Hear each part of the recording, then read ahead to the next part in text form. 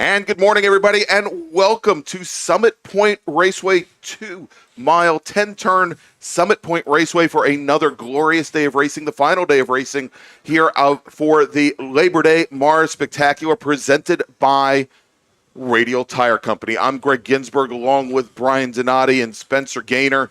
And Brian, good morning to you. Good morning there, Greg. How are you this morning? I am doing very, very well. It's been an exciting weekend of racing here at Summit Point, and we've got now 9 more races here from the start of the day to the end of the day before we all head home, and hopefully some of us will be home in time to grill up some burgers and dogs for Labor Day. Actually, I think most of the people are doing that right here now. in the paddock. Yep. Here at Summit. Spencer, why don't we bring up today's schedule? And we'll take a look at what we have on tap. First thing this morning is going to be a 10-lap race for our bracket racers for the Sprint Bracket Road Racing Series. And then we are going to go into our feature MARRS races. We're going to have 3 races, MARRS races before lunch. Take about an hour break for lunch in the middle of the day, probably around 12 noon or thereabouts. And then our bracket racers will come back for their I think it's 5th and final bracket race of the weekend. They had 2 yesterday. They had 2. They're having 2 today. They had 1 on Saturday as well.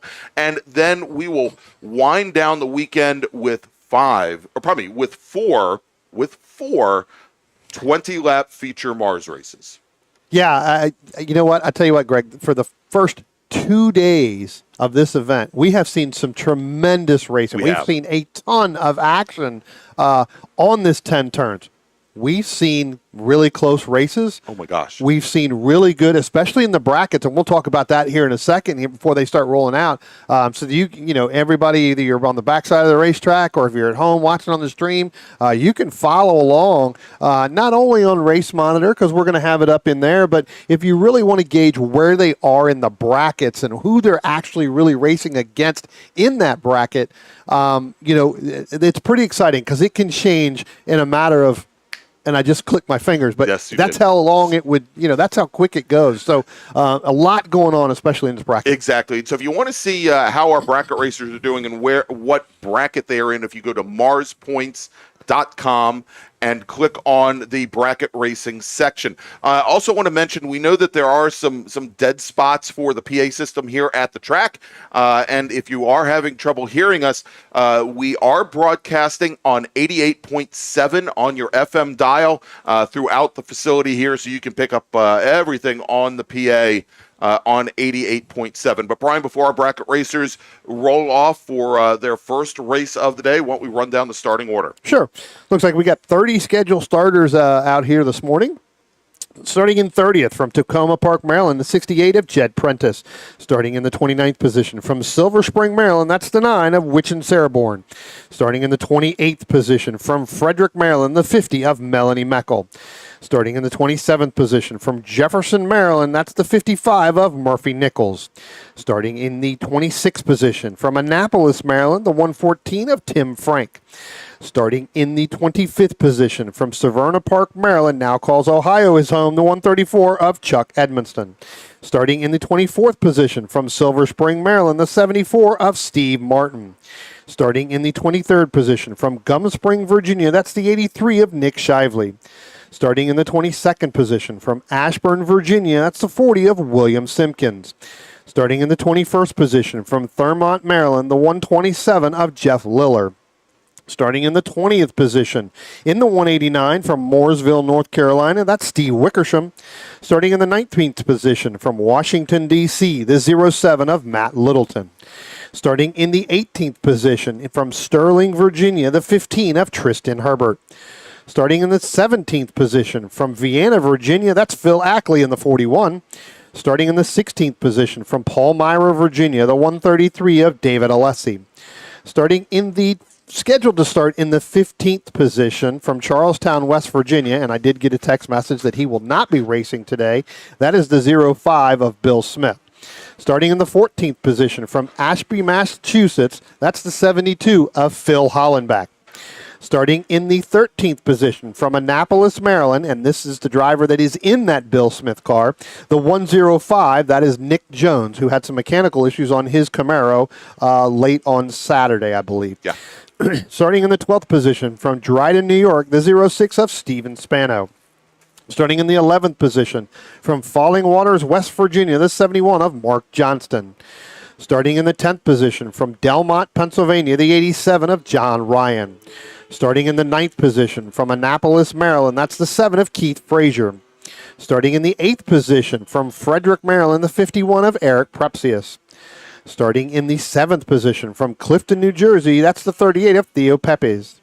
Starting in the 6th position from Baltimore, Maryland, 25 of Aaron Meisner.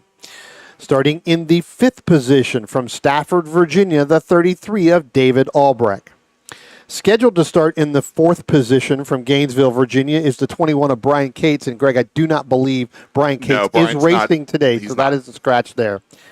Starting in the 3rd position from Gibson Island, Maryland, the number 81 of Stephen Shue.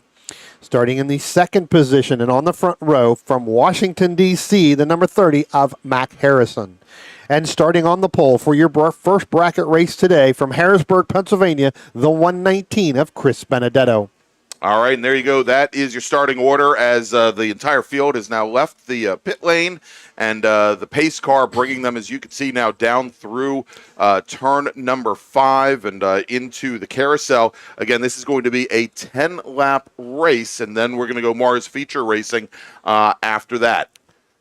And again, if you want to see the live timing, if you go to MARRSpoints.com and click on bracket up at the top, and then there's a little section there for live, and that'll you'll be able to see which brackets, which time slices our drivers are put into over the course of the 10-lap race. Unfortunately, the timing and scoring that we have on the screen right there, we can show you people, their positions on track, but not necessarily broken down by the brackets. Yeah, that'll be their actual positions, as you say, as the race goes on. It looks like our pace car is going to be off pit road. I tell you what, Greg, one of the things I'm looking for is whether or not Chris Benedetto can get a good start. The last 2 days, he's had problems at the very beginning.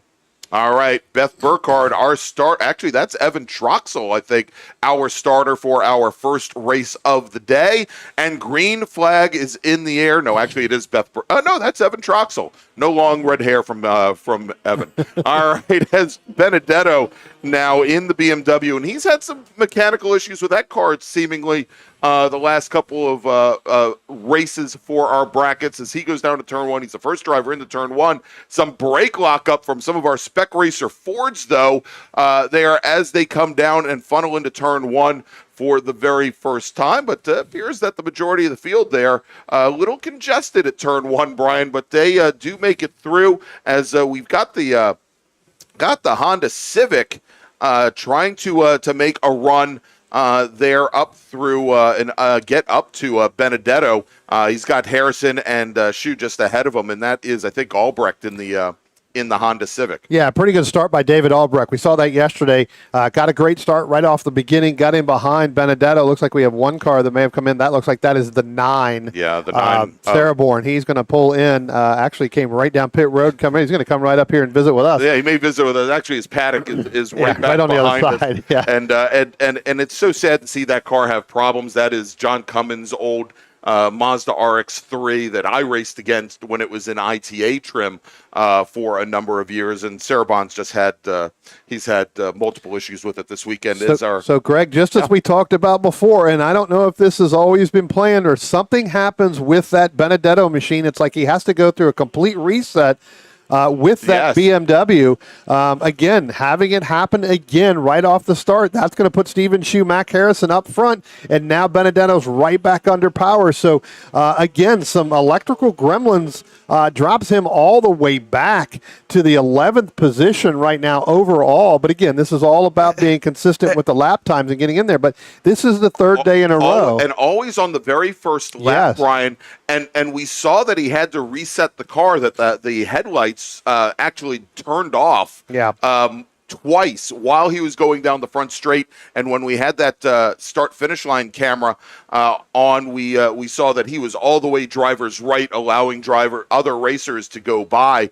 And as you mentioned, he did drop down as far as 11th position, which I think is exactly where he dropped down to during yesterday's afternoon bracket race. Yeah, so kind of, again, still probably working out some electrical gremlins. I'll try to find him later. Should have done that last night.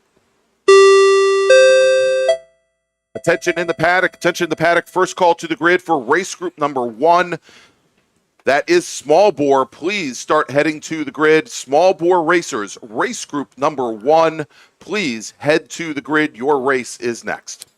Comes our overall leaders now, led by Stephen Shue in that 81 machine as they head down into turn 1. Mac Harrison. And Brian, we've got 2 cars off over at turn number 8, off on the inside, and trying to pick up which machines those are. That looks like the 134 of Chuck Edmondson there. And the CRX. Yeah.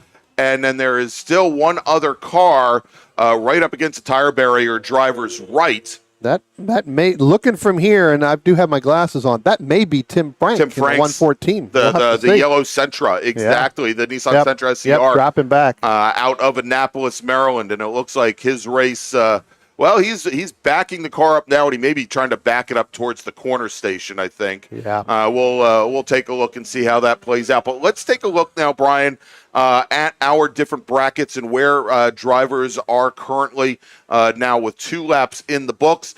In bracket A4, that's for drivers that have run a minute 21 to a minute 23. Stephen Shue is currently your leader with Mac Harrison, and then Theo Pepes. In bracket A5, for drivers a minute 23 to a minute 25, it's Mark Johnston in his Nissan 240SX, and then Keith Frazier's Spec Racer Ford. In bracket B1 or Bravo 1, for drivers a minute 25 to a minute 27, David Albrecht in his Honda Civic, Eric Prepsius and John Ryan in their Spec Racer Fords, and then Chris Benedetto, the fourth driver in that bracket. We'll see if Benedetto moves up to a higher bracket. Then in bracket B2, it's the 240Z of Phil Hollenbach, Nick Jones in the BMW M3 that he's been borrowing from Bill Smith, and then Phil Hackley in his Spec Racer Ford. Greg, I tell you what, let's take a look at our leaders here. They're just now coming up out of turn 3, headed down into turn 4. Mac Harrison and Stephen Shue, they were side by side going through 3. They'll be coming down the hill, headed down into turn 5 right about now. You can see that on your screen. Give it back to, looks like Mac Harrison's going to get around Stephen Shue there as they come out of turn 6. I tell you what, but it was side by side for both of those drivers, headed up over the hill and down into the chute to turn 5. And it wasn't until they got into the braking zone where Mac Harrison was able to get himself into that overall lead.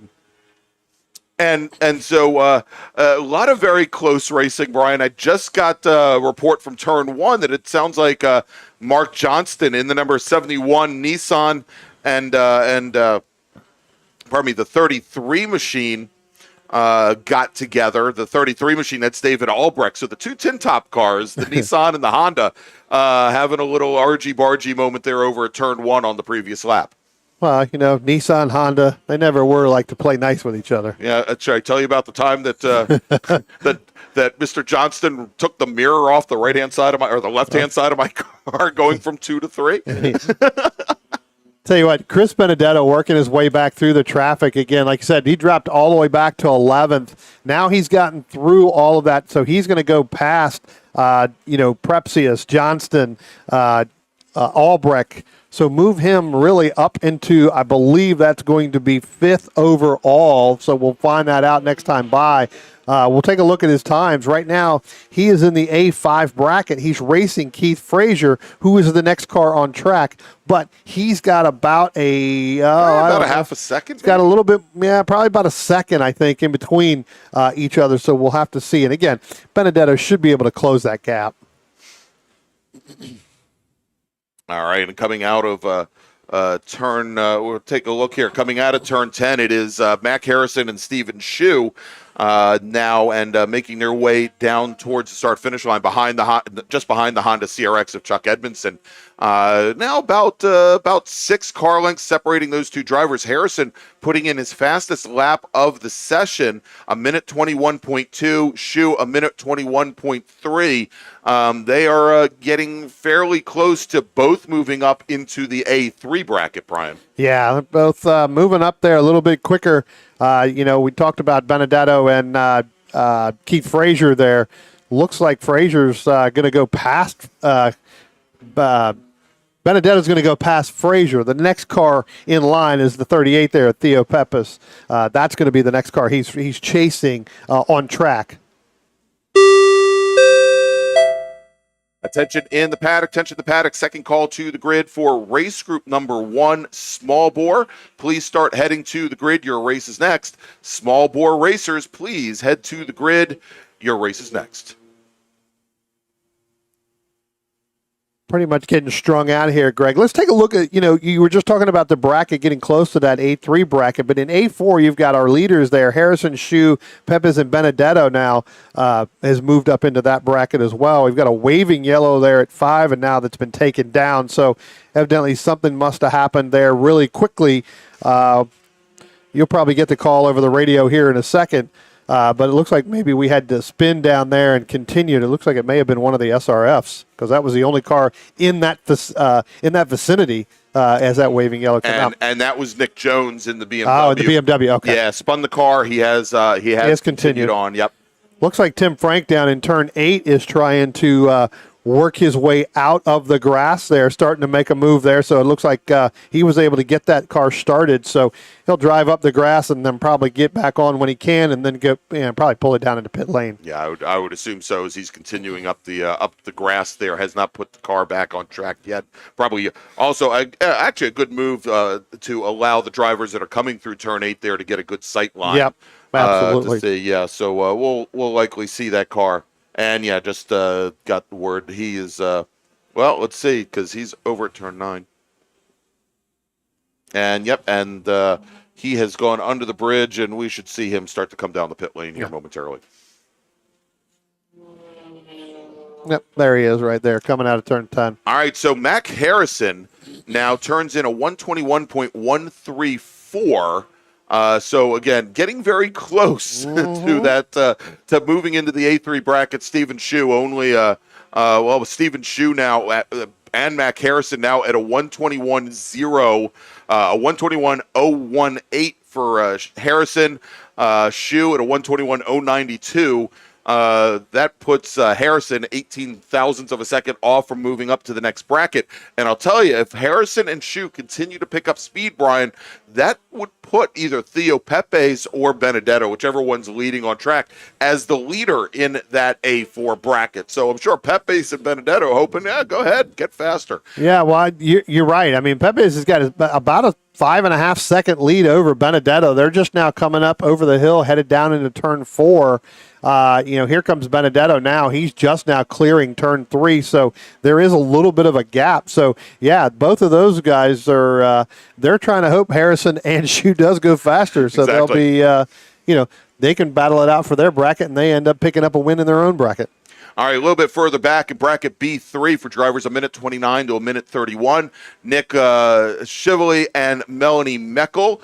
I think no chance of either driver going up into the next higher bracket, B2, which has Littleton and Wickersham.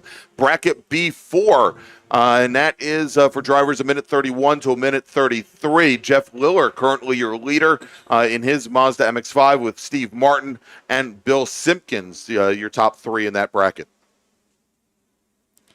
As our overall leaders now with 2 to go, they're starting to come through turns 2 now. They're going to come up on the Steve Martin and the Simpkins machine in that number 40.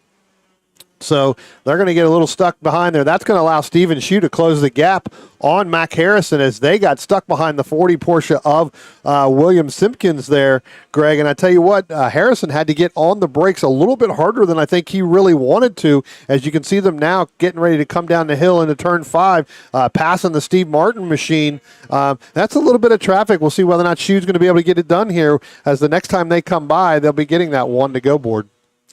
All right, and hey, Brian, before somebody asks us about it in the chat today, wanted to mention we're still having a little bit of trouble with our camera coming out of turn 2. We're going to fire the cameraman tomorrow. We're going to get through the weekend, but he's fired. He can't figure out how to focus the camera, and we'll hopefully get that camera fixed up before the next event. And I saw you breathing on it to clean it, so I know yeah, absolutely. It's the camera. Not just breathing; I was licking it. So yeah, we apologize, but racetracks aren't exactly the most hospitable environments for equipment, especially with all the materials in the air. But working last lap now is Mac Harrison, our fastest driver on track right now and leader in the A4 bracket. He and Stephen Shue, only about 3 car lengths separate them. They're coming up to turn 3 in that beautiful camera, that incredibly sharp camera now. Yeah, you'll be able to get a better look and see what that gap is as they come down to turn 5. You just see two blobs going by there, but as they come down the hill and be heading up in, they're going to come up on the, I believe that is the 83 machine of Nick Shively that they're going to come up on. He may not be able to catch him going through. They have to take a look through 6, how close they are. But Stephen Shue about 3 car lengths behind Mac Harrison. Again, that is in that A4 bracket still. Hey, and I want to thank a bunch of people for joining in and watching. Brian, as our leaders now coming up out of turn 8 and heading up the hill. We've got Andrew Wozencroft, Spec Miata driver out in California. He's watching us here today, up very early, and Brennan Horan actually flagging at turn 10. He's watching too. Well, he's certainly listening. He said there's no dead spot in the PA system over there. All right, the number 30 machine, Mac Harrison, coming down the straightaway. Checkered flag is in the air, and Harrison will be the first to take it. He turns his fastest lap on the very last lap, and Brian, he turns a 120.984. That will move him into as the sole driver in the A3 bracket. And so he was either going to win A3 or A4, but he now moves into the A3 bracket. That means Stephen Shue is your winner. He wins the bracket. He finished in second. Yeah, Stephen Shue now, your winner in the A4 bracket over Theo Pepes and Chris Benedetto. That's for drivers a minute 21 to a minute 23. So good job, Mac Harrison. There's now another first-place trophy that has to be given away. That's it. Taking the way to bracket A5, a minute 23 to a minute 25. It's Keith Frazier with David Albrecht and Mark Johnston finishing second and third. In bracket B1 for drivers, a minute 25 to a minute 27. Phil Hollenbach and Phil Ackley, and I think that's because John Ryan and Nick Jones had moved up to the A5 bracket. In bracket B2 for drivers, a minute 27 to a minute 29. It's Matt Littleton, Steve Wickersham, and Melanie Meckel, who moved up into that B2 bracket, leaving Nick Shively all by himself in bracket B3 for drivers a minute 29 to a minute 31. In bracket B4 for drivers a minute 31 to a minute 33, it's Jeff Liller taking the win in his MX-5. Steve Martin in his Ford Focus finishing second. Bill Simpkins will finish third. Murphy Nichols, Jed Prentice fourth and fifth. Finishing in bracket B5 with the win, a minute 33 and higher, Chuck Edmondson, and that's a little bit off the pace for Chuck, but I would assume that has to do somewhat with that early incident. Yeah. And then finishing second, Tim Frank. So maybe there'll be a protest for the win in bracket Bravo 5. Oh my! All right, so that is going to wrap things up for our first race of the day. Next up is going to be. Our small bore race, and we're going to have a very special remembrance before that small bore race. But first, let's take a quick little break. That's going to allow Brian and I to get all set up and get ready for that. You are watching the 2023 Labor Day MARRS Spectacular presented by Radial Tire Company. Since 1976, Radial Tire Company has been providing the Washington, D.C. area with quality tires and the finest service. They have earned a reputation as a premier specialist in hard-to-find performance tire and wheel applications. They stock tires from all of the top manufacturers for whatever you drive, from small economy cars to SUVs to trucks. Their mission is to assist you in getting the most out of your tires and car. For more information or to schedule online, browse radialtirecompany.com or call them in Silver Spring at area code 301-585-2740. That's 301-585-2740.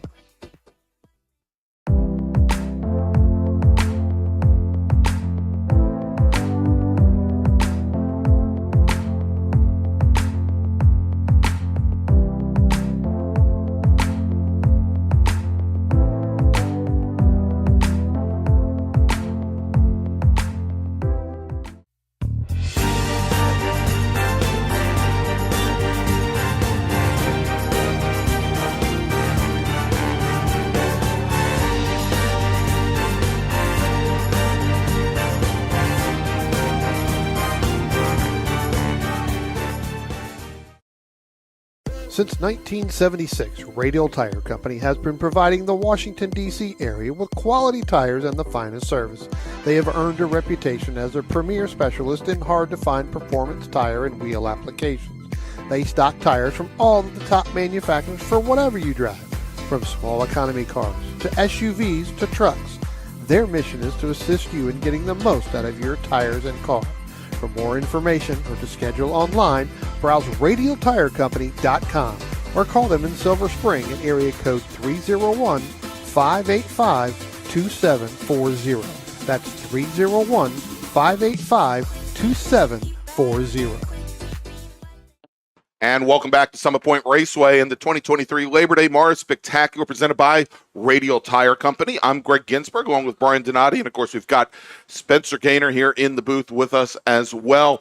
And, Brian, because we are going to have a very special event for a very special person, very special member of the D.C. region of the SCCA and the SCCA, let's very quickly run down the starting grid for our production car race. Yeah, let's go ahead and do that. So we're scheduled to have 32 starters. Starting 32nd from Harrisburg, Pennsylvania, the 86 of Paul Bayofist. Starting in the 31st position from Ferrum, Virginia, the 45 of Joe Manowski. Starting in the 30th position from Bristow, Virginia, that's the 24 of Alex Cumming. Starting in the 29th position from Bloomfield, New Jersey, the 12 of Carl Ricker. Starting in 28th position from Avon, Connecticut, the 03 of Jay Creel. Starting in the 27th position from Catonsville, Maryland, the 116 of Evan Webb. Starting in the 26th position from Fayetteville, Pennsylvania, that's the 131 of Taylor Hyatt. Starting in the 25th position from Durwood, Maryland, the 90 of Carolyn Bayer Broering. Starting in the 24th position from Middletown, Maryland, the 111 of Carlos Schooler. Starting in the 23rd position from University Park, Maryland, that's the 29 of Michael McQueen. Starting in the 22nd position from Pottstown, Pennsylvania, the 62 of Dave Miller. Starting in the 21st position from Elliston, Virginia, the 16 of Drew Erie. Starting in the 20th position from Highland, Maryland, the 68 of Charles Gutdow. Starting in the 19th position from Westminster, Maryland, that's the 14 of Kevin Conlon. Starting in the 18th position from Henrico, Virginia, the 35 of Al Seam. Starting in the 17th position from Gurnee, Illinois, that's the 82 of Robert Cahall. Starting in the 16th position from Charlestown, West Virginia, the 11 of Bruce Shelton. Starting in the 15th position from Thurmont, Maryland, the 127 of Jeff Liller. Starting in the 14th position from Durwood, Maryland, the 50 of Chuck Allard. Starting in the 13th position from Mooresville, North Carolina, that's the 189 of Steve Wickersham. Starting in the 12th position from Bristow, Virginia, the 32 of Deacon Greenfield. Starting in the 11th position from Ashby, Massachusetts, the 76 of Alex Hollenbeck. Starting in the 10th position from Millersville, Maryland, and I don't believe he's going to make the start, that's the 3 of Brent Simonson. Starting in the 9th position from Oakland, New Jersey, the 89 of Michael LaMena. Starting in the 8th position from Christiansburg, Virginia, the 182 of Ted Cahall. Starting in the 7th position, the number 69 from Darnestown, Maryland, that's Jeremy Butts. Starting in the 6th position from Morgantown, West Virginia, that's the 18 of James Lindenthal. Starting in the 5th position from Boyd's, Maryland, that's the 4 of Thomas Beverly. Starting in the 4th position from Summit Point, West Virginia, the 22 of Graham Fuller. Starting in the 3rd position from Highland, Maryland, the 48 of Paul Marcones. And starting on the front row in the 2nd position, the number 7 from Purcellville, Virginia, that's Christopher Childs. And on the pole from Wingenia, Virginia, that's the 65 of Minor Wilcox. All right, Brian, and I've just been given the 5-minute warning here for our next group. I thought we had a little. I went a little quickly. Yeah, a little bit quickly. We could have slowed things down a little bit. So this race, we can talk a little bit about the small bore race coming up here. Because this was a very interesting race, I think, yesterday. Of course, we saw Paul Marcones, who had been starting from the very back of the pack, both on Saturday, during Saturday's sprint race, and yesterday morning 7-lap race, starting from the back of the pack. Yesterday, he had the opportunity to start from his rightful place, which was, I think, yesterday was 5th, either 4th or 5th. And had an incredibly good run, and we'll take a look here and see how things ended up. He had a very good run, but he could not quite get to Minor Wilcox. Wilcox was running his fastest lap about a half a second faster than Paul Marcones, but Paul Marcones had worked his way up into 2nd position, had gotten around Chris Childs' STL machine. And Marcones made it pretty close at the end. I think there was only about 4 car lengths separating them at the checkered flag. It was a real good finish. Chris Childs, in the fight that he's had with the Honda Civic, the Honda Civic of oh my gosh, all of a sudden I'm forgetting. Thomas Beverly? Beverly, yes. Thank you very much. I think I need to get some of that memory medicine. I don't know. But Tom Beverly. Beverly, again, for the first 2-3 laps or so, very strong against Chris Childs.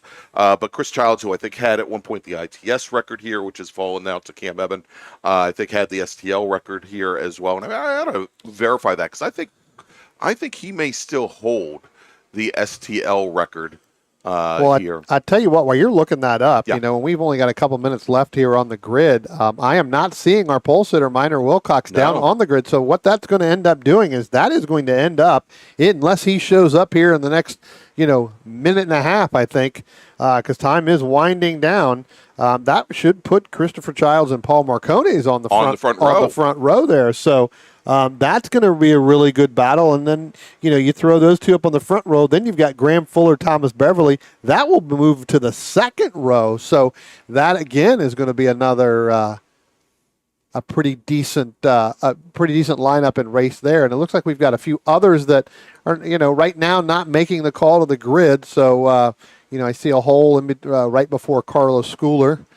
In that MR2, which I believe would have been Michael McQueen. So McQueen may not be here. I know we saw Dave Miller having that issue yesterday with that. And I saw him pull his rig out of the track. So so a little bit of a few holes in here. Which again, what that's going to do is obviously that gives us another good battle here in H production for small bore. So.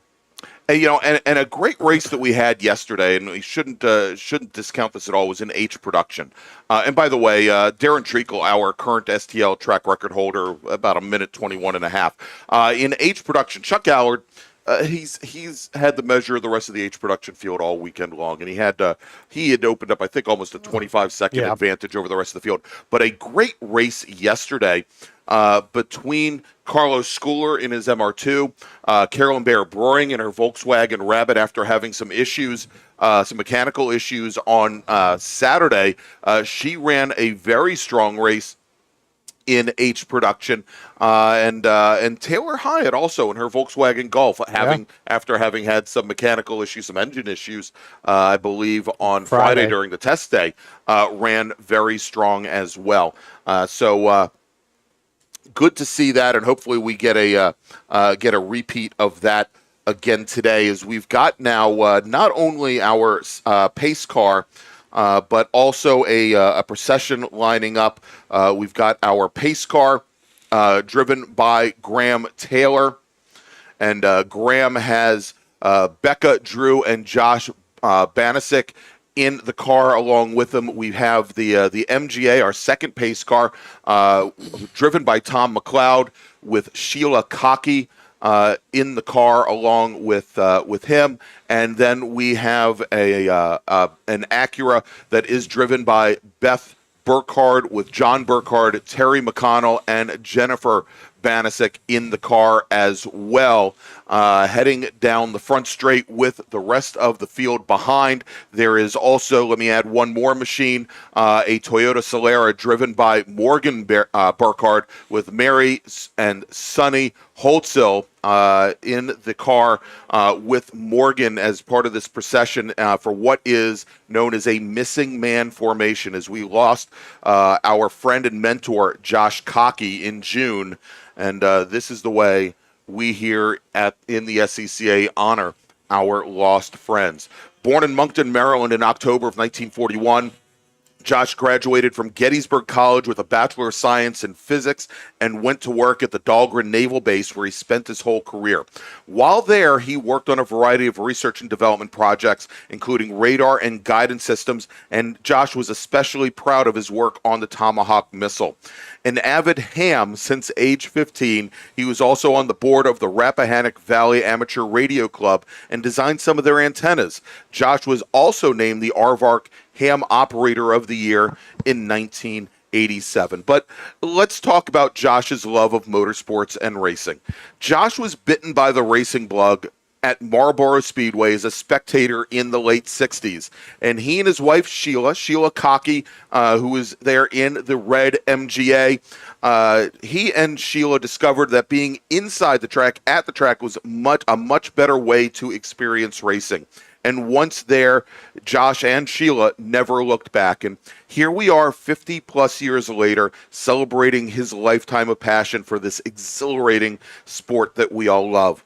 Joining the SCCA in 1970, Josh has flagged events with us here at the DC region, with Formula One, with Trans Am, with IMSA, with USF 2000, and many others. And his knowledge and expertise led him to serve as the DC region's, as well as the SCCA National Championship Runoffs flag chief for many years, with his flagging and communications adventures taking him across the country from Virginia to California, from Wisconsin to Florida, and many racetracks in between, always collecting new friends everywhere he went. And so he even served on the DC Region Board of Directors not once, but twice. And Josh has trained so many new flaggers, including his daughter Beth, who's driving one of those cars in the procession. And he has always introduced these people and tried his best to introduce them to the sport he loved. Josh received many awards over the years, but he was especially proud of the Jim Dickey Award for keeping us in communication, which he won in 1979, the Sue Rethel Lifetime Service and Achievement Award, which he won in 2005, and the Flagging and Communications Lifetime Achievement Award, which he won in 2016. Josh devoted himself to welcoming and mentoring a strong cadre of volunteers. Humble about his skill and knowledge, he never hesitated to stand up and lend a hand at local, national, and professional levels. And during the last few years, Josh moved from the corners to the starter's bridge, allowing him to work again with his daughter Beth, her husband John, while not being far from his wife of 55 years, Sheila, in timing and scoring. And one of Josh's proudest moments was waving the checkered flag as his grandson Morgan took his very first race win right here at Summit Point. Josh is survived by his wife Sheila, his daughter Elizabeth Burkhardt and her husband John, his grandson Morgan, his sister Mary Cockey Holtzill, who is in the procession today as well, several nieces, grandnieces, and grandnephews. Josh is remembered as a proud and doting father and grandfather, a fun-loving husband and partner, a loving and caring brother, and a generous and giving member of many different communities. So let's rejoice in Josh's life, uphold his legacy, and enjoy a safe day of racing. As Josh always said, be safe out there. And so now we've got, and hopefully our cameras can pick up on the start line. We've got a number of our pit crew, emergency services crew, and lots of family and friends on the front straight as the procession now pulls off the track and turns things back over to our pace car.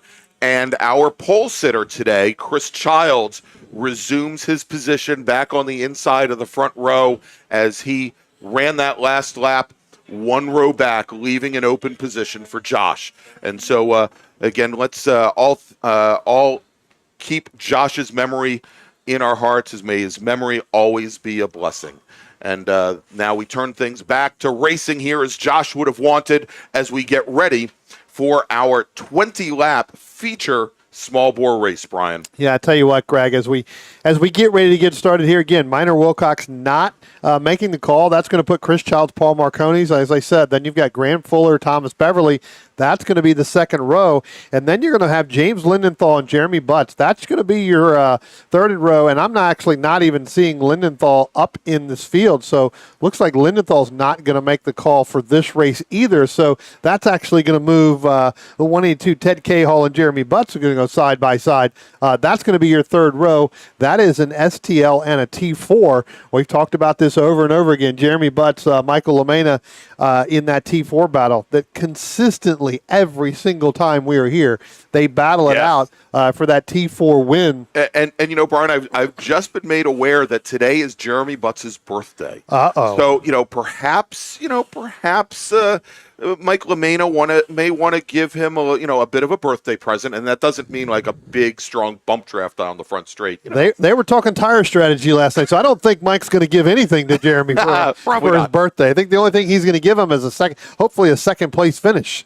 That's what he's hoping for. Now, well, happy birthday to Jeremy. I know that Jeremy's been on Tinder and all kinds of other stuff. So right. No, I'm kidding. that's what he wanted us to say. That's what he wanted for his birthday. He wanted us to talk about his Tinder, extremely desperate farmers site. Something like that. I think that's what he said. That's what he said. Hey, look, they're coming up to turn 8, getting ready to come up into turn 9. Again, we're going to go 20 laps. This is the longest race of the weekend so far. We had our sprint races yesterday and our 15 laps on Saturday. A pace car in on pit road right now, Greg. So it looks like they're getting ready for the start. All right, and Mark Rougeau is our starter for today's first MARRS race of the day. Chris Childs has the field. He's got Paul Marconis to his right, or probably to his left, one of those sides. And green flag is in the air, and the E-Production car of Marconis jumps out to a quick start. And Chris Childs now moves all the way to driver's left, and as he does, Beverly in the green Civic drives right around the Mazda Miata of Chris Childs. Childs moves back to the center lane here to try and come back underneath the Honda Civic going into turn number 1. And he gets it done, Brian. I tell you what, Chris Childs didn't get a good start. Neither did Graham Fuller. Graham Fuller was way off the back of Chris Childs when we took the green flag at the start-finish line. As they come up into turn 2 and up into turn 3 right now, you're right, Chris Childs, he's going to grab that second place back over Thomas Beverly. That's going to be your early leader here in STL. But I tell you what, not a good start by any one of those two drivers there to get this started. And I'm sure with that GT Light car, one, it's got a couple things conspiring against it. One, it's Graham's first weekend in the car. 2, it's on full slicks that aren't up to temperature, and 3, it's, I believe, a 1.3 liter motor with not a ton of torque. And a single inlet restrictor as well. So it has some issues. That GT Light car very fast on the corners, not as fast to the front straight. Yeah, tell you what, coming up out of turn 8 there, you can see on your camera, and now Chris Childs is going to move back into the lead over Paul Marconis, where he had the lead there. Chris nipping the entry or the apex there out of going into turn 10, and that just shot him right off the corner, Greg. He opens it up, but here comes Paul Marconis. A little bit more straight line speed there. He's going to get right up on the back bumper, but here comes Thomas Beverly. Again, he's not going away either. It looks like those three are going to battle it all day long. long here for this 20-lap race. Pretty quick pace right now for the first couple of laps here, Greg. You would think that with 20 laps to go, drivers would be just kind of settling in right now, but it doesn't look like they want to do that. Yeah, and so Marcones, he's sitting right in the middle of that STL fight, that STL battle. He doesn't have to worry much about his E-Production race here at the moment. His next competitor in E-Production, Alex Hollenbach in the Datsun 280Z, currently sitting back in 7th position. But if we look a little bit further back in the field, coming into turn number 3 right now, is that H-Production fight that we were watching yesterday. Carlos Schooler, Carolyn Bayer Brewing, and Taylor Hyatt all in a row, and directly behind them, let's not lose one person there. It's Jay Creel in his H-Production Volkswagen Golf, who dropped the wheel at turn 3. That is currently the battle for second in H-Production, and as hopefully they'll work together at least for a couple laps, but they have 5 cars that they have to get around or get before they get up to Chuck Allard, who's our H-Production leader. Yeah, I tell you what, good battle there yesterday again for second place between Schooler and Carolyn Bayer Brewing. I tell you what, Carolyn was in that second position getting on the last lap, but when our leader, Minor Wilcox, went around Carlos Schooler, he was able to duck in underneath there, get that pull, and able to make that pass for second in our H-Production on the last lap, so which moved her back one position. But yeah, I think that battle there for second in HTL or in H-Production, unless Chuck Allard's going to have a problem at some point during this race, that's going to be a good battle all the way. Here they come down across the start-finish line, and I tell you what, Taylor Hyatt going to move all the way down to driver's right, right on the back bumper of Carlos Schooler there. Carlos Schooler moves back to driver's left in front of Carolyn Bayer Brewing, Greg. They're going to go down side by side.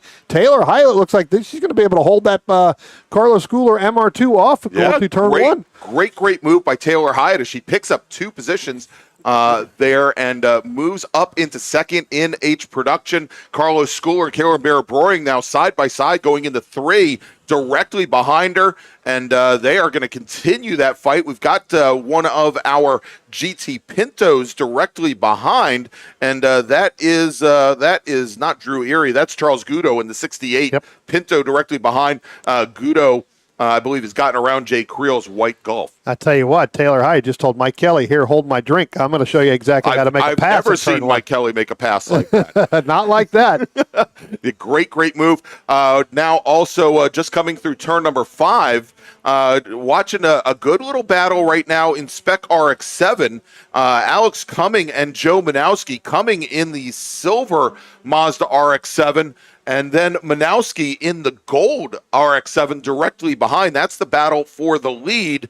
We saw Cumming yesterday afternoon, had a pretty easy run to the checker, but on Saturday we had a great race between Cumming and Manowski. Manowski had some problems on the very last lap, but we'll see how they play out here as they are coming out of turn 10 right now, and Joe Manowski gets around Alex Cumming for the lead as they are now sitting right back behind that H-Production fight that we've been watching. There they are coming across the start-finish line now. Looks like they're going to try to go 3 wide with Carl Richter now. Again, Cumming, Manowski, Richter, 3 wide. Richter backs out of it, gets right back in behind.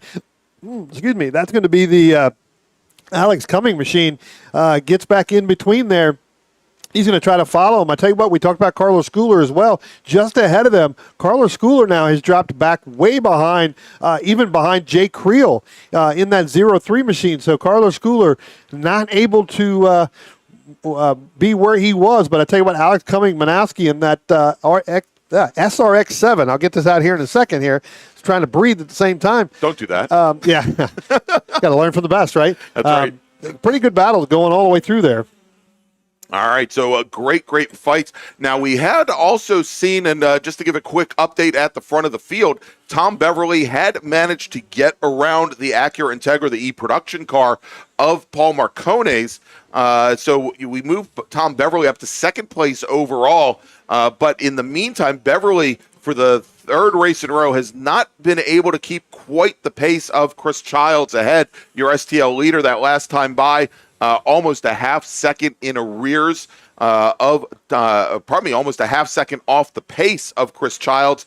Now about 3 seconds, I'd say about 18 car lengths separating those two STL leaders.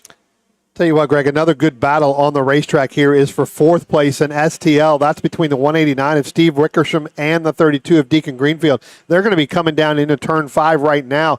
Greenfield was about a half a car length behind coming out of turn 2. As they get down into turn 5, you may see an even closer battle there coming up between Wickersham and Deacon Greenfield. Now coming through turn 6 right now. Again, they're starting to really reel each other in. That's for fourth, but Deacon had a great run past the start-finish line to catch up to that Wickersham machine. Yeah, and it looks like the CRX having a little bit of trouble on the coming out of 6B in the carousel, having a little trouble getting the power down there, as that CRX is still a work in progress. But we could see coming out of turn 8 and up the hill, the CRX definitely showing good pace, Brian, and as they come onto the front straight and towards the start-finish line, there's actually a little bit of overlap there with Deacon Greenfield, driver's right. He now moves back in line, though. It looks like the Miata maybe a little bit more top-end speed than the CRX. Yeah, a little bit more top-end, and Deacon was not really in the draft there, trying to stay out of there.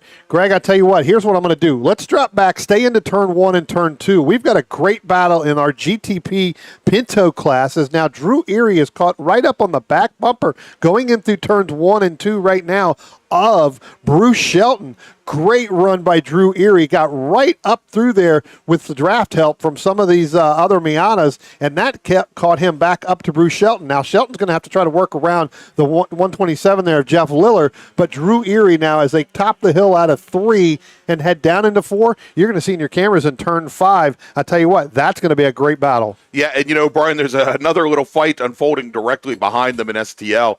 So we'll watch both of those, I think, at the same time. It's Ted Cahall and Steve Wickersham.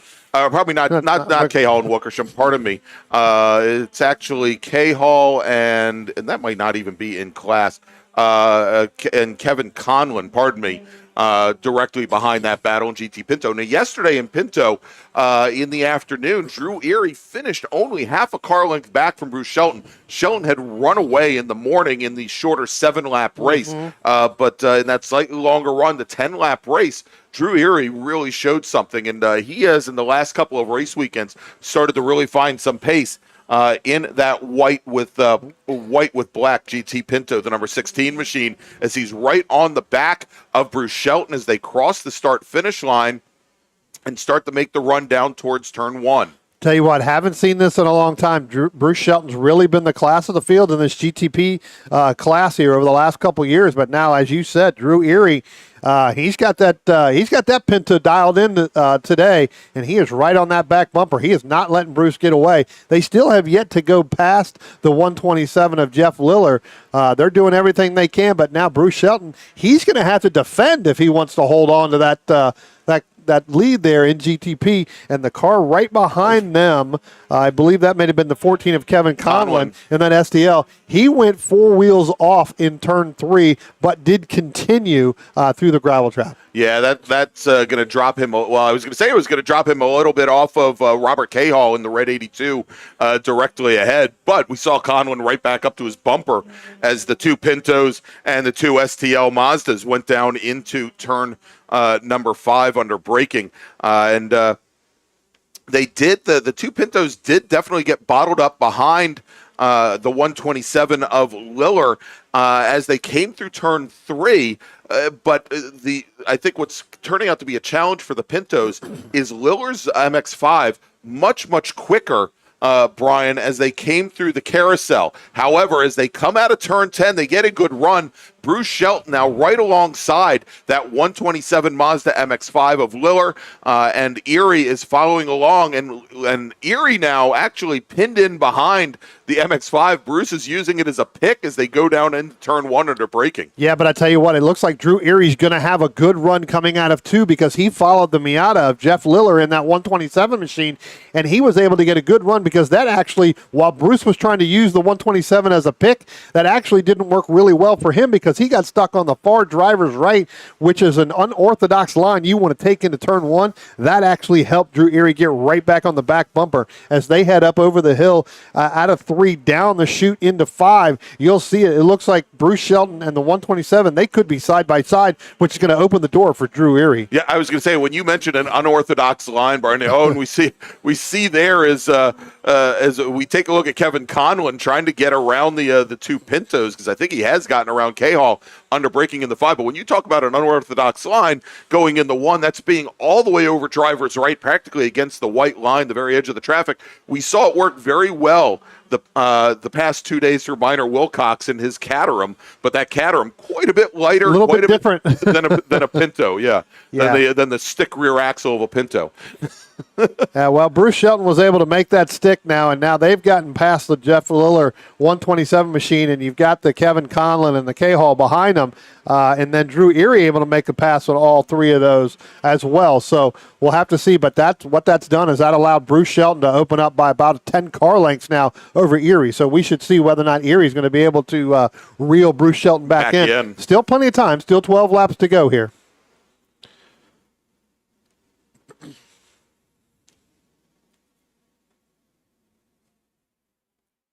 Was our 3rd place Pinto in our GTP, Charles Gutau. Now he comes across the start-finish line. So again, pretty big gap there, about 25.5 seconds. So Drew Erie really trying to work his way back up into Bruce Shelton. All right. So, Brian, a little bit earlier, we were watching the battle between Deacon Greenfield and Steve Wickersham in STL, the battle for 4th in STL. This last time by, as we were watching that GT Pinto race, those 2 drivers, they got together over at turn 1. Sounds like Wickersham did go off track after some contact, and they both have continued now, however. Yeah, here comes Greenfield now. And he's looking maybe a little bit off the pace. Yeah, a little bit there. So probably has a little vibration, a little bit of contact. You get a little bit of vibration there. And Wickersham now pulling in on pit road. So, yeah, indeed. And so Wickersham looks like his race is now done. And, Brian, we are the next time our leader comes by, Chris Childs, we will be halfway through this race. So let me make a first call to the grid for our next group. Attention in the paddock. First call to the grid for race group number 2, open wheel and prototype racers. Please head to the grid. Open wheel and prototype racers, your race is next. Please head to the grid. And Greg, as I'm looking down into turn 1, we're shown the debris flag, which has now since dropped. So there must be something down there, or there could be some gravel that had been kicked up off the driver's left there, probably in the middle of 1 and 2. But they did show the debris flag for probably a couple laps and then pulled it down. Usually they'll show that for a couple laps.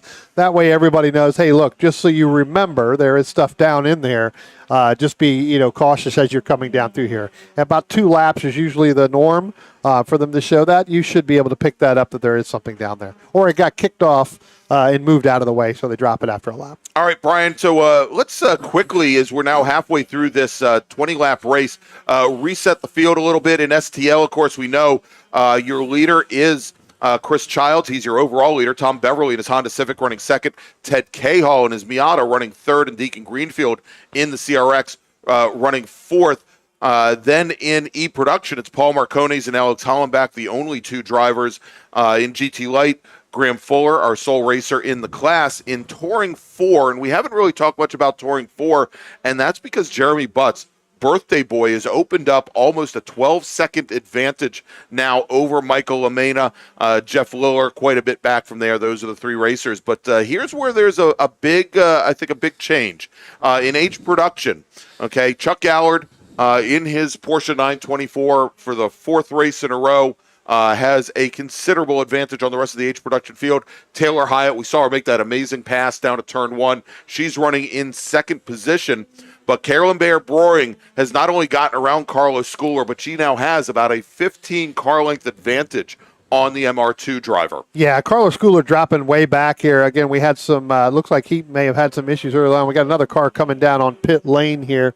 We'll have to see who that is. But whoever that is, looks like that day is done as well.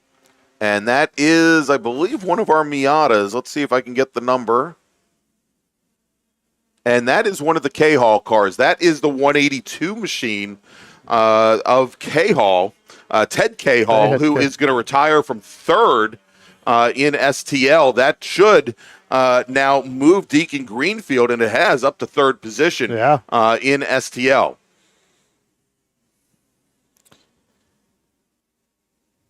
Yeah, not sure what went on with that. You talked about, in that STL. I'll tell you what, good battle on the racetrack, not for class.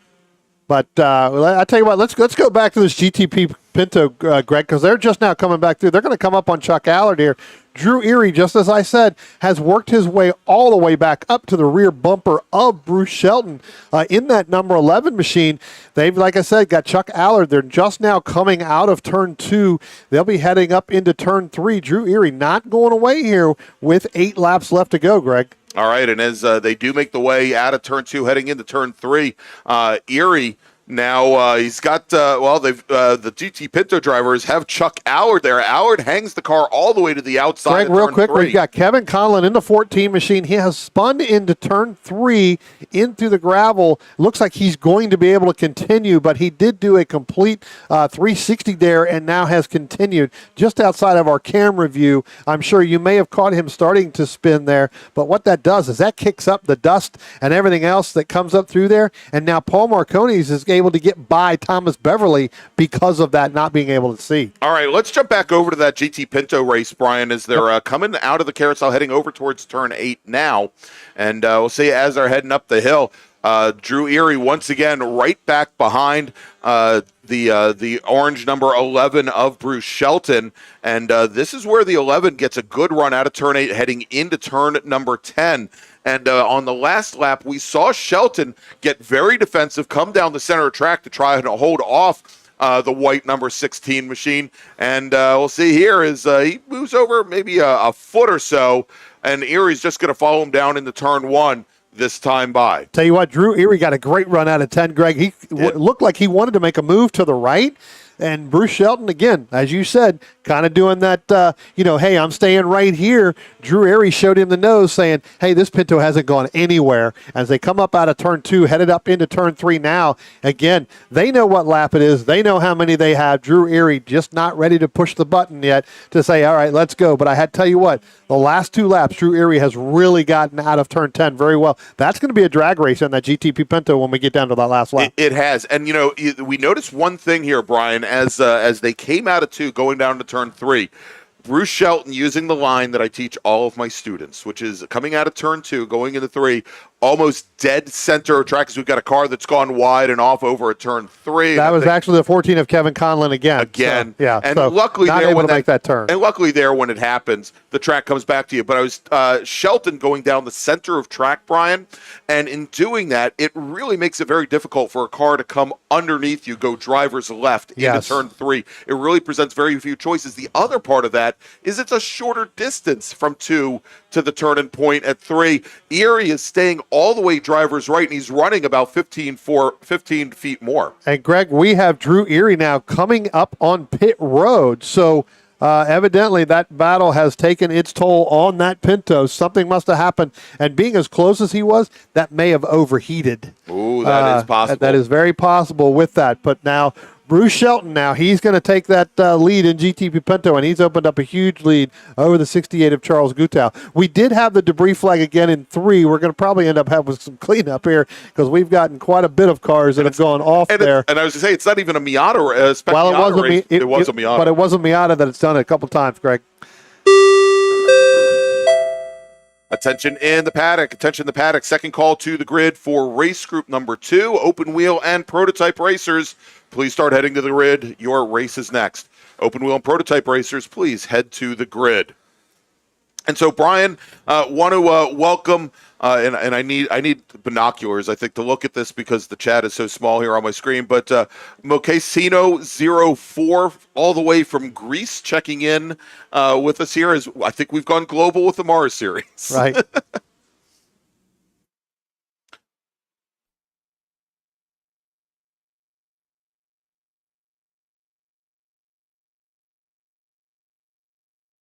Hey, and Brian, while things are starting to wind down here in this race, wanted to mention that the Turn 5 gang, stalwarts of the Labor Day Spectacular, and the Gail Johnson and John Mern Foundation are making a $100 donation to the Boys and Girls Club of the Eastern Panhandle, our charity recipient here this weekend, in the name of their favorite production racer that puts on a good show here in today's race. So want to thank the Turn 5 gang and the Gail Johnson and John Mern Foundation for helping out the Boys and Girls Club of the SCCA. We really appreciate it. We thank you for coming out as you have for many, many years. Actually, I think longer than I've been alive here. Well, maybe not longer than I've been alive. That would be hard. But for coming out and watching all the racing action here at Summit Point for the MARRS Labor Day Spectacular presented by Radial Tire Company. Yep, very much appreciated. Yes. All right, so we've got now 5 laps remaining, and next time Chris Childs crosses the line, it'll be 4. But as it stands here, Childs is your leader. He's got over a 10-second advantage over Tom Beverly. Beverly had gotten back around Paul Marcones, and Marcones then passed Beverly. They've got a nice little scrap that's been going on there, as I think Beverly trying to find the limits of the DOT tires that he's forced to run in STL versus those true slicks that Marcones is running. But great fight. Well, I tell you what, I was talking about it a couple minutes ago, when you had the 14 of Conlon who had went off in turn 3, Marcones and Beverly, they came up just shortly after that where you had all the dust and everything, and you really couldn't see. Both of them were on the brakes, obviously harder than you would normally take in those two machines, but there was no yellow flag at that point. It had been dropped, so Marcones was able to get around Beverly when that happened. So we'll have to see, and now you've got Marcones. He's in the battle there with Allard and Bruce Shelton as they go by, and now Beverly's going through there. So again, that's putting another lap on those guys, on those drivers there. Yeah, we got the 3 class leaders all in line together as they're making their way down the carousel. Now, I was also taking a look here, Brian, quickly back into H production, because we know big gap there. We just talked about Chuck Allard up there with getting lapped by Paul Marcones. And Taylor Hyatt, I think, firmly ensconced in second place. Carolyn Bayer-Broring in third. Jay Creel looking to find a way around Carlos Schooler, the white Volkswagen Golf there, and the orange Toyota MR2. And we'll try and pick them up here in a moment. Then actually, they're now coming onto the front straight. And you talk about Taylor Hyatt and Carolyn Bayer-Broring. Last time by, it was 3.6 seconds between second and third. It's now 2.7. Yeah, Carolyn Bayer-Broring that last time by 0.9 of a second faster than Taylor Hyatt. So we've got 3 laps remaining. And she's got as we're watching now, and this isn't going to help Carolyn. It's not going to help either one of them. Yeah, Chris Childs coming through, but she's got maybe 20 car lengths that she's got to make up in the next 3 laps. Well, they're not going to get 3 laps because Chris Childs. So now it becomes a 2-lap race there. Right. So Carolyn's going to have to get up on the wheel as she always does if she wants to get a hold of that rear back bumper there of Taylor. Again, as we just said, they're going to get another lap down with Chris Childs, and it looks like Chris Childs is going to get them going through turn 6 now. So we'll be able to pick up them. So they're going to end up with 2 laps to go. So that we're going to take a look at the time and see whether or not Carolyn Bayer-Broring is able to close that 2.7 seconds in. Yeah, indeed. And so Jeremy Butts continues to stretch things out over Mike LaMena in Touring 4. The gap now almost 20 seconds. And we'll jump and watch that battle for second in H production. We'll see if Carolyn Bayer-Broring, as they're coming out of turn 10 now, whether the Yellow Rabbit can make up ground on the Yellow Golf. And again, I could just tell from looking at it here, Carolyn Bayer-Broring again runs her fastest lap of the race. And that time by, again, 0.9 faster than Taylor Hyatt. So she's taking out big chunks. I just don't know if it's going to be enough.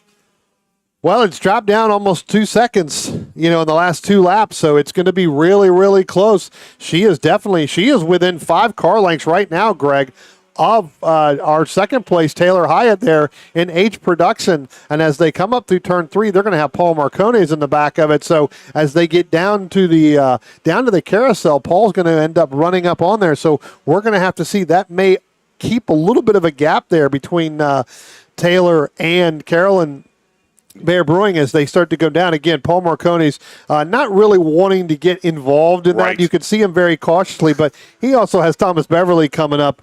Again, not for class there, so he knows it's not for class. So I'm sure Carolyn will let him go by, and then she may be able to use him as to be able to get a little bit of a toe up there to go through there, because it looks like Paul's going to get up behind Taylor coming up underneath the bridge. Yeah, and that was a perfect spot for Carolyn to let the Integra by, going through turn 6B, where she was able to take the normal line, not load up her car, and let the Integra come right underneath her. And now as they came up out of turn 10, again, the Integra goes past Taylor Hyatt just before turning here. And now Carolyn Bear Brewing, I think, trying to get a draft off of Tom Beverly's Honda Civic as they come back across the line. 1.3 seconds. So she continues to knock time off. That time another half second. And we'll see as they're now working the last lap. Yeah, they got one lap to go. We're going to go 3 wide a little bit further back. And that's Jeremy Butts, Chuck Allard, and one of the other K-Halls, I believe. I think that may be Robert K-Hall going 3 wide down there. That was a pretty good move by Jeremy to get through there. Let's go back to that H production in second place, because you got Chuck Allard. He's involved with this Jeremy Butts and the 82 there, Robert K. Hall. They're actually coming up on our second place in H production as well. So this should be, as Childs will be coming up, he'll be taking the checkered flag here in a moment. So we'll have to see whether or not Carolyn Bear Brewing can go ahead and get Taylor Hyatt there. Carlos Schooler's opened it up. Here comes our leader now out of turn 10. He is going to pick up the checkered. He's got his lights on. He needs to see where he's going. Well, with Chris, that might be an issue. And there you go. Checkered flag in the air. Chris Childs, your Super Touring Light winner. And now coming out of have our following cars. Here comes Paul Marcones. He's going to take the win in E production. Thomas Beverly will finish second, and STL finishes third overall. And now coming out of turn 10, the battle for second in H production. Taylor Hyatt, she's got 3 car lengths on Carolyn Bear Brewing trying to catch the draft. She's just not going to get there, Brian. Taylor Hyatt, she's going to finish in H production behind Chuck Allard. Carolyn Bear Brewing will finish in third. And then coming to the line, finishing fourth in H production, it will be Carlos Schooler with Jay Creel, not quite able to get up to the MR2, finishing in fifth. Taking the win in GT Pinto, it's Bruce Shelton with Charles Guto finishing in second. And now let's take a look at Touring 4, where Jeremy Butts crosses the line. Happy birthday, Jeremy Butts takes the win in Touring 4 over Mike LaMena, margin of victory, 23 seconds.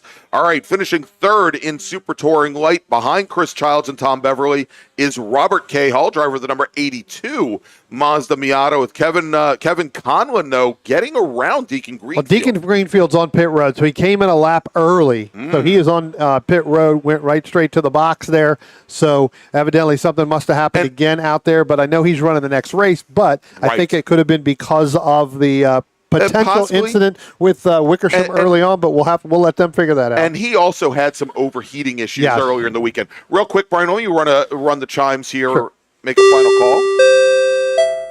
Final call to the grid for race group number 2, open wheel and prototype racers. Please head to the grid. You're up next. Open wheel and prototype racers, you're up next. And so, Kevin Conlon then finishes in 4th position, with Greenfield finishing in 5th. As you mentioned, Greenfield, he's now got to jump behind the wheel of a Formula Enterprises 2 machine. He's going to be out in the next race. Let's not forget Graham Fuller, who was your winner, our sole racer in GT Light.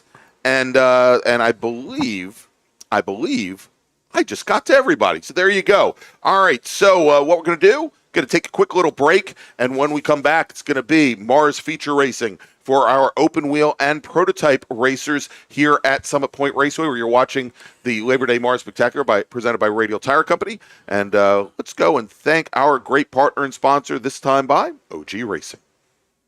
OG Racing carries just what you need to get on the track, from driving suits and shoes to helmets, data and video systems, to your favorite brake pads from Performance Friction, Hawk, and Paget. OG Racing has built its reputation during the last 22 years by providing the best customer service in the motorsports business, and their depth of inventory is second to none when it comes to safety equipment. That's why OG Racing has been the highest volume Sparco dealer for 17 years. Come visit their 12,000 square foot showroom and warehouse located in Sterling, Virginia. Call them at 1-800-934-9112 or order online at ogracing.com.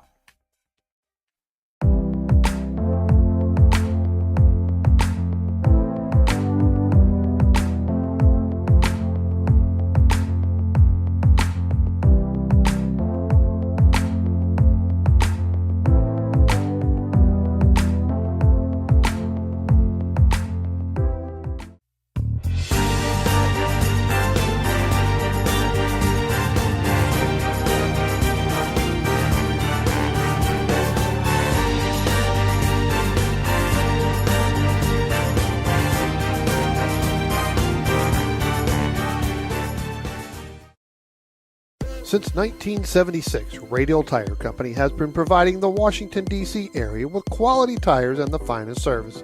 They have earned a reputation as a premier specialist in hard-to-find performance tire and wheel applications. They stock tires from all of the top manufacturers for whatever you drive, from small economy cars to SUVs to trucks. Their mission is to assist you in getting the most out of your tires and car. For more information or to schedule online, browse radialtirecompany.com or call them in Silver Spring at area code 301-585-2740. That's 301-585-2740.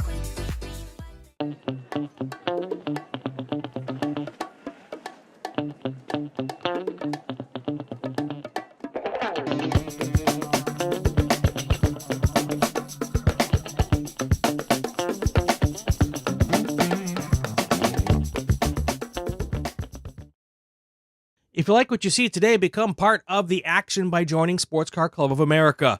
Whether you want to drive, flag, or just have fun with cars, SCCA membership opens the door to all kinds of motorsports to feed your obsession, along with 65,000 like-minded members ready to be friends. Ask someone trackside how to get involved or visit scca.com for more information. OG Racing carries just what you need to get on the track, from driving suits and shoes to helmets, data and video systems, to your favorite brake pads from Performance Friction, Hawk, and Paget. OG Racing has built its reputation during the last 22 years by providing the best customer service in the motorsports business, and their depth of inventory is second to none when it comes to safety equipment. That's why OG Racing has been the highest volume Sparco dealer for 17 years. Come visit their 12,000 square foot showroom and warehouse located in Sterling, Virginia. Call them at 1-800-934-9112 or order online at ogracing.com.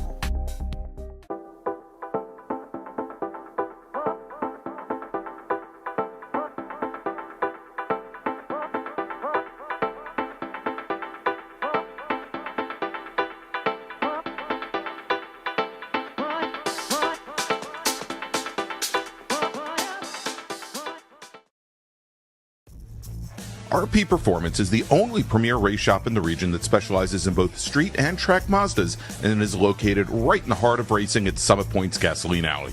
RP has been involved in countless race wins and series championships across many classes with drivers of all ages. Not just a full-service shop, RP has been helping drivers with their individual racing and other track event needs for over 30 years, providing trackside support, arrive and drive packages, as well as race car transport services. And they're known for its help all attitude.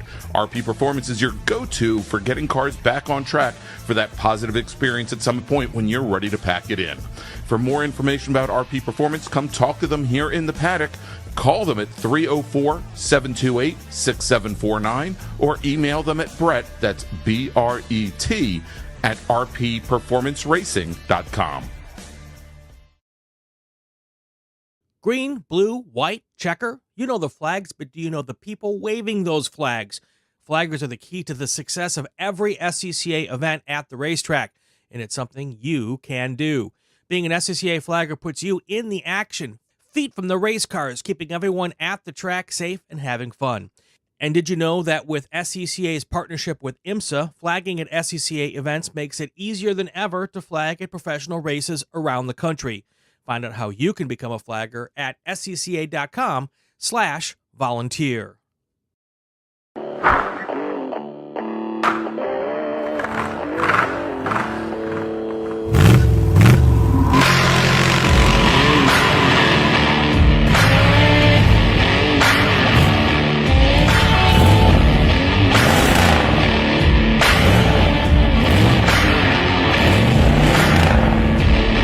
Hey dog, Belmont Classic Cars, where we take you back to simpler times.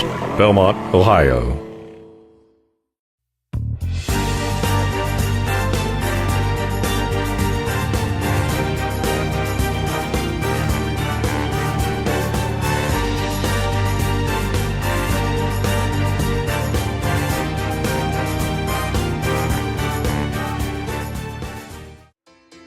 The DC region would like to welcome the Autoverse to the MARRS family. The Autoverse is a huge supporter of science, technology, engineering, and math, or STEM education, and like the SCCA, wants to break down the barriers to motorsports. They do this by providing the public with real-world experiences and link them with a trusted network of providers and gearheads. To find out more, find them online at theautoverse.io, and if you're here at Summit Point this weekend, stop by their display in the paddock, say hi, and ask them about their upcoming events. The Autoverse, 4 wheels, more fun.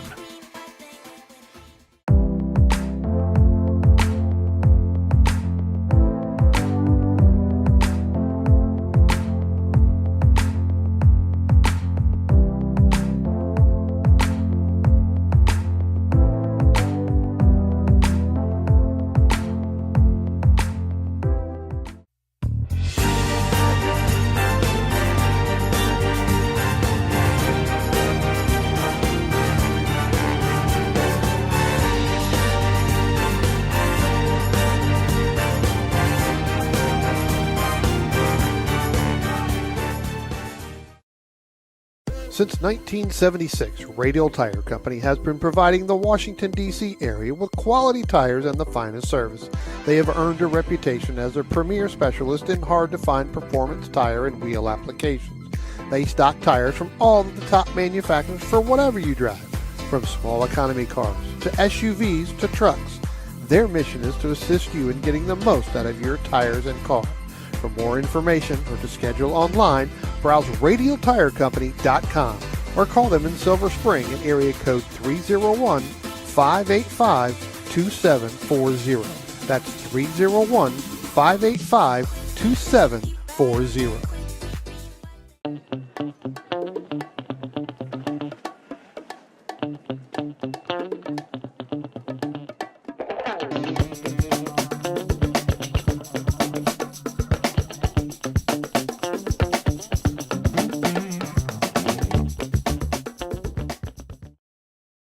If you like what you see today, become part of the action by joining Sports Car Club of America. Whether you want to drive, flag, or just have fun with cars, SCCA membership opens the door to all kinds of motorsports to feed your obsession, along with 65,000 like-minded members ready to be friends. Ask someone trackside how to get involved or visit scca.com for more information. OG Racing carries just what you need to get on the track, from driving suits and shoes to helmets, data and video systems, to your favorite brake pads from Performance Friction, Hawk, and Paget. OG Racing has built its reputation during the last 22 years by providing the best customer service in the motorsports business, and their depth of inventory is second to none when it comes to safety equipment. That's why OG Racing has been the highest volume Sparco dealer for 17 years. Come visit their 12,000 square foot showroom and warehouse located in Sterling, Virginia. Call them at 1-800-934-9112 or order online at ogracing.com.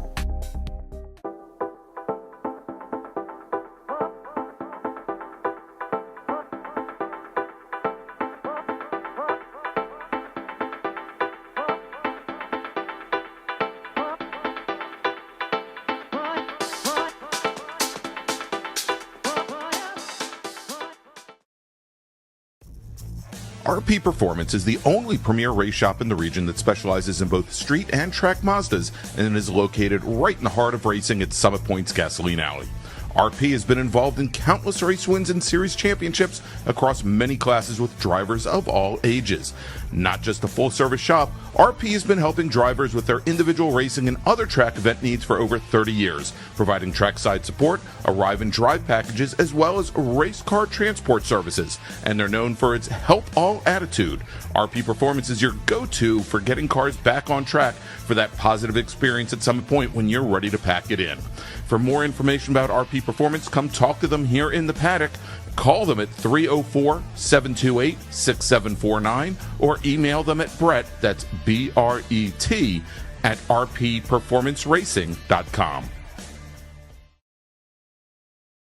Green, blue, white, checker. You know the flags, but do you know the people waving those flags? Flaggers are the key to the success of every SCCA event at the racetrack, and it's something you can do. Being an SCCA flagger puts you in the action, feet from the race cars, keeping everyone at the track safe and having fun. And did you know that with SCCA's partnership with IMSA, flagging at SCCA events makes it easier than ever to flag at professional races around the country? Find out how you can become a flagger at scca.com/volunteer.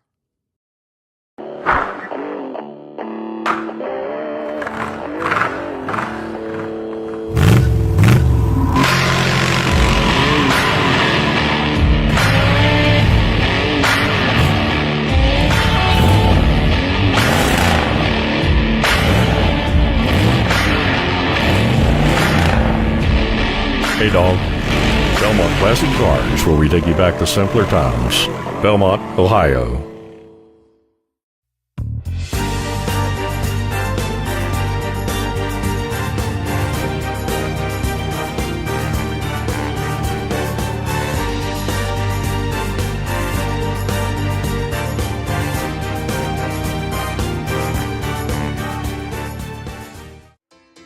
The DC region would like to welcome the Autoverse to the MARRS family.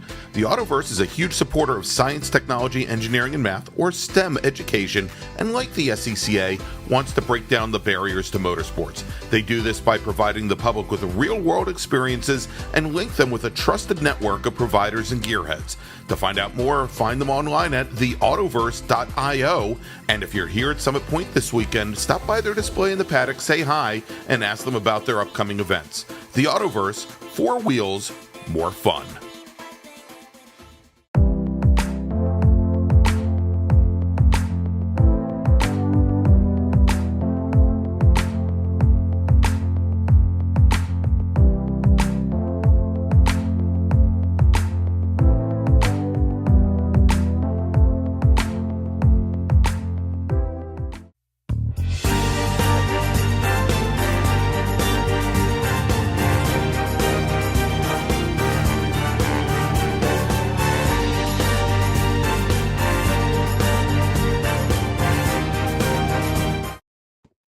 And welcome back, everybody, to Summit Point Raceway and the Labor Day MARRS Spectacular presented by our great partner, Radial Tire Company. I'm Greg Ginsburg, along with Brian Donati and Spencer Gaynor. And sorry for the extended downtime there, as Mike Meathead Collins like to say, the darn union break. But we had a little bit of cleanup to do around the racetrack here.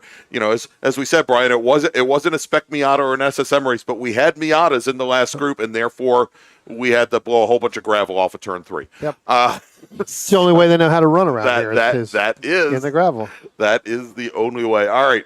Next up is going to be our open wheel and prototype race, just like it says on the screen right there. And we've got the pace car, that beautiful Ferrari 360 Modena pace car, now heading out on the track for the pace lap. Brian, let's run down the starting order. All right. Scheduled to have 12 starters. I know we may have some that are not here. I believe the 12th starting position from Bridgefield, Pennsylvania, the 77 of Rick Shields. Starting in the 11th position from Chambersburg, Pennsylvania, the 98 of Samuel Iyer. Starting in the 10th position from Millersville, Maryland, the 14 of Derek Holmes. Starting in the 9th position from Powhatan, Virginia, that's the 70 of Keith Van Horn.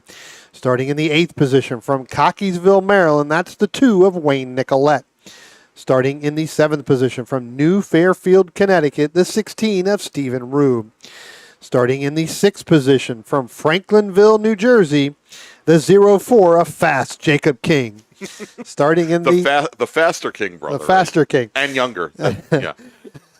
Starting in the 5th position from Laurel, Maryland, the 43 of Leslie Walker.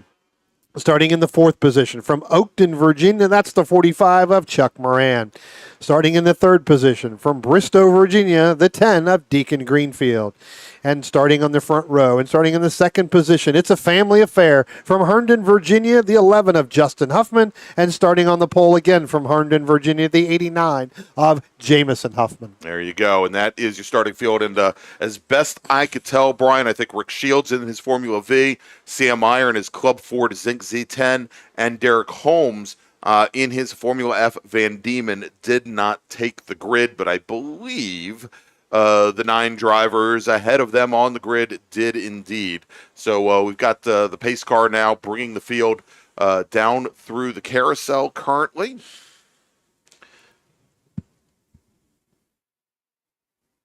And as they get ready to come up, Greg, yeah. we saw this, again with the Huffmans and Deacon. Deacon got a great start yesterday. Again, just coming off the racetrack. Again, got to decompress a little bit. You're in a totally different car. Exactly. You can go a little bit deeper. We'll see what kind of start he gets today, whether or not he's going to be able to run with the Huffmans there. Well, and it's pretty clear he's got a lot more confidence in the car as the pace car is now on the pit lane. And we've got Mark Rougeau looking the field over, and green flag is in the air. And actually, I take that back. That was Dave Sterling, our starter for today's open wheel race, as they make the run down to turn number 1. And once again, Jamison Huffman, drivers left in the white and yellow machine, and then the 2 blue cars of Justin Huffman and Deacon Greenfield. Justin Huffman trying to sweep around the outside of his son as they come out of 2, Brian, heading into turn 3. I tell you what, Justin Huffman, he looks like he's going to get that lead, but now Jamison Huffman goes shooting past him up over the hill in turn 3. Deacon Greenfield tried to follow him, thought better of that as Justin Huffman works his way back in behind the 89 of Jamison Huffman as they head down the hill into turn 5. Give the overall lead again to Jamison Huffman. Justin Huffman sitting in second. Deacon Greenfield, that's going to be your third place right there. And Brian, right where they left off yesterday, Leslie Walker all over the back of Chuck Moran going down into turn 5 for the very first time. Moran in the number 45 Crossley, then Leslie Walker in that black Van Diemen RF99, and Jake King and Wayne Nicolette also incredibly close. Yesterday, Wayne Nicolette was right up to the back of Jake King at the end of yesterday's 10-lap race. We'll see how things play out here as we complete lap number 1, and Jamison Huffman is your FE2 leader. Justin Huffman running second, Deacon Greenfield running in third. Tell you what, let's pick up that Club Ford battle as that they go down to the start-finish line. As they crossed it, they were side by side there for a minute. Now give that lead to Jacob King in the 04 machine as they head down into turn 1 over Wayne Nicolette. But I tell you what, coming out of turn 10, Greg, they were side by side all the way down past the start-finish line. Yeah, so great battle so far here early on in this 20-lap MARRS feature race, wrapping up the Labor Day Spectacular 4-hour open wheel and prototype cars. And, wow, looks like Jake King dropping a wheel coming out of turn 3. Very Miata-like of Jake over there. Want to fit in with the crowd. Exactly. And now coming down the hill as Nicolette tries to go around the outside, and King a little bit later on the brakes and holds off Nicolette. And we see now just coming to the carousel just ahead of that battle.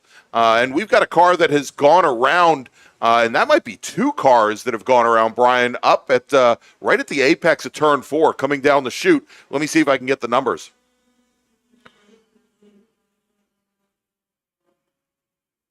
Take a look at that. That looks like, well, there's our Formula Enterprise 2. There is our 2 Formula Continentals. There is our, looks like we don't have anybody off. It looks like we have all those cars. The only one that would be Ken Van Horn. And I just saw the driver get out of the car, and we are red flagging the race. Oh, okay. Red flag, which means in SCCA parlance, all of our drivers are to come to a complete stop on the side of the track. It looks like Van Horn has gotten out of the car, but the car is in a very bad position. It is on track at a standstill right by the apex of turn 4, which can be a very difficult place to see.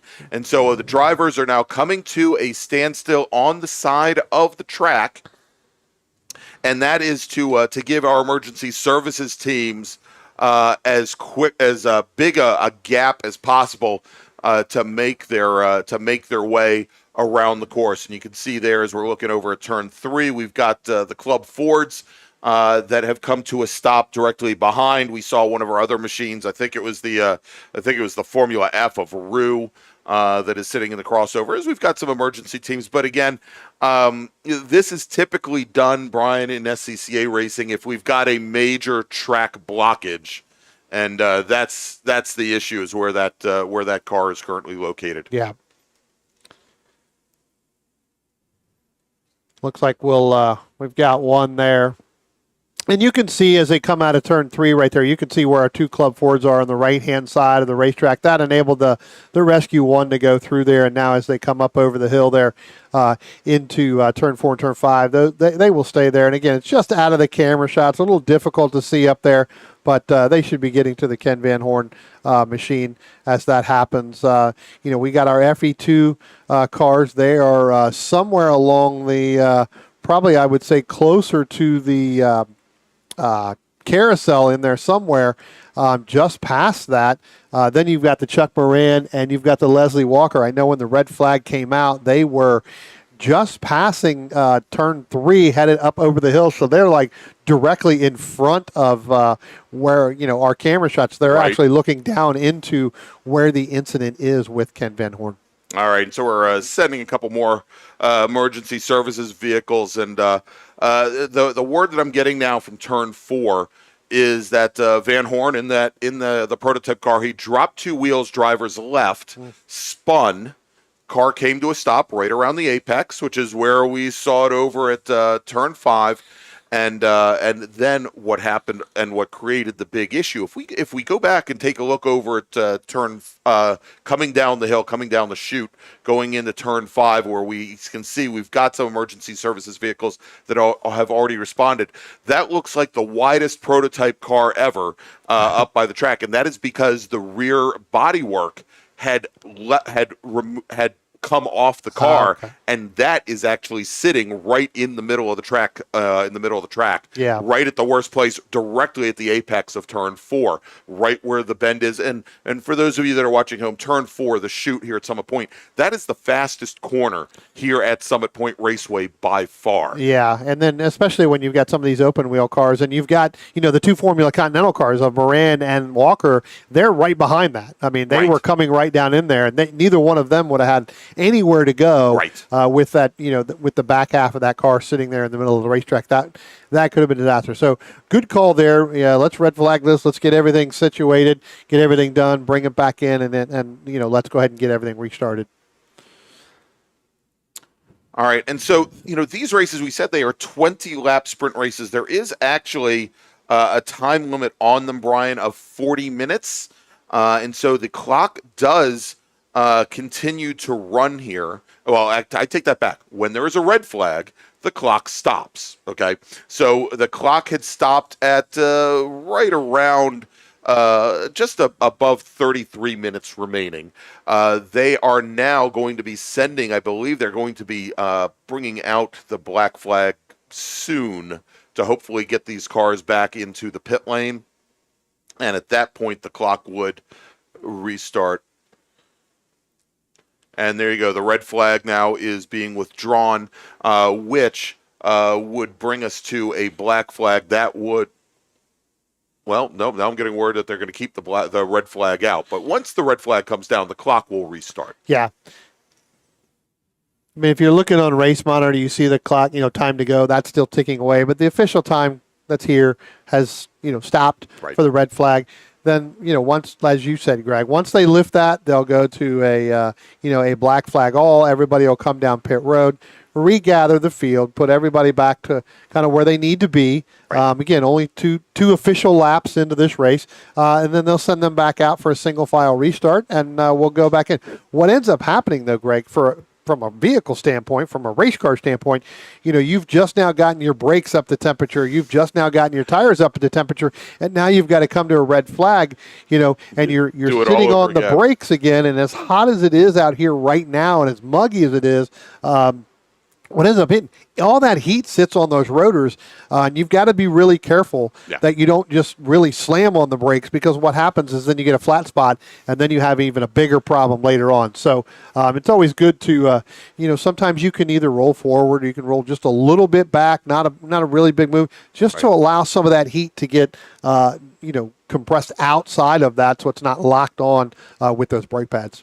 All right. Well, tell you what, it looks like it's probably going to be a few minutes before we get this cleaned up. We're just now sending some emergency vehicles from the lower half of the track to assist in getting this cleaned up. Let's thank one of our great partners and sponsors, and we're going to take a little break, and when we come back, we'll bring you the rest of this open wheel and prototype race here from Summit Point Raceway. But first, let's talk about RP Performance.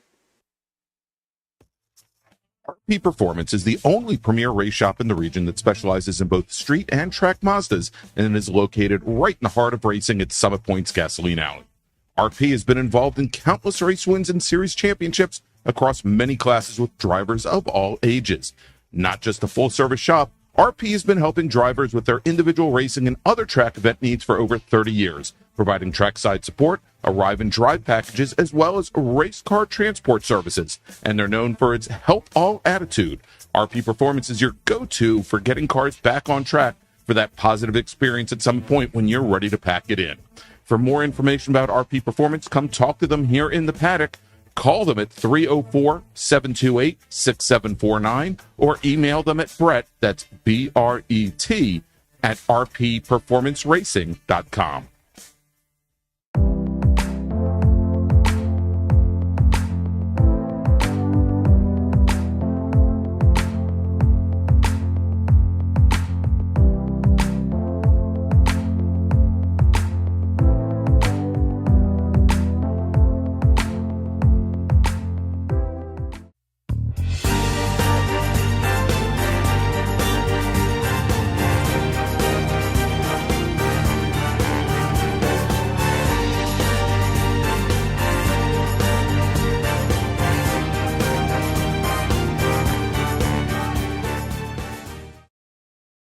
Since 1976, Radial Tire Company has been providing the Washington, D.C. area with quality tires and the finest service.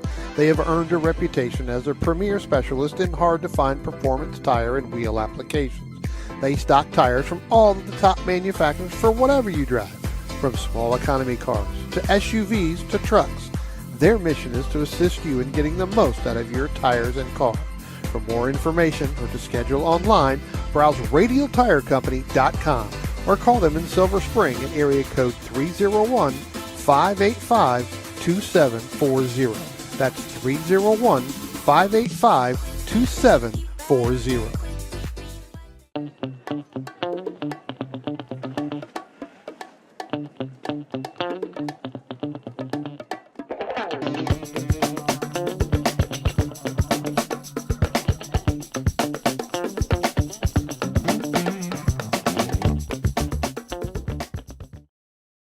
If you like what you see today, become part of the action by joining Sports Car Club of America.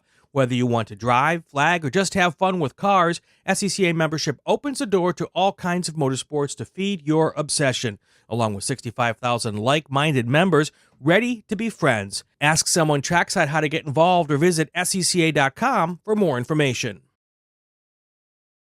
OG Racing carries just what you need to get on the track, from driving suits and shoes to helmets, data and video systems, to your favorite brake pads from Performance Friction, Hawk, and Paget.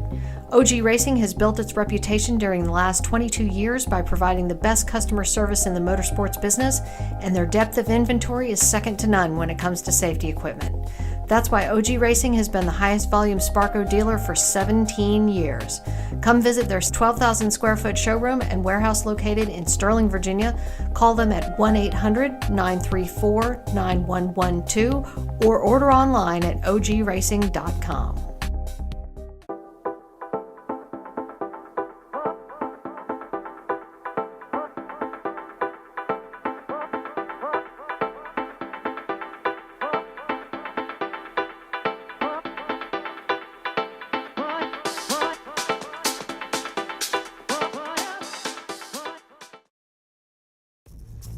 RP Performance is the only premier race shop in the region that specializes in both street and track Mazdas and is located right in the heart of racing at Summit Point's Gasoline Alley. RP has been involved in countless race wins and series championships across many classes with drivers of all ages.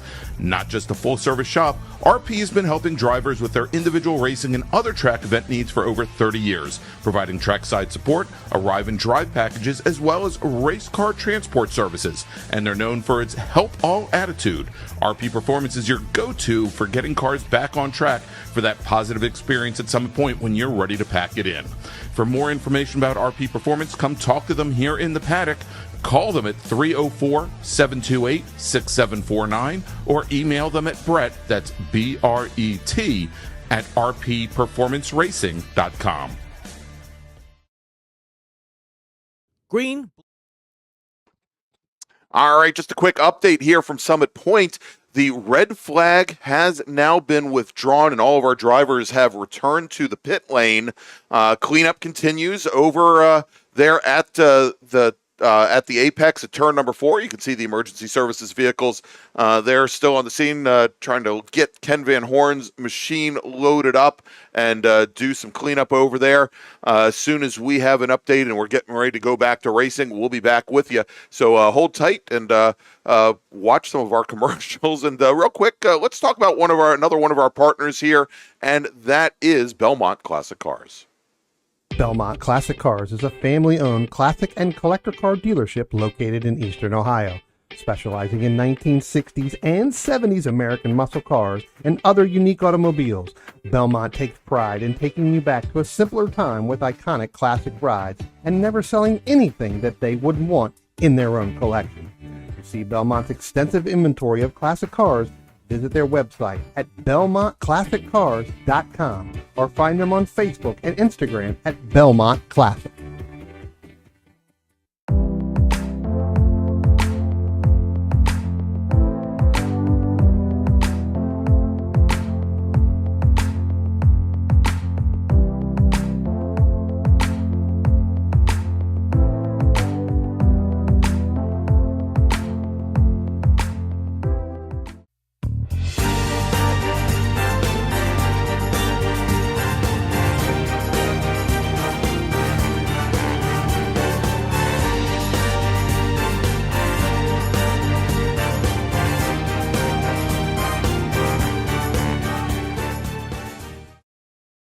Since 1976, Radial Tire Company has been providing the Washington, D.C. area with quality tires and the finest service.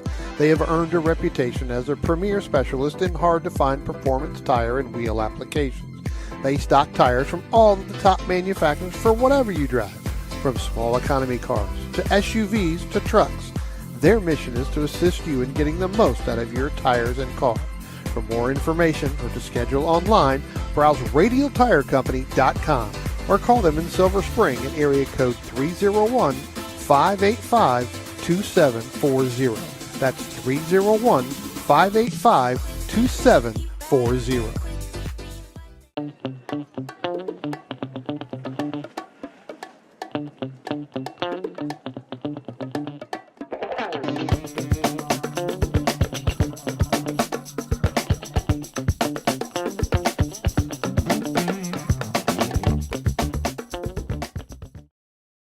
If you like what you see today, become part of the action by joining Sports Car Club of America.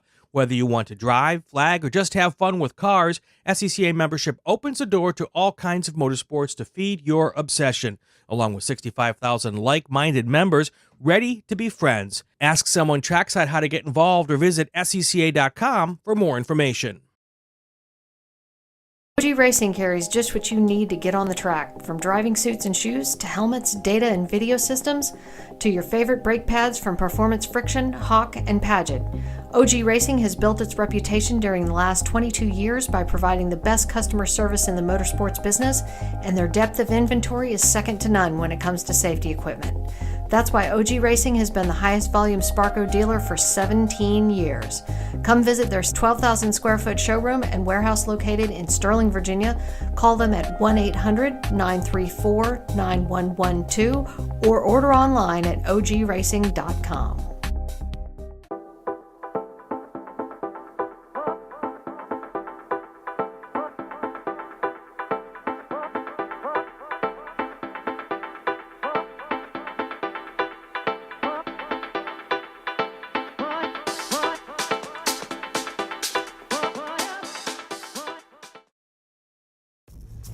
RP Performance is the only premier race shop in the region that specializes in both street and track Mazdas and is located right in the heart of racing at Summit Point's Gasoline Alley.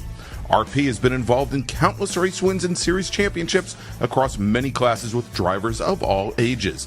Not just a full-service shop, RP has been helping drivers with their individual racing and other track event needs for over 30 years, providing trackside support, arrive and drive packages, as well as race car transport services. And they're known for its help all attitude. RP Performance is your go-to for getting cars back on track for that positive experience at Summit Point when you're ready to pack it in. For more information about RP Performance, come talk to them here in the paddock. Call them at 304-728-6749 or email them at Brett, that's B-R-E-T, at rpperformanceracing.com. Green, blue, white, checker. You know the flags, but do you know the people waving those flags? Flaggers are the key to the success of every SCCA event at the racetrack, and it's something you can do. Being an SCCA flagger puts you in the action, feet from the race cars, keeping everyone at the track safe and having fun. And did you know that with SCCA's partnership with IMSA, flagging at SCCA events makes it easier than ever to flag at professional races around the country? Find out how you can become a flagger at scca.com/volunteer.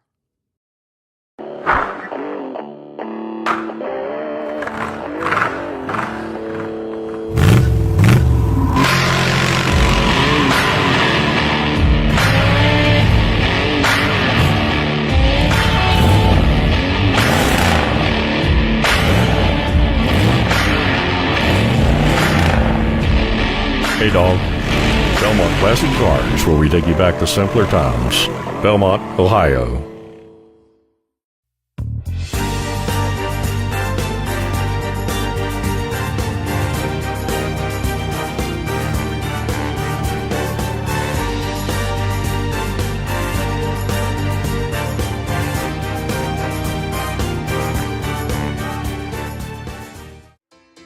The DC region would like to welcome the Autoverse to the MARRS family. The Autoverse is a huge supporter of science, technology, engineering, and math, or STEM education, and like the SCCA, wants to break down the barriers to motorsports. They do this by providing the public with real-world experiences and link them with a trusted network of providers and gearheads. To find out more, find them online at theautoverse.io. And if you're here at Summit Point this weekend, stop by their display in the paddock, say hi, and ask them about their upcoming events. The Autoverse, 4 wheels, more fun.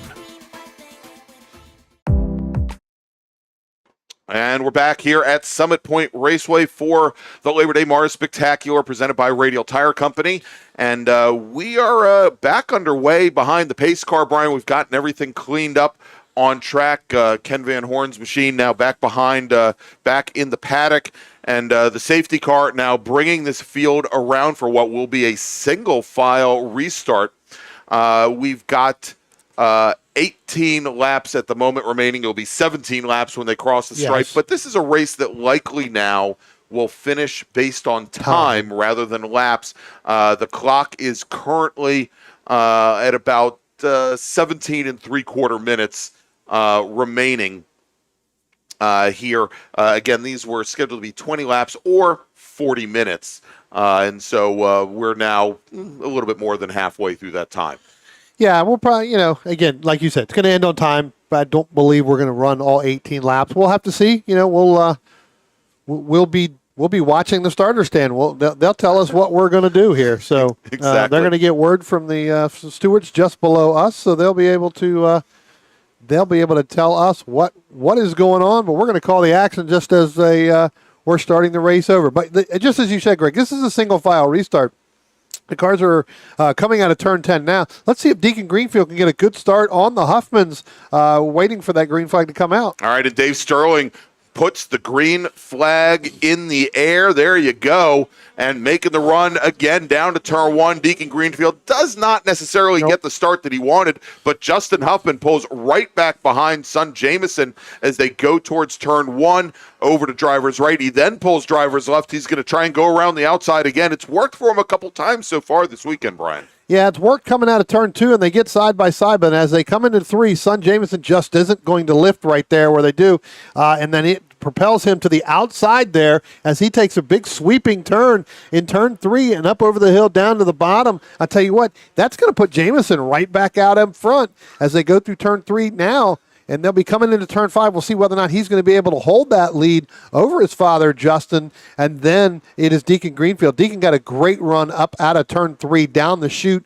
into turn 5. He's closed the gap on Justin Huffman as now they're coming through turn 6 there. And that is a pretty close battle. All right, and so, right behind that FE2 battle at the start of this race, Brian, we were also watching the fight in Formula Continental when the drivers went back and were brought back to the pit lane. Chuck Moran, driver of the number 45 Formula Continental Crossley, he took the car back behind the wall. And so now that is going to move Leslie Walker, driver of the number 43, Van Diemen, into the lead in Formula Continental. And, frankly, he's the only remaining Formula Continental. So there you go. Back behind is that fight in Club Ford.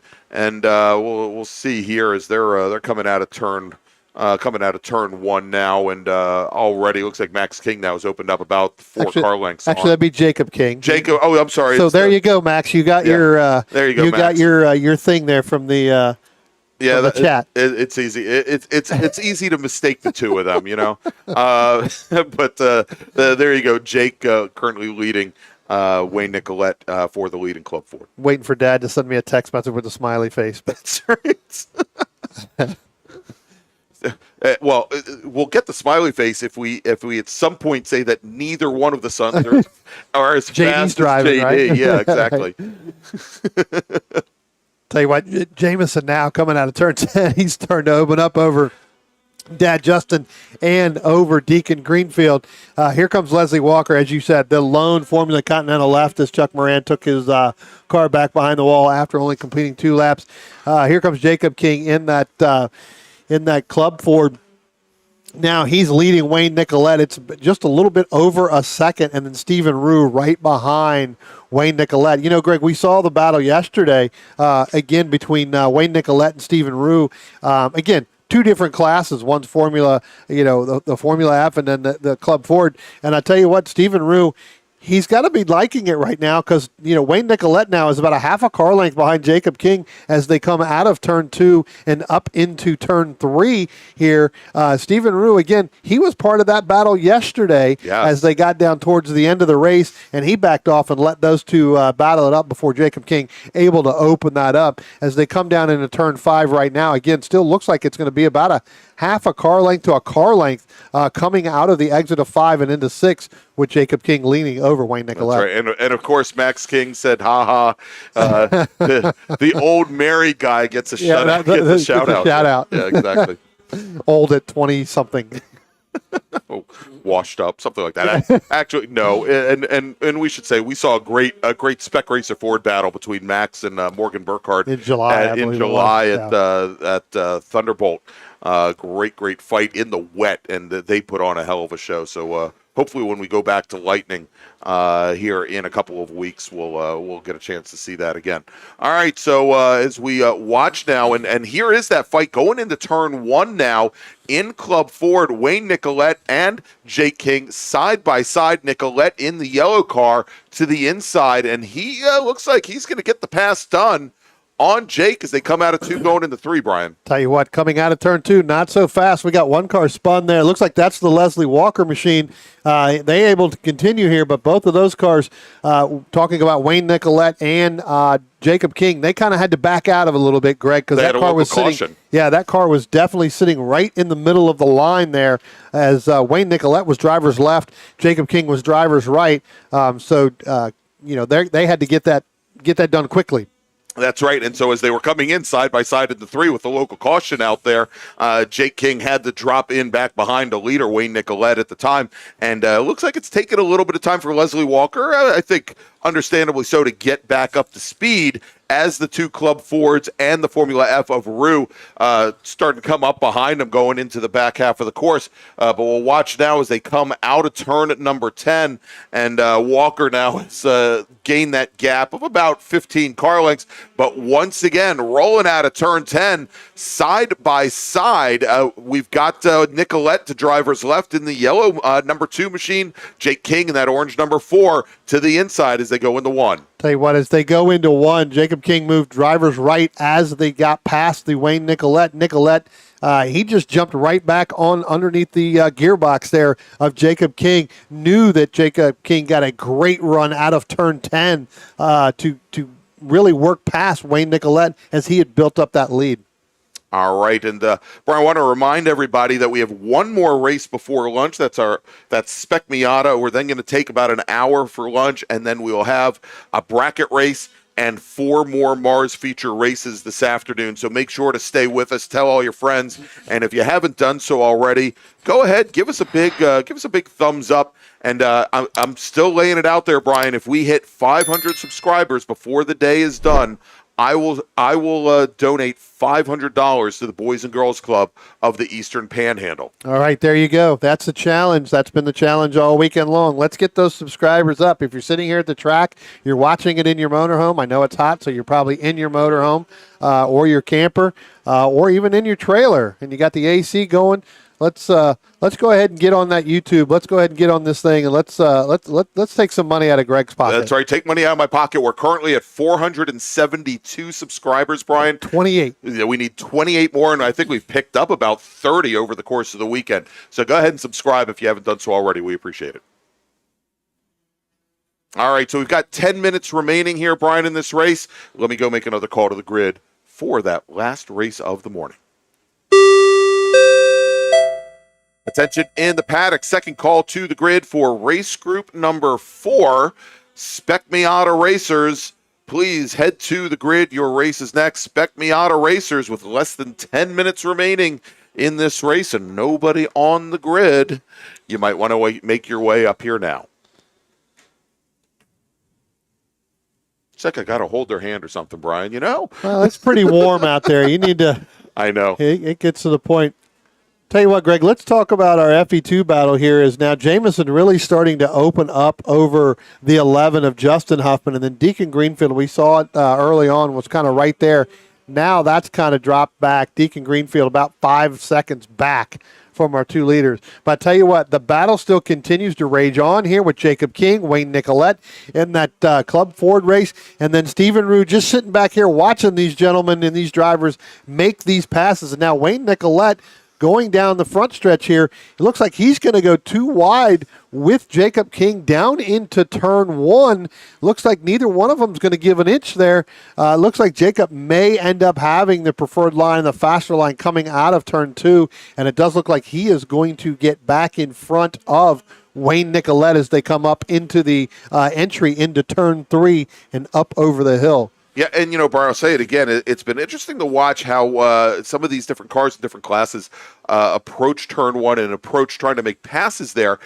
We saw through a good portion of the weekend with a lot of the tin top cars where, you know, if you get held to the outside and if you can push that outside car and make him take the long way around, he can't get the run down to turn 3 and get around you before turn 3. Whereas in previous race weekends here, that outside move has been the strongest. We just saw Jake King run all the way around, do the rim shot around turns 1 and 2, and have the momentum to get around Wayne Nicolette before they get to 3. And that's been a lot of discussions all weekend long about, the cars and the drivers, that it seems like you could go around the outside and you pick up more speed coming through there. As hot as it is and as slick, sometimes the preferred line is really not the preferred line this weekend. Well, you're not if you take that outside lane, you're not loading up the front tires, and you have less rolling resistance here as that battle comes out of turn 2 now.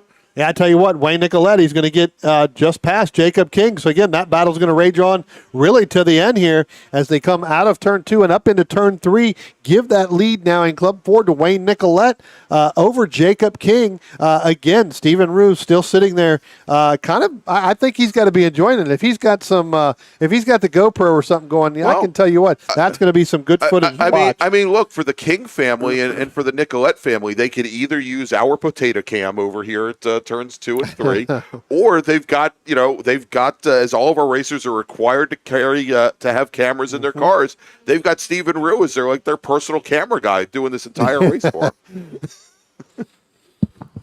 As they come out of turn 8 now, and Jake King just back behind the 2 machine of Nicolette as they come now into turn 10. And Jake King, what a move, comes underneath Wayne Nicolette right at the apex of 10, and they are once again wheel to wheel, not door to door, not side pod to side pod, because I don't have any of them in this car, but they're wheel to wheel heading down into turn 1. Jake King takes the advantage, it looks like, here as they turn in. Looks like Wayne Nicolette thought a little bit about the old easy in, fast off out of the exit, and that's exactly what's happening. So he let Jacob King go in, run that line. Now they're going to go side by side coming out of 2 and up into turn 3. You can see it there on your camera, but Jacob King's going to able to get back by Wayne Nicolette as they top the hill and down into turn 5.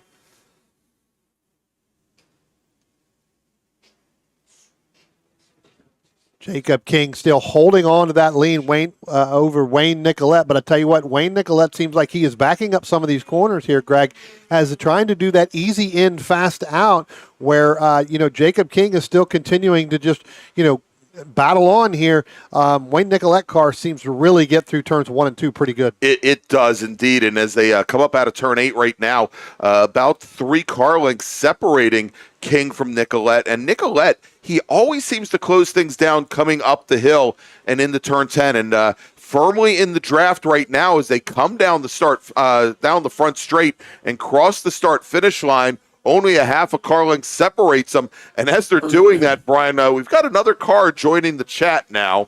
And not joining the chat. He's joining the race, and that's actually your overall leader.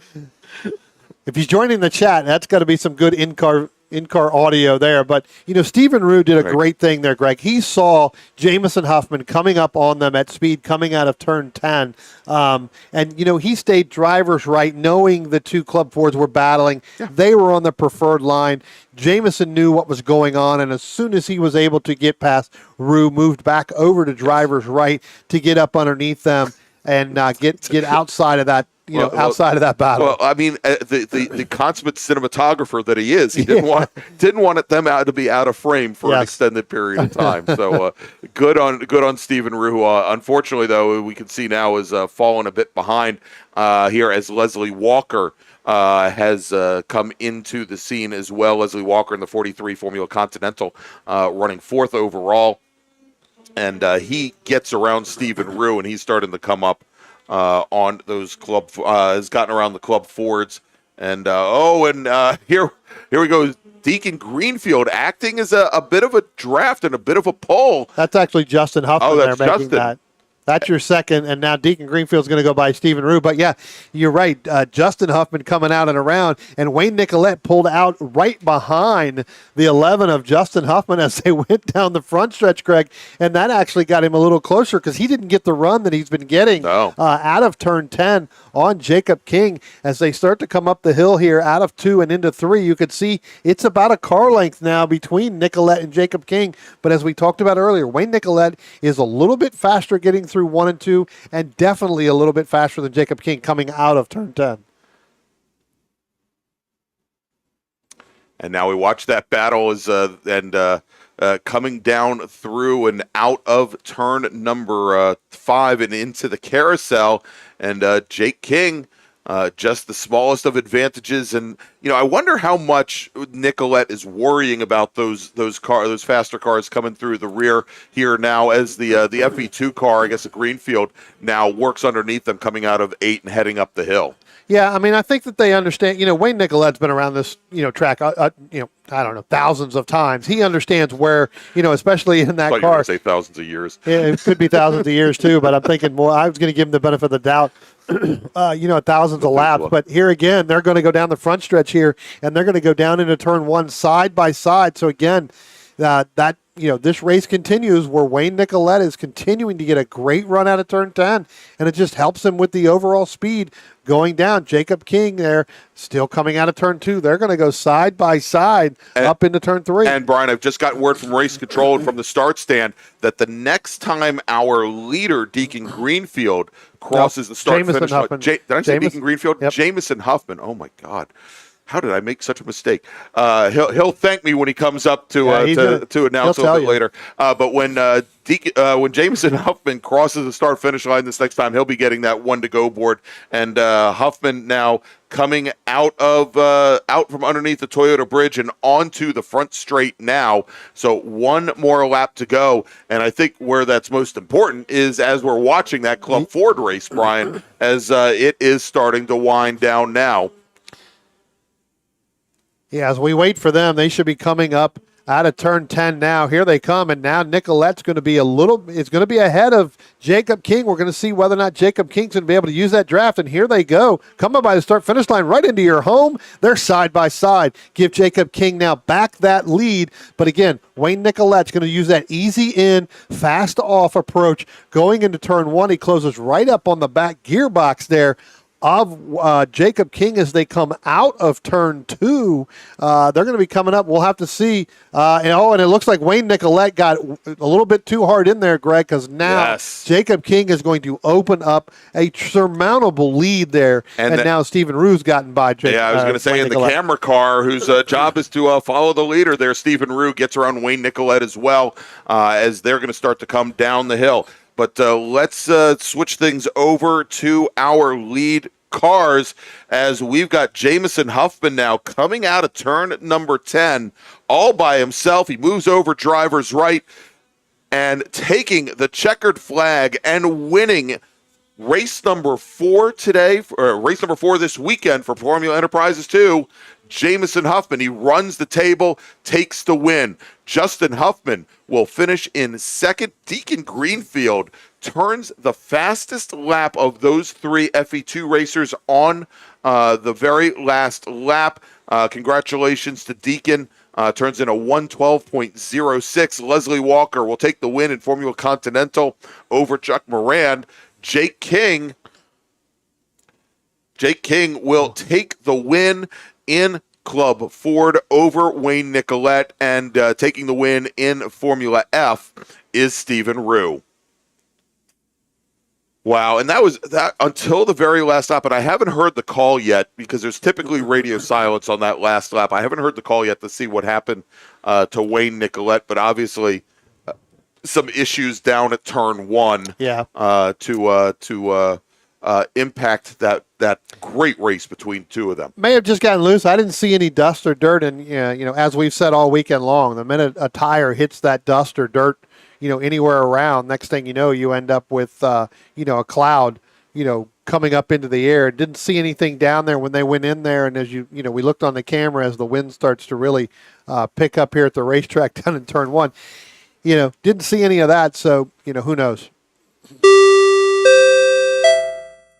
Final call to the grid for race group number 4, Spec Miata. If you haven't come up to the grid now, be a very good time to do it because you're going to roll off for your feature race in just a few moments. Race group number 4, Spec Miata, you're next. And there you go, everybody. We've given away the script. Spec Miata is next. But before we turn to some great racing, our last race before lunch, going to take a little break. Let's talk about one of our great sponsors here representing the MARRS series and the DC region of the SCCA, and that is the Autoverse.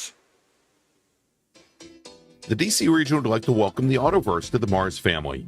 The Autoverse is a huge supporter of science, technology, engineering, and math, or STEM education, and like the SCCA, wants to break down the barriers to motorsports. They do this by providing the public with real-world experiences and link them with a trusted network of providers and gearheads. To find out more, find them online at theautoverse.io. And if you're here at Summit Point this weekend, stop by their display in the paddock, say hi, and ask them about their upcoming events. The Autoverse, 4 wheels, more fun.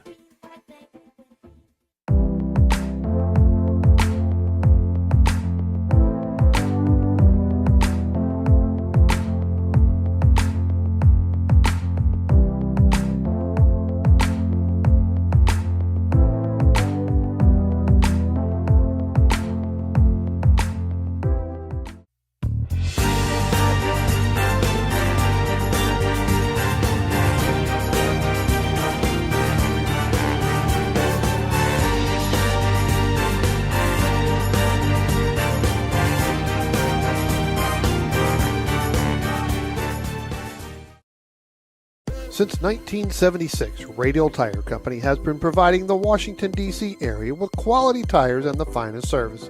They have earned a reputation as a premier specialist in hard-to-find performance tire and wheel applications. They stock tires from all of the top manufacturers for whatever you drive, from small economy cars to SUVs to trucks.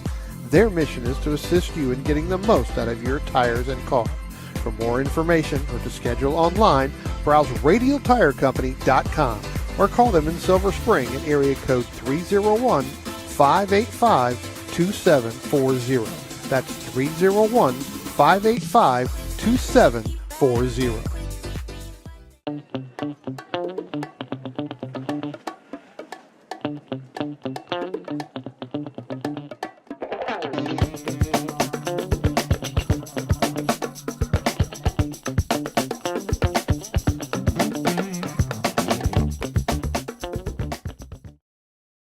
If you like what you see today, become part of the action by joining Sports Car Club of America. Whether you want to drive, flag, or just have fun with cars, SCCA membership opens the door to all kinds of motorsports to feed your obsession, along with 65,000 like-minded members ready to be friends. Ask someone trackside how to get involved or visit SCCA.com for more information. OG Racing carries just what you need to get on the track, from driving suits and shoes to helmets, data and video systems, to your favorite brake pads from Performance Friction, Hawk, and Paget.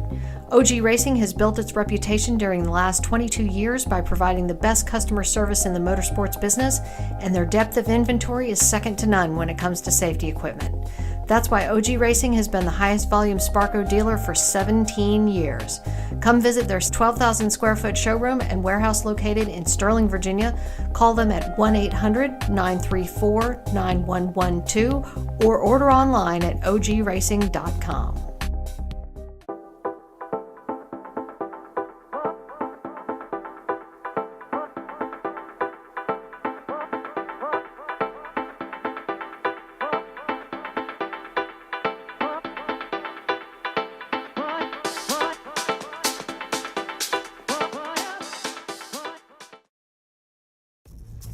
RP Performance is the only premier race shop in the region that specializes in both street and track Mazdas and is located right in the heart of racing at Summit Point's Gasoline Alley. RP has been involved in countless race wins and series championships across many classes with drivers of all ages. Not just a full-service shop, RP has been helping drivers with their individual racing and other track event needs for over 30 years, providing trackside support, arrive and drive packages, as well as race car transport services. And they're known for its help all attitude. RP Performance is your go-to for getting cars back on track for that positive experience at Summit Point when you're ready to pack it in. For more information about RP Performance, come talk to them here in the paddock. Call them at 304-728-6749 or email them at Brett, that's B-R-E-T, at rpperformanceracing.com. Green, blue, white, checker. You know the flags, but do you know the people waving those flags? Flaggers are the key to the success of every SCCA event at the racetrack, and it's something you can do. Being an SCCA flagger puts you in the action, feet from the race cars, keeping everyone at the track safe and having fun. And did you know that with SCCA's partnership with IMSA, flagging at SCCA events makes it easier than ever to flag at professional races around the country? Find out how you can become a flagger at scca.com/volunteer. Hey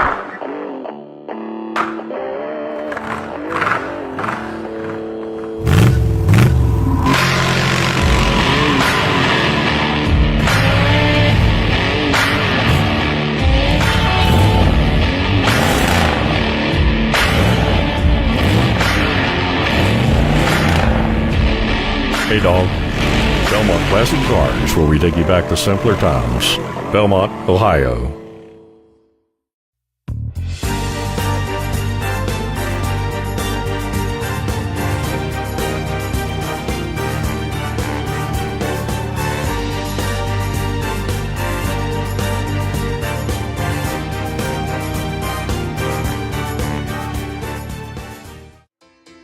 The DC region would like to welcome the Autoverse to the MARRS family.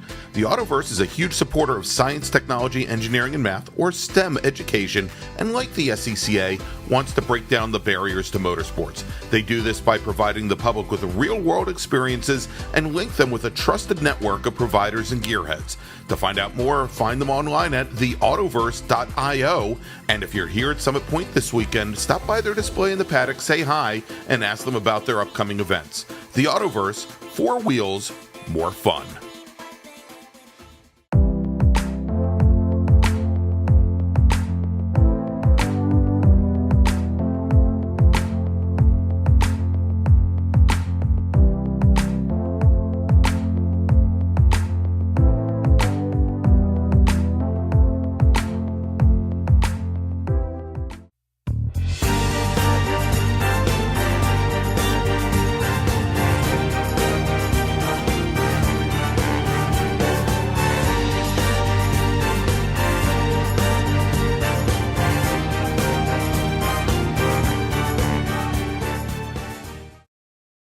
Since 1976, Radial Tire Company has been providing the Washington, D.C. area with quality tires and the finest service.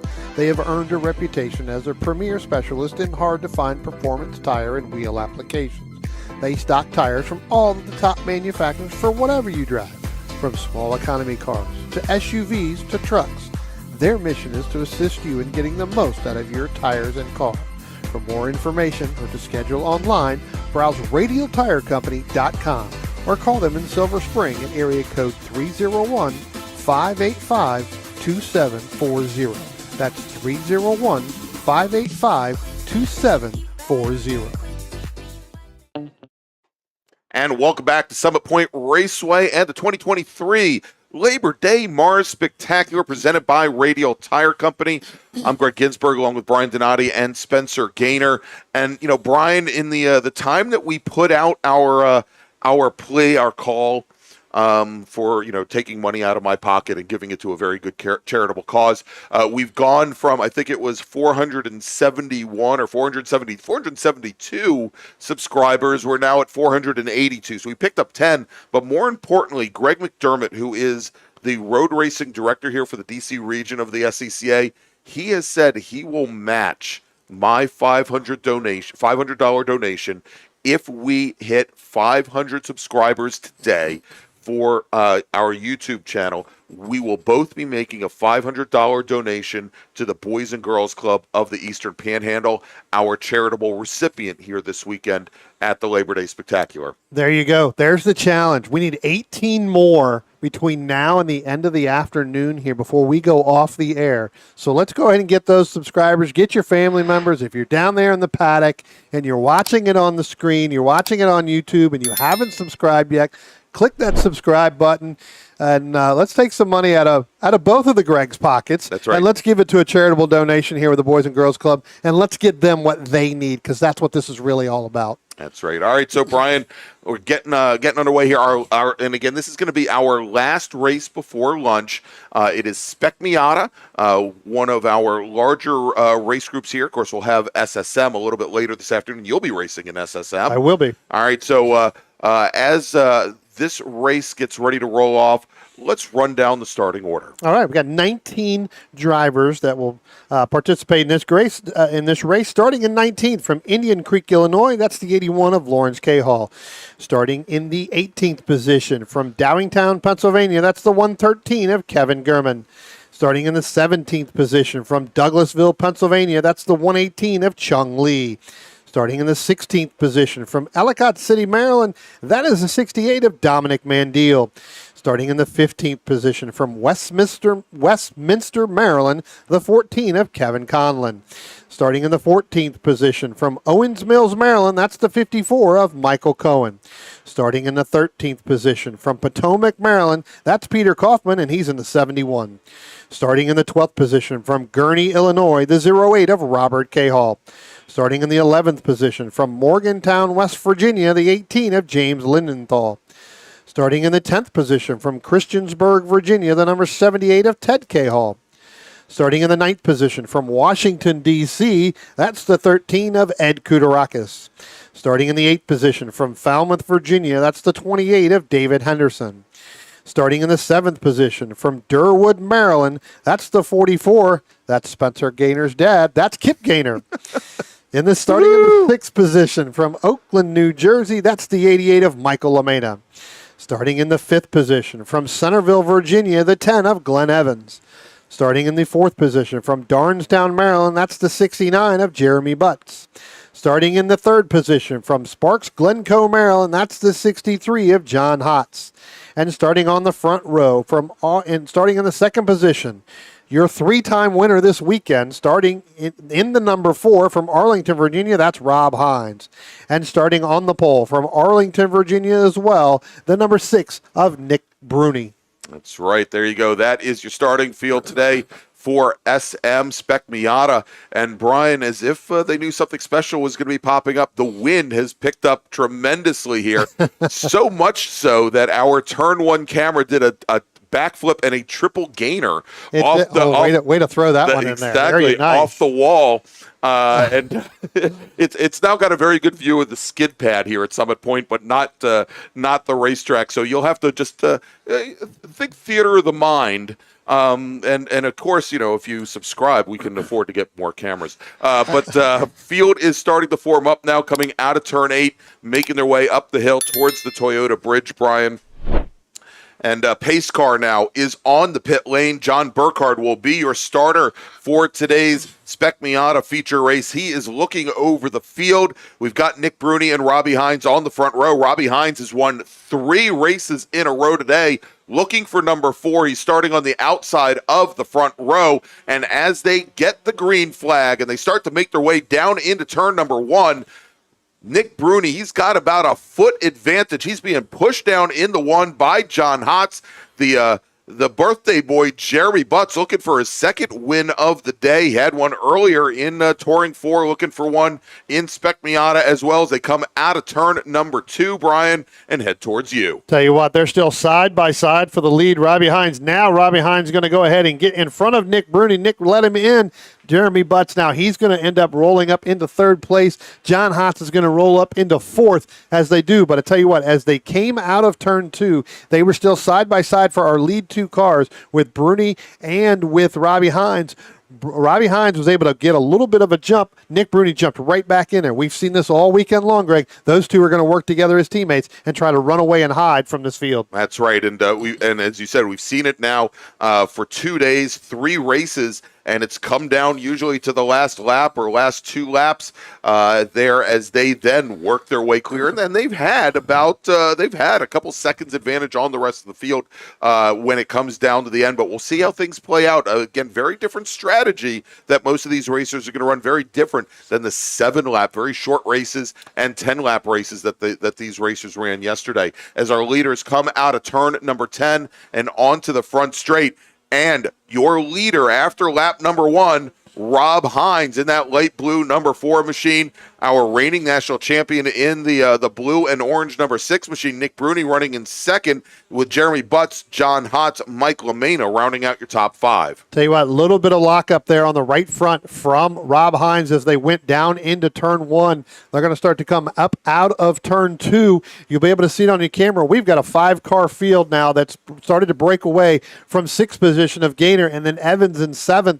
I tell you what, Greg, John Hotz and Jeremy Butts have started to work together John Hott's got a little bit off in turn 1 in terms of getting off the rear bumper of Jeremy Butts, and now Michael Amena has picked up John Hott's. Look for those two. Those three drivers talked last night at dinner about how they were going to handle this situation, and I think right now they've got to figure out how to get around that team of Hines and Bruni. Yeah, so at this point, it is 5 cars in that train at the front, and then Kip Gaynor, he's got almost 10 cars back behind him. He's got David Henderson, who he's been fighting with all weekend long here out on track. Ted Cahall, Ed Kudarakis, Robert Cahall, Lindenthal, Michael Cohen, who is up to 12th after starting this weekend all the way at the back of the field. And then Kevin Conlon, who we saw just a little bit earlier today in the small bore race, as our leaders coming out of 10 onto the front straight. And we're starting to see it again, Brian, as Robbie Hines and Nick Bruni now opening up about a 4-car length advantage over Jeremy Butts in the black number 69 machine, or the dark blue number 69 machine, and then John Hotz in that white 63, Michael Amena in the light blue aqua number 88 machine running in 5th. Tell you what, as they come out of 2, you're right, the first 2 starting to pull away a little bit from the Butts, Hotz, and Lamena machine there as they go up into turn 3 right now. I tell you what, Robbie Hines, Nick Bruni, you know there's communication between the two. They're talking, doing hand signals, everything they can in order to figure out a way to get away from those next 3 cars. Those next 3 are going to stay together as they come down the hill now into turn 5. It's about, I'd say, probably about a half a car length, but now Jeremy Butts gets through turn 5 a little bit better than Hotz and Lamena, so now he's gained a car length there. They got to stick together if they want to be able to have a chance as our laps wind down here at the end of this race. If they want to catch the 2, that's right. Of course, we're only 18. We're only got 2 plenty of laps laps into left, 18 lap race. Exactly, lots of time. But I'm sure they're thinking ahead, just as you're thinking ahead about that, as they are now making their way out and from underneath the Toyota bridge onto the front straight, and again they start to stretch that lead out with Hotz and Butts still locked nose to tail. Michael Amena about 2 car lengths back from there. He's going to draft right back up to the 69 and the 63 cars as they come down into 1. Now we've had that second pack really start to break up, Brian. We've got Michael Amena and Kip Gaynor and David Henderson still working nose to tail, working together. They have started to separate themselves out as we've got a car that looked like for a moment there might have had some trouble coming out of turn 2, and that was John Hotz. As he ended up running very wide out of 2, Brian, and dropping back just a little bit from his drafting partner, Jeremy Butts. Yeah, that's going to affect really all the way through, as it looks like we got one car that went up through turn 3. That may have been the 13 of Ed Kudarakis, getting 2 wheels off coming up out of turn 3. But you're right, not getting a good run there coming out of turn 2, and that kind of opened the door. That will break a little bit of the draft there. Indeed it will. Now, I was mentioning that it looked like Kip Gaynor running in 6th, David Henderson starting to separate themselves, starting to move away from Ted Cahall in that red number 78 machine, and Kudarakis, as you just mentioned, who might have had some issues there. And then Robert Cahall, Michael Cohen, James Lindenthal, we're starting to see the difference in pace between all of those drivers as they can't keep the draft up. They're starting to separate themselves out. They're starting to stretch things out, and that does not bode well if they want to get back up into this battle for the top 5. As now we see John Hotz taking a look to the inside of Jeremy Butts, Brian, going down into turn 1, our 3rd and 4th place runners. And I wonder if John Hotz thinks he might have a little bit more pace than the 69 car. The last 3 races that we've had at Spec Miata, Hotz has been the driver typically running in 3rd position. And he may feel that Jeremy Butts isn't the one to get them back up to our leaders. It could be that he was trying to get a little bit of air in the nose there, just a little bit, because he's been running behind him for really the first 3 laps and kind of tucked up underneath there. Could be trying to taking a look at the water temperature there. Thought I need to get a little bit of air before we get back in there. John really, really loose right now into 3, and that's where he seems to drop back a little bit from Jeremy when we get up over the hill. So we'll have to see as the laps wind down in this race whether or not that car starts to get a little bit better. And you're right, Greg. If he has the much better pace, look for him to make that pass if he has Michael LaMena on the back bumper to help him. You need help in order to make a pass, especially coming out of turn 10 down the front stretch. All right, as our drivers now heading up the hill, and we can see that big gap that the lead pack and the lead 5 have started to put on Kip Gaynor. But Hines, who had just run his fastest lap on the previous lap, does not reset fast lap. But Nick Bruni now 1/10 exactly behind, and just behind them, it is now Hots and Butts side by side going down, under braking into turn 1. Michael Amena was splitting the difference. I think he was just trying to, he was using that to draft right back up to the rear of them there. And as they come out of turn 2, we now have John Hotz, who's taken over third place, and we'll see if he can pull those two drivers up to our lead pair. I'll tell you what, it was just like I was sitting in the cars with them, because that's exactly what happened. LaMena got a great run out of 10, went with Hotz, pushed him back, pushed him ahead of Jeremy Butts, going down into turn 1, had the pace there. He makes that pass over Jeremy. Let's see if those three can reel in our two leaders of Rob Hines and Nick Bruni as we start to get through this race. And we watch them coming down through the carousel now. And, we'll see here as they get onto the front straight whether or not those three drivers, whether or not Hotz, Butts, and LaMena can get together, rather than moving about a half a car length apart, but get together and use the draft to push back up to our leaders as Hines and Bruni come out of turn 10 once again, completing lap number 6, and as they do, both Hines and Bruni a little bit off their fastest pace. They're still running right in the mid 127s, and that is still almost a half second faster, Brian, than John Hotz, Jeremy Butts, and Mike LaMena just ran. So continuing to stretch things out over the lead pair. Let's jump back now to just behind Hotz, Butts, and LaMena with Kip Gaynor, David Henderson, and I think Ted Cahall as part of that bunch as well. They're just now coming towards turn 2. Let's add one more to the party. That's Ed Kudarakis in the number 13. He's trailing about 3 car lengths back. But the last 2 times by, we've seen David Henderson where he has taken peeks to the inside on Kip Gaynor, and it looks like he's trying to find a way, and I think they're to the point now where they're far enough back from that lead pack that it's just battle on for positions. It's just going to be about whether or not Henderson and Ted Cahall can get a run out of 10 over Kip Gaynor, because, again, as I said, you got to have help in order to do that. Even if you get a run with these equally prepared cars across the board, you got to have help and make that out. David Henderson just not getting the help from Cahall, right. Getting down in there. So you got to tuck back in between.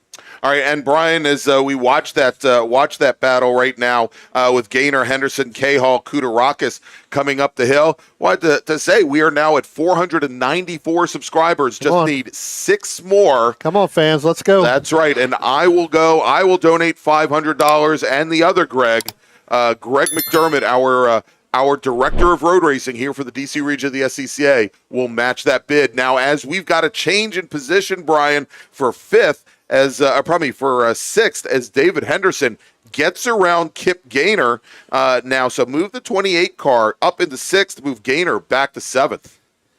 Yeah, good little pass there, going down into turn 1, getting through there with David Henderson over Kip Gaynor. Those two look like they're going to work together a little bit. They're starting to open up by about a car length and a half, almost 2 car lengths. The biggest gap they've had so far with 13 laps to go over the Robert Cahall and Ed Kudarakis in that 13 machine. That's right. We just saw Robert Cahall at the Ed Kudarakis at the end of that line take a whole bunch of gravel on the outside of 3. So we're gonna have a little bit of cleanup during lunch over here, I'm sure. But a great battle so far as we are currently working lap number 8 of 20 here at Summit Point Raceway as our leaders now coming out of turn number 10. And as we saw pretty much all 10-lap race yesterday, Robbie Hines at the point, and Nick Bruni at the end of yesterday's race, he made a last-ditch effort to try and draft down the inside of Robbie Hines and just was not able to pull up alongside in that number 6 machine. Now, I wonder, Brian, because they have been keeping this position here with Hines in the lead, Bruni in the rear, practically for 4 races now. I'm wondering if, much like we saw in B-Spec last year, where Rich Roman and his teammate had worked out a plan early on how they were going to attack qualifying. I'm wondering if we're looking at the qualifying plan for the runoffs right here. Yeah, it very well could be, and it looks like we've got somebody that may have gone off down in turn 1, and we do have a yellow there. Unfortunately, with the camera, you can't see it, but looks like somebody went off. We do have a standing yellow. Hopefully that car will be able to continue. I'm sure, Greg, you'll get the call there. It just automatically kicked up really, really quickly as that happened. The yellow flag is still down there in that section, so we'll have to wait and see what that number is. Yeah, we're trying to get it, and Brian, he is nose into the tire wall all the way at the back end of the gravel trap. We've got workers responding right now. They have not been able to get the number because of the positioning of the car. As soon as we find out, and we'll probably know in just a moment as our field is starting to complete their next lap. But he is all the way at the tail end of the gravel trap there. I would suspect they're probably going to send a vehicle to go out and, they might actually just leave him out there for the remainder of the race. So we'll take a look and see who drops down. Yeah, as our leaders now go through that section there between turns 1 and turn 2, and then you got Hotz, Jeremy Butts, and Michael Amena. You've got a little bit. Now you've got a battle between Henderson and Gaynor as they come up through there. They're going to have to get back in line, which Kip Gaynor does, end up getting into the line and actually really slowing that entire 4-car battle there with Ted Cahall and Ed Kudarakis to get through that zone. I can tell you that the driver and the corner worker is out of the car and walking back behind the tire wall, Greg. So with a hot day like this, it's good to get out of the car. Yes. I'm sure you'll get a number here eventually once they're able to do it, and you'll be able to see who that is. That actually may be, if we're looking at it, it could be Lindenthal in the 18. I think so. Yeah, it is. It is, yeah, indeed. It is the 18 of James Lindenthal, who now is showing as the only driver not to complete lap number 9. Yep, okay. I do see them walking around down there. They'll hold the yellow flag. That car is out there pretty far. They'll probably hold it. And here we have a battle for the lead going down into that section, Greg. We still have the yellow flag down there, so Bruni's going to have to tuck back in behind Rob Hines. Going down through that section, I'm not sure how long they'll leave that there, yellow flag out, unless they hold it for the duration of the race. But I would think maybe several laps. Yeah, usually. If it's far enough out of the zone there, and now that the driver is out, they may drop that here in a minute. So we'll have to keep an eye on it. But right now, we still have the standing yellow between turn 1 and turn 2. So once you get past the incident, then you can go back to racing. And Bruni just thought, once he saw that, there was no way that I could make this pass. Let me go ahead and just tuck back in. All right, Brian. So we are now halfway through this 20-lap Spec Miata race. And as you say, at the local caution at turn 1 has been withdrawn. So we're back to green flag racing at every corner around 10-turn, 2-mile Summit Point Raceway. I'll have to keep a look on our leaders as they just now come through turn 6. They'll be headed up into turn 8 momentarily. Here they come up the hill, getting ready to go up underneath the bridge. We'll see whether or not Bruni gets a run out of turn 10. See if he's going to be able to make that pass this time. And after I went into that diatribe talking about how we thought that maybe that's the plan for the runoffs for qualifying, well, maybe not. But as they come out of turn 10 this time, Nick Bruni about 2 car lengths in arrears. He does start to draft up to Robbie Hines, but I don't think he's going to get to him until about the 500-foot mark there, and that is where they do meet up, and Robbie Hines now going to lead Nick Bruni into turn number 1. Yeah. Again, last time by, like I said, Bruni got a good run out of turn 10, and it could be there it again, tucked up underneath Rob Hines the entire race so far, just trying to get some clean air. All right, a little bit further back in the pack behind those lead racers, we've now seen where John Hotz has left Jeremy Butts behind now, almost 3 seconds separating those two drivers. And then Michael Lamena about another 6 car lengths back from there. The next group, David Henderson, Kip Gaynor, Ted Cahall, when they came out of turn 10, Brian, Cahall was about 6 car lengths back from those two drivers. He is now, as they came through turn 3, pulled right up to the back of the 28 and the 44. And then Robert Cahall, Michael Cohen, Ed Kudarakis, about 10 car lengths between each and every one of those drivers. So, again, mid-pack really starting to see a lot of spread through the field. Yeah, the closest battles on the racetrack are obviously for our first and second, and then really for our 6th, 7th, and 8th and 9th drivers right there. There goes our leaders now headed down into turn 1. Kind of the biggest gap that Robbie's had right there. So, again, they've got such a lead right now on Hots. They can take a couple things here. Here comes out of turn 10.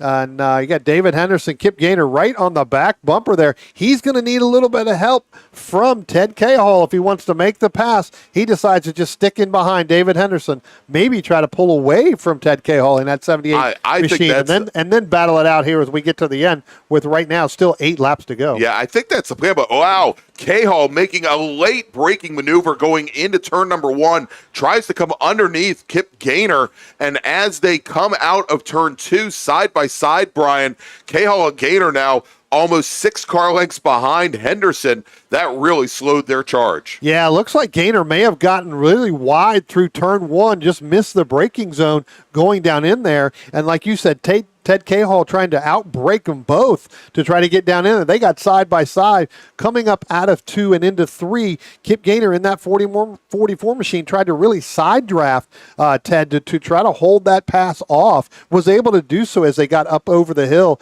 down through turn 5. So it looks like Gaynor is going to be able to hold on to that position and not allow Ted Cahall to get in front. All right, as our leaders come out of turn 10, they are coming up towards the back of Larry Cahall in the red number 81 machine as they barrel down towards turn 1. I think Cahall is going to probably beat them to the punch there as they go into 1. That might create some problems for the 4 and the 6 as they come towards turn 3, however, which is I think probably when they're going to get to that car unless Cahall pulls over to the side. He does. He pulls over driver's left. He gets out of the throttle to let our leaders by. Yeah, good clean move right there. Got all the way to driver's left, knew those guys were coming up. And they were able to make that pass pretty much with ease without holding them up. A little bit further back, we talked about John Hotz. He's opened up that gap over Butts and Lamena. We talked about this in T4. They were racing against each other. Well, here they are, Greg, again, and ask them. Now Michael Lamena within a car length of Jeremy Butts as they come out of turn 3 and head up over the hill down into turn 5. All right, let's watch them as they come down the hill here through the fastest corner on the course, the chute here at Summit Point. And these Miatas probably a little bit north of 100 miles an hour and come around turn 5 where they all stand on the brakes. And turn 5 coming through the carousel. It's the start of the longest straightaway, not very straight, mind you, but the longest straightaway here at Summit Point. Yep. Once you get through the entry of the turn 6, you're on the gas the entire way, and there is no, except for, especially in these cars. You get one of the larger V8 cars, you end up having to, throttle it a little bit. But for these cars and on some of our SSMs that we'll see later on, it's full throttle all the way there. All right, so Brian, as they came out of turn 10, one thing that I'm seeing here is that the battle for 4th position, Michael Lamena in the number 88 machine, he's starting to close things down on John Hotz a little bit as they come down into turn 1 now, about a half a car length back. Hasn't been able to quite get close enough to affect the pass. Did I say on John Hotz? I mean on Jeremy Butts, pardon me. But not quite close enough to affect the pass at this point. John's thinking, wow, I'm all the way up here. I'm in 2 places at once. Yeah, right. I'm in 3rd and 4th. That's right. Hey, real quick, Brian, we are now at 498 subscribers. 2 more. 2 more. So go ahead. If you haven't done so already, it's easy, it's free, and it'll cost me a lot of money. Both myself and Greg McDermott will donate $500 each to the Boys and Girls Club of the Eastern Panhandle once we hit 500 subscribers. Let's get those 2. We got 6 laps to go before this race. Let's get them in before the end of this race. Let's make that challenge. Let's get them in before the end of this race so we can go to lunch knowing Greg is both Gregs are $500 less coming out of their pocket for the boys and girls. Thankfully, the region is paying for our lunch today, That's Brian. Otherwise, I'd be out destitute right on Summit Point Road looking for money. All right, our leaders coming down the front straight now, and Robbie Hines for the first time today getting somewhat defensive, moving over not only center track, but a little bit more to driver's right. And Brian, they are now side by side going into one with Nick Bruni, driver's left, Robbie Hines, driver's right. And it looks like Bruni may be able to sweep around the outside here. If we had our camera up and running, we could show you that, but we don't. And they are still side by side coming out of 2. Tell you what, they're coming up out of 2, going to head up into turn 3. They're still side by side. Who's going to lift? It doesn't look like any one of them are going to lift. These are 2 experienced drivers here, Greg. They know they can go in, but Rob Hines is going to be able to hold off Nick Bruni as Bruni got just a little bit loose coming up on the top of the hill, and so he had to tuck back in behind Rob Hines as they go down the chute, down into turn 5. It still is going to look like Rob Hines is going to hold off Nick Bruni. And he does. And turn 5, the Miatas typically come down center of track, try to get the weight balance as much as possible, and allow them to, they take a wide enough set in the 5 to try and get some good rotation through there. And it doesn't give a lot of opportunity for somebody to sneak underneath and make a pass there. So Robbie Hines holds off Nick Bruni for the moment as they come through turn 8. And Hines turning in a little bit later at 8 and leaving a lot of track on exit. We'll see if Bruni's able to make up some ground there as they come into turn number 10. He does. He's right on the bumper of the number 4 machine as they go down the front straight. That's going to allow Bruni now to pull up once again right behind Robbie Hines as we have now only 4 laps remaining. And thank you, Mike Collins. He's admonishing me and tells me I have to fix our camera at lunch. And yes, Mike, I know. And the plan is I will be going out there to fix cameras. Let's take a look, Brian, coming up to 3. Coming up out of turn 2, coming up into turn 3. They are side by side again. Now it looks like you're going to be able to give that lead to Nick Bruni as he starts to come over and around Rob Hines. So now give Nick Bruni the lead here with 4 laps to go as they head up over the hill, down in the chute, down to turn 5. Right now, it's still going to be Bruni and then Hines. But I tell you what, we've got a pretty good battle going back and forth between Kip Gaynor, David Henderson, and Ted Cahall. That's 6th, 7th, and 8th. We also had a battle earlier on. I was watching here with Dominic Mandiel and Kevin Conlon. Mandiel gets by Conlon, Greg. And that was a great move. Good to see Dom, who'll be up here with us a little bit later, going and getting around that driver. And, Brian, we have a new 4th-place runner as Mike LaMena gets by Jeremy Butts. And we'll see if they swap positions again as they're now coming through the carousel. Great move. And Spencer Gaynor picked it up for us there as they're coming out of the carousel and up through turn 8 now. And there it is, that light blue and day glow yellow number 88 machine getting around the dark blue number 69.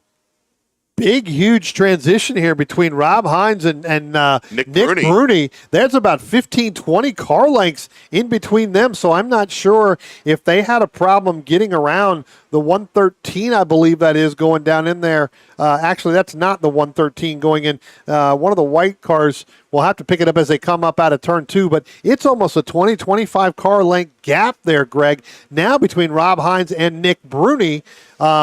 As they were coming down through there. And that's actually John Hotz now. He's starting to reel in Nick Bruni here with 3 laps left to go. So I'm not sure where Nick may have had a problem somewhere on the backside here last time by. I mean, and it's understandable that we would miss whatever happened as we were watching that epic charge by Mike LaMena through the field.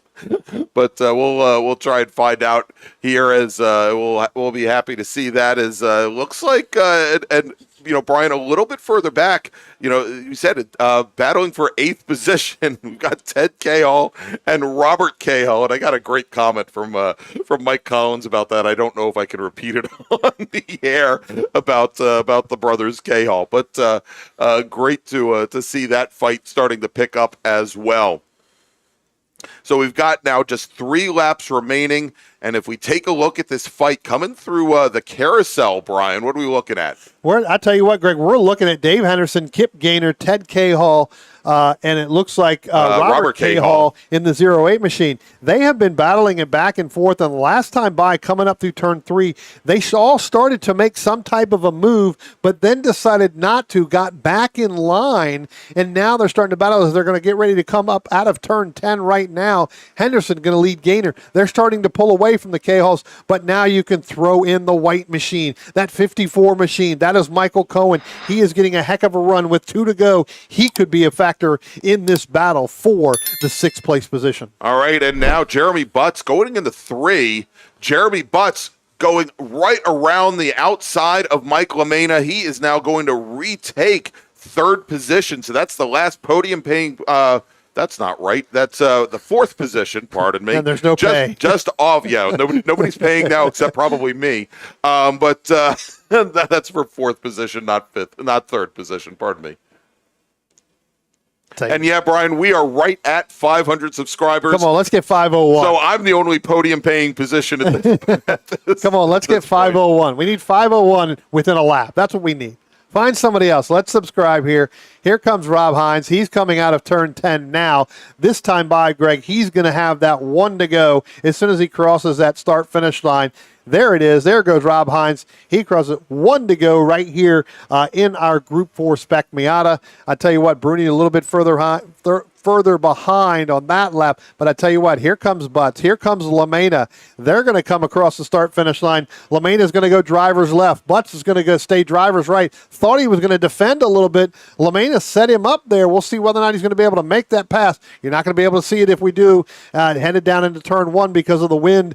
But I tell you what, it looks like we could end up with a crossover. Jeremy Butts stays to the optimal line right there. Michael LaMena looks like trying to cut underneath him, and it looks like he may have slipped up a little bit because we've got about a 2-car length lead now for Jeremy Butts in that 4th position over Michael LaMena. All right, and Brian, the person, our 500th subscriber, Johnny M. Want to thank him for subscribing. Owen Shafani, Bidwell07, who I think we know is out here racing with us this weekend. Jen Franklin, Jessica Gaiman, the last 5 people to subscribe and make us hit the 500 subscriber mark. Let's go. So let's get to 501 as we're waiting for our leader to come out of turn number 10 here momentarily. Here he comes, coming up out of there. There's Rob Hines.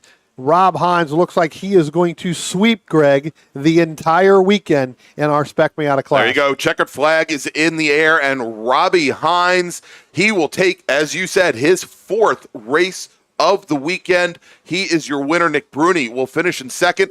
John Hotz takes home the bronze. He'll finish 3rd. And let's take a look at that battle now for 4th between Jeremy Butts and Mike LaMena. Jeremy Butts, 2 car lengths advantage. He'll finish 4th. LaMena will finish 5th.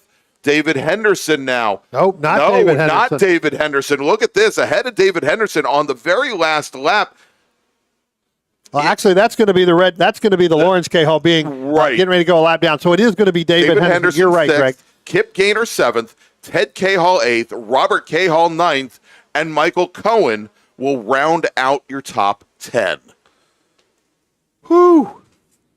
Great fight. Still we'll have to find out exactly what happened to Nick Bruni there.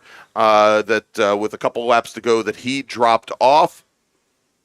But a great run once again by Rob Hines, and we'll see both of those racers again, most likely, just a few weeks at Virginia International Raceway for the national championship runoffs, where Nick Bruni is going to be looking to repeat as national champion, pick up his 2nd national championship. Robbie Hines, having finished on the podium at Road America back in 2020, I believe he finished 3rd. He's going to be looking for his first Spec Miata national championship to add to his Touring 3 national championships. And, of course, we'll see Rob a little bit later today racing in Touring 3. But great races. I'm going to wait to find out when we're going to be back on for our next race. Maybe getting that call right now. All right, and we are going to have our next race after lunch, our bracket race, our final bracket race of the afternoon at 12:50. 12:55 p.m. So we'll be back on air probably right around between 12:50 and 12:55 for our afternoon docket here. Let's bring up the schedule here real quick if we can, Spencer.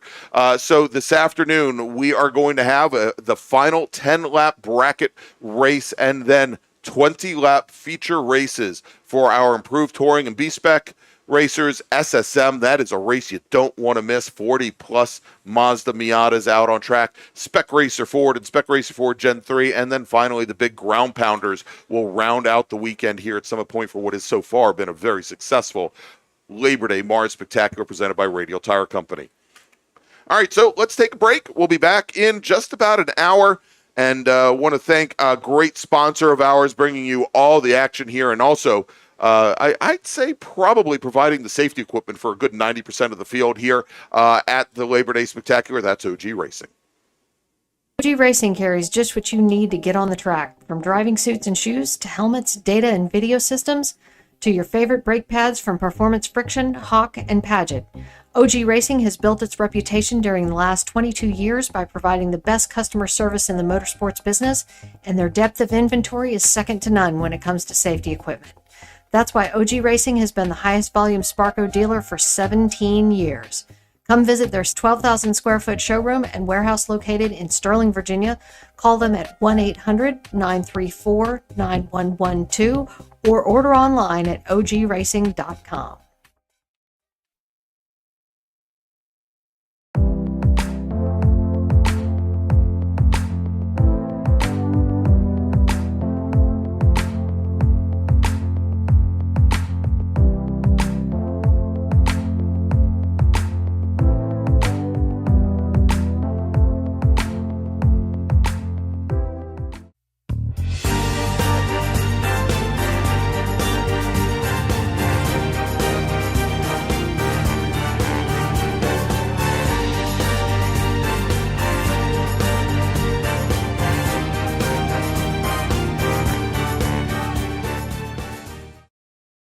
Since 1976, Radial Tire Company has been providing the Washington, D.C. area with quality tires and the finest service.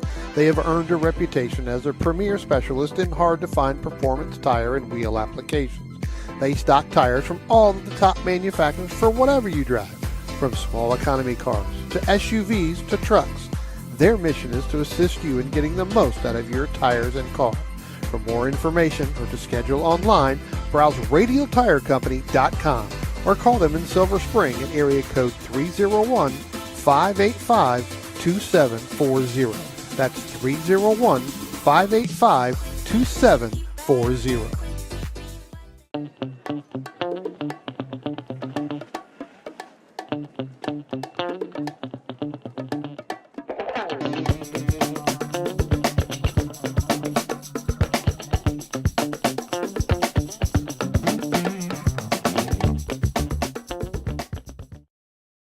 If you like what you see today, become part of the action by joining Sports Car Club of America. Whether you want to drive, flag, or just have fun with cars, SCCA membership opens the door to all kinds of motorsports to feed your obsession, along with 65,000 like-minded members ready to be friends. Ask someone trackside how to get involved or visit scca.com for more information. OG Racing carries just what you need to get on the track, from driving suits and shoes to helmets, data and video systems, to your favorite brake pads from Performance Friction, Hawk, and Paget. OG Racing has built its reputation during the last 22 years by providing the best customer service in the motorsports business, and their depth of inventory is second to none when it comes to safety equipment. That's why OG Racing has been the highest volume Sparco dealer for 17 years. Come visit their 12,000 square foot showroom and warehouse located in Sterling, Virginia. Call them at 1-800-934-9112 or order online at ogracing.com.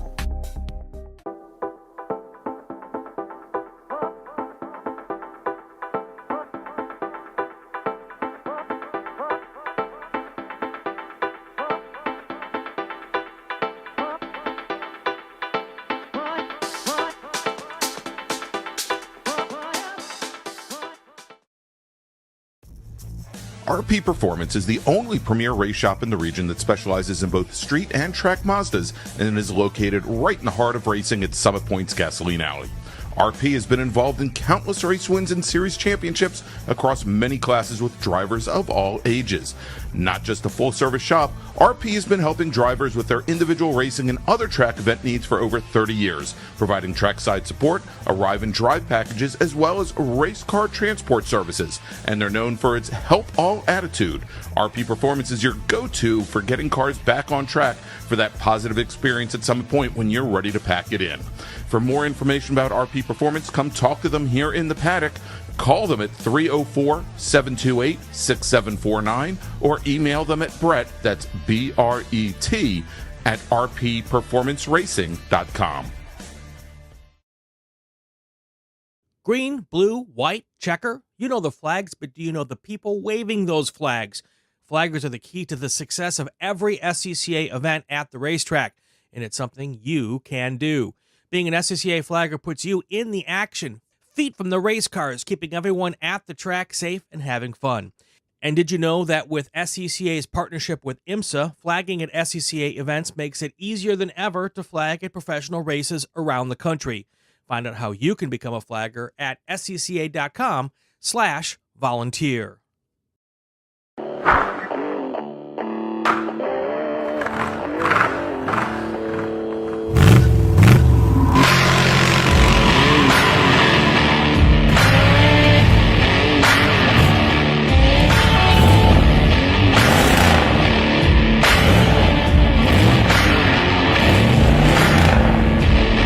Hey dog, Belmont Classic Cars, where we take you back to simpler times. Belmont, Ohio.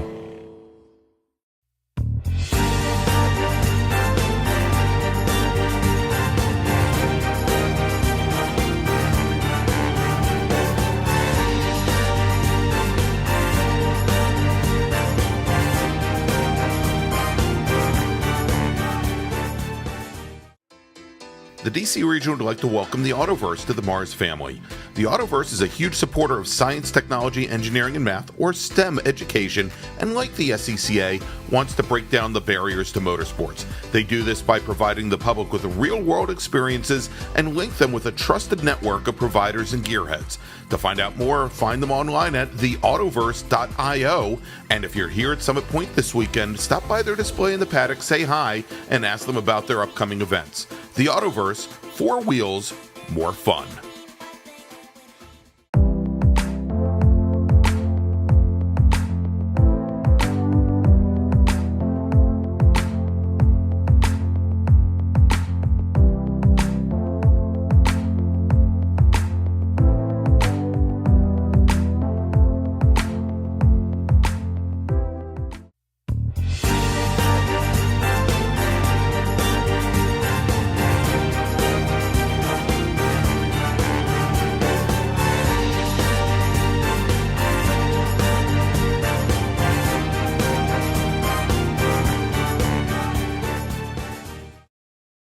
Since 1976, Radial Tire Company has been providing the Washington, D.C. area with quality tires and the finest service.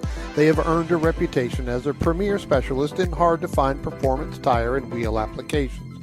They stock tires from all of the top manufacturers for whatever you drive, from small economy cars to SUVs to trucks. Their mission is to assist you in getting the most out of your tires and car. For more information or to schedule online, browse radialtirecompany.com or call them in Silver Spring at area code 301-585-2740. That's 301-585-2740.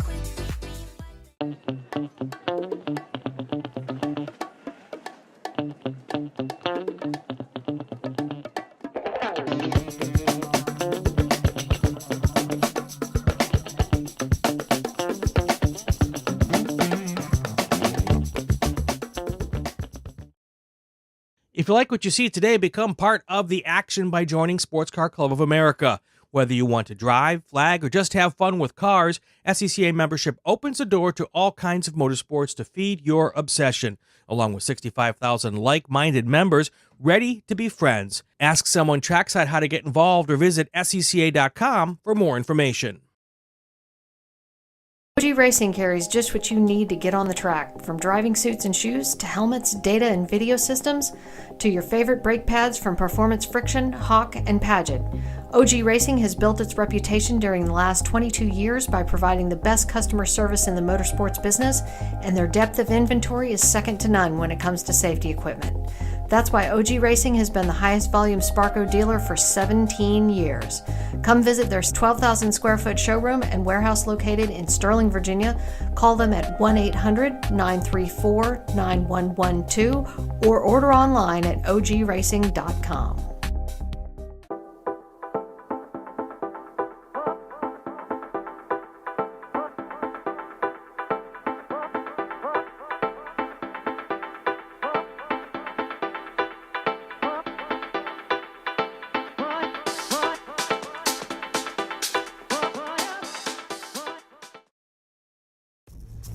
RP Performance is the only premier race shop in the region that specializes in both street and track Mazdas and is located right in the heart of racing at Summit Point's Gasoline Alley. RP has been involved in countless race wins and series championships across many classes with drivers of all ages. Not just a full-service shop, RP has been helping drivers with their individual racing and other track event needs for over 30 years, providing trackside support, arrive and drive packages, as well as race car transport services. And they're known for its help all attitude. RP Performance is your go-to for getting cars back on track for that positive experience at Summit Point when you're ready to pack it in. For more information about RP Performance, come talk to them here in the paddock.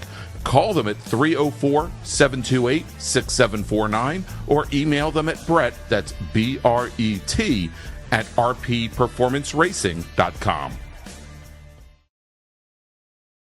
Green, blue, white, checker. You know the flags, but do you know the people waving those flags?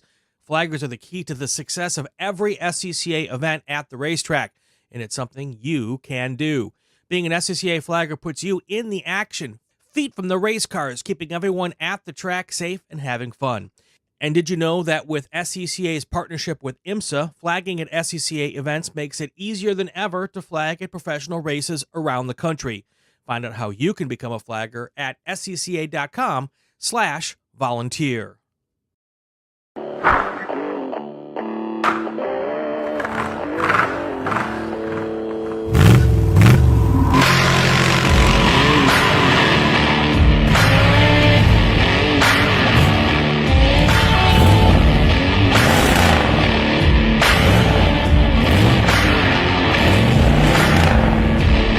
Hey dog, Belmont Classic Cars, where we take you back to simpler times. Belmont, Ohio.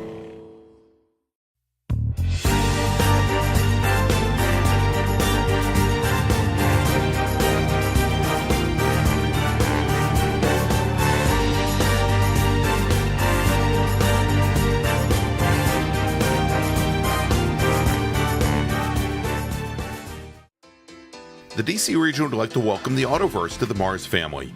The Autoverse is a huge supporter of science, technology, engineering, and math, or STEM education, and like the SCCA, wants to break down the barriers to motorsports. They do this by providing the public with real-world experiences and link them with a trusted network of providers and gearheads. To find out more, find them online at theautoverse.io, and if you're here at Summit Point this weekend, stop by their display in the paddock, say hi, and ask them about their upcoming events. The Autoverse, 4 wheels, more fun.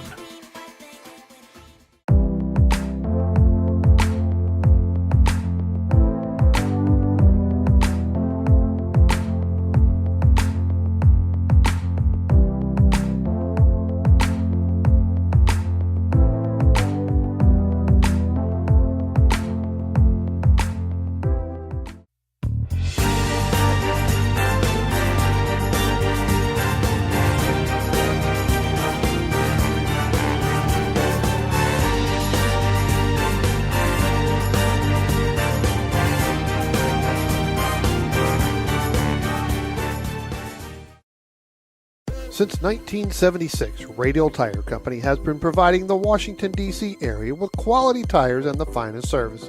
They have earned a reputation as a premier specialist in hard-to-find performance tire and wheel applications. They stock tires from all of the top manufacturers for whatever you drive, from small economy cars to SUVs to trucks. Their mission is to assist you in getting the most out of your tires and car. For more information or to schedule online, browse radialtirecompany.com or call them in Silver Spring at area code 301-585-2740. That's 301-585-2740.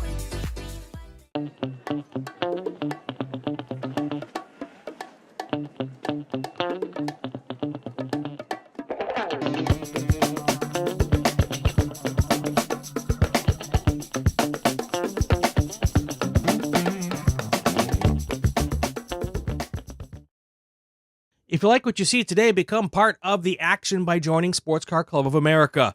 Whether you want to drive, flag, or just have fun with cars, SCCA membership opens the door to all kinds of motorsports to feed your obsession, along with 65,000 like-minded members ready to be friends. Ask someone trackside how to get involved or visit SCCA.com for more information.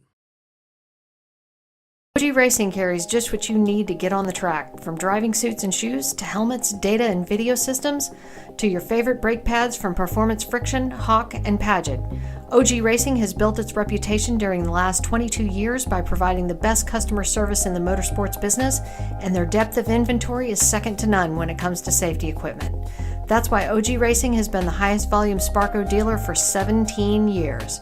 Come visit their 12,000 square foot showroom and warehouse located in Sterling, Virginia. Call them at 1-800-934-9112 or order online at ogracing.com.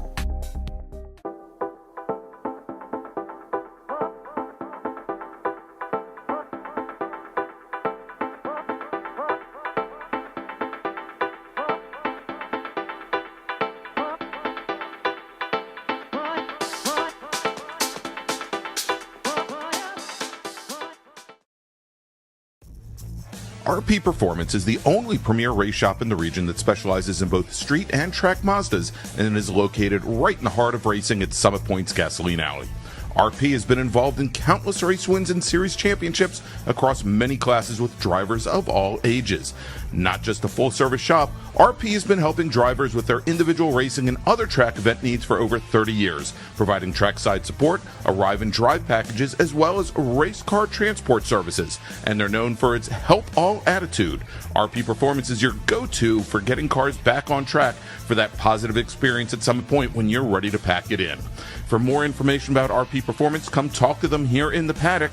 Call them at 304-728-6749 or email them at Brett, that's B-R-E-T, at rpperformanceracing.com.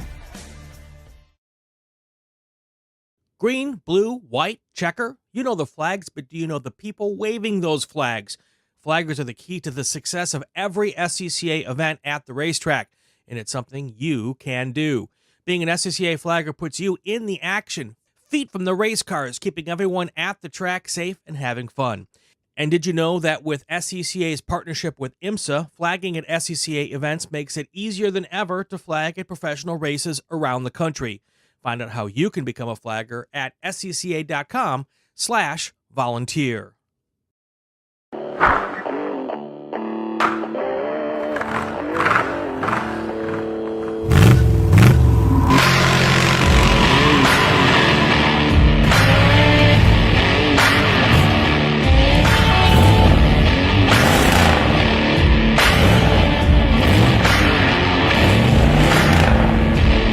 Hey dog, Belmont Classic Cars, where we take you back to simpler times. Belmont, Ohio.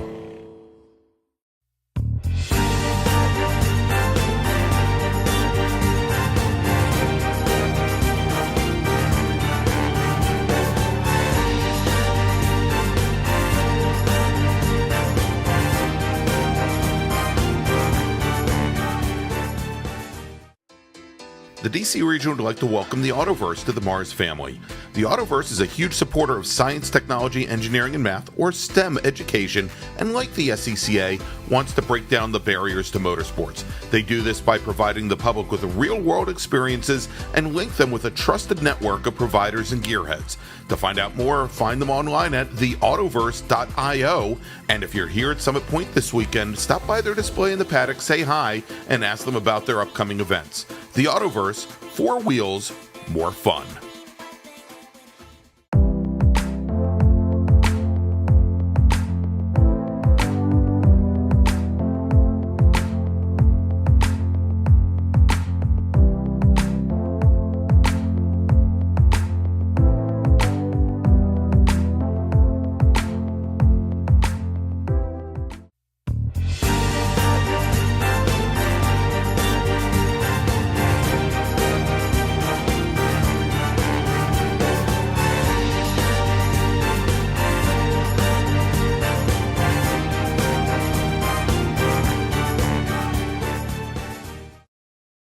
Since 1976, Radial Tire Company has been providing the Washington, D.C. area with quality tires and the finest service.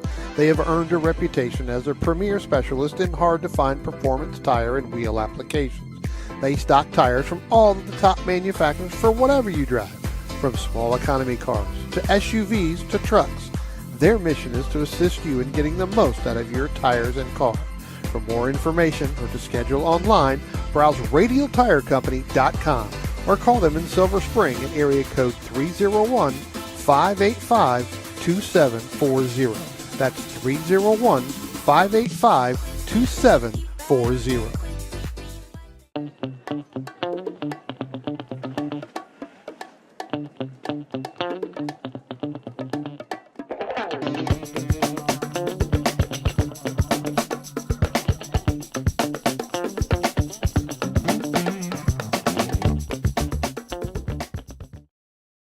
If you like what you see today, become part of the action by joining Sports Car Club of America.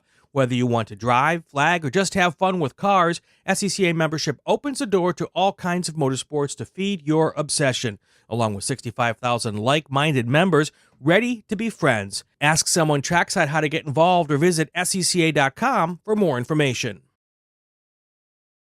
OG Racing carries just what you need to get on the track, from driving suits and shoes to helmets, data and video systems, to your favorite brake pads from Performance Friction, Hawk, and Paget. OG Racing has built its reputation during the last 22 years by providing the best customer service in the motorsports business, and their depth of inventory is second to none when it comes to safety equipment. That's why OG Racing has been the highest volume Sparco dealer for 17 years. Come visit their 12,000 square foot showroom and warehouse located in Sterling, Virginia. Call them at 1-800-934-9112 or order online at ogracing.com.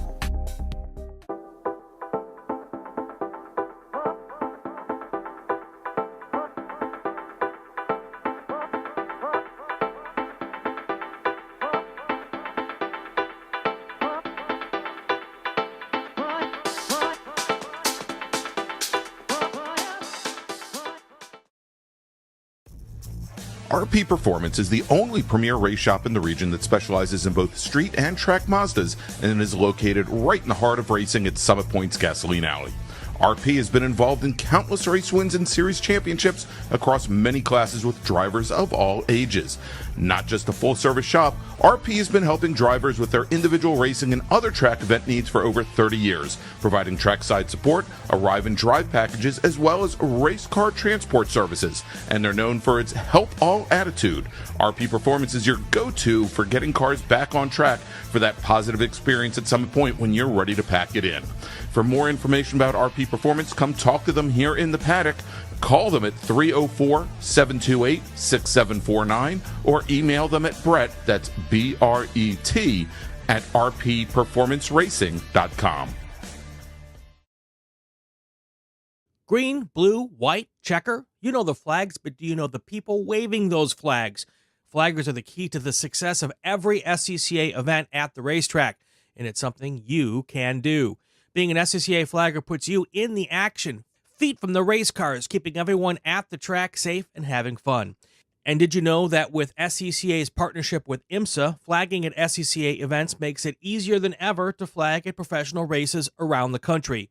Find out how you can become a flagger at scca.com/volunteer.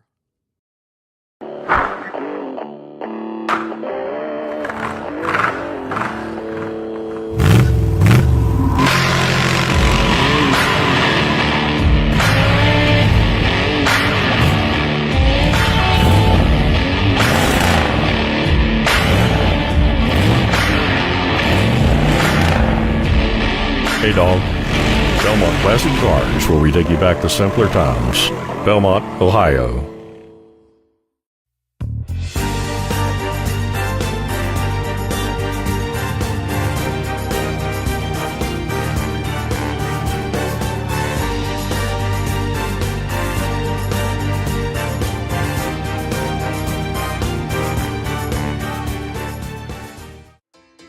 The DC region would like to welcome the Autoverse to the MARRS family. The Autoverse is a huge supporter of science, technology, engineering, and math, or STEM education, and like the SCCA, wants to break down the barriers to motorsports. They do this by providing the public with real-world experiences and link them with a trusted network of providers and gearheads.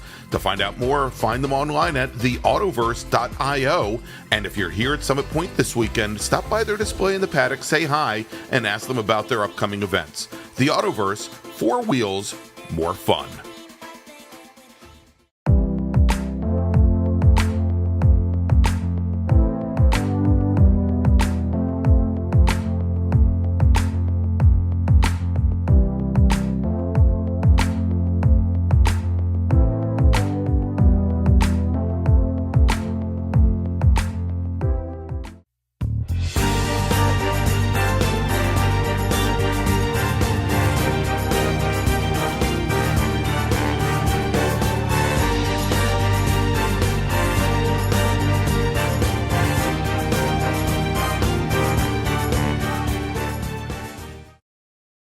Since 1976, Radial Tire Company has been providing the Washington, D.C. area with quality tires and the finest service.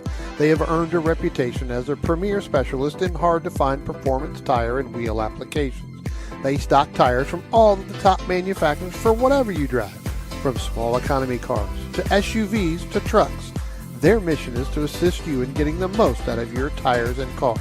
For more information or to schedule online, browse radialtirecompany.com or call them in Silver Spring at area code 301-585-2740. That's 301-585-2740.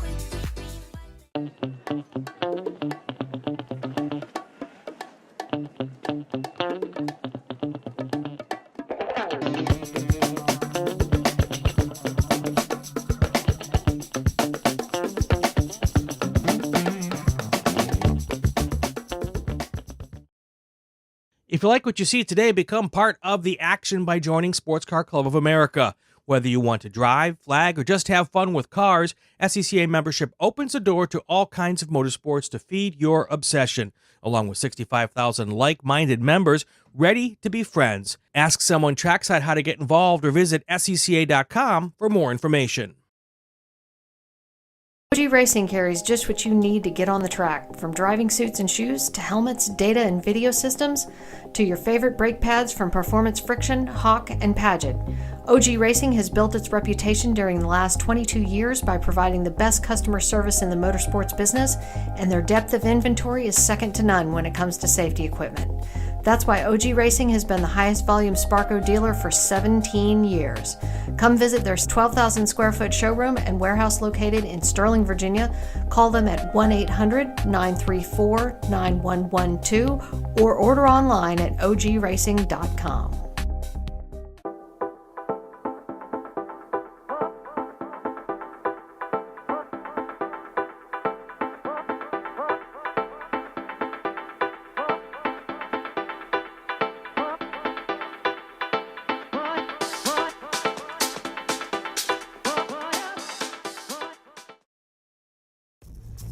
RP Performance is the only premier race shop in the region that specializes in both street and track Mazdas and is located right in the heart of racing at Summit Point's Gasoline Alley. RP has been involved in countless race wins and series championships across many classes with drivers of all ages. Not just a full-service shop, RP has been helping drivers with their individual racing and other track event needs for over 30 years, providing trackside support, arrive and drive packages, as well as race car transport services. And they're known for its help all attitude. RP Performance is your go-to for getting cars back on track for that positive experience at Summit Point when you're ready to pack it in. For more information about RP Performance, come talk to them here in the paddock. Call them at 304-728-6749 or email them at Brett, that's B-R-E-T, at rpperformanceracing.com. Green, blue, white, checker. You know the flags, but do you know the people waving those flags? Flaggers are the key to the success of every SCCA event at the racetrack, and it's something you can do. Being an SCCA flagger puts you in the action, feet from the race cars, keeping everyone at the track safe and having fun. And did you know that with SCCA's partnership with IMSA, flagging at SCCA events makes it easier than ever to flag at professional races around the country? Find out how you can become a flagger at scca.com/volunteer.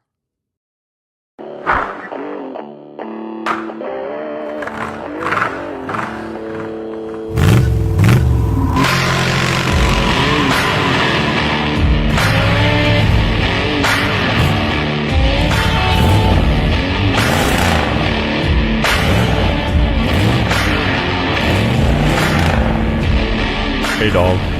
Belmont Classic Cars, where we take you back to simpler times. Belmont, Ohio.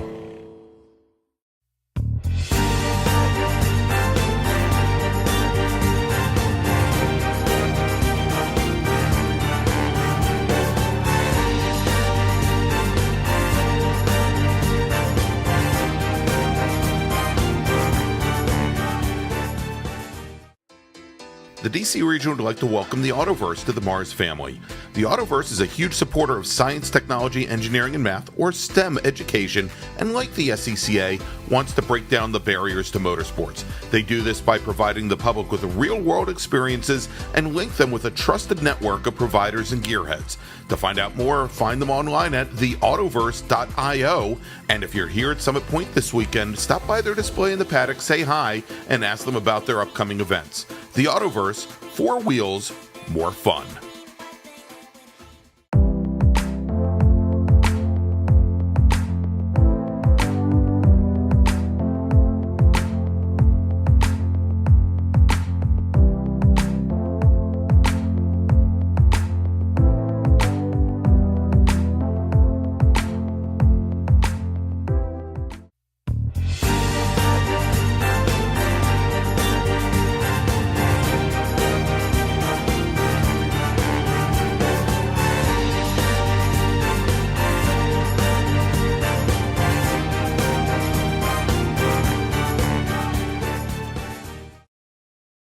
Since 1976, Radial Tire Company has been providing the Washington, D.C. area with quality tires and the finest service.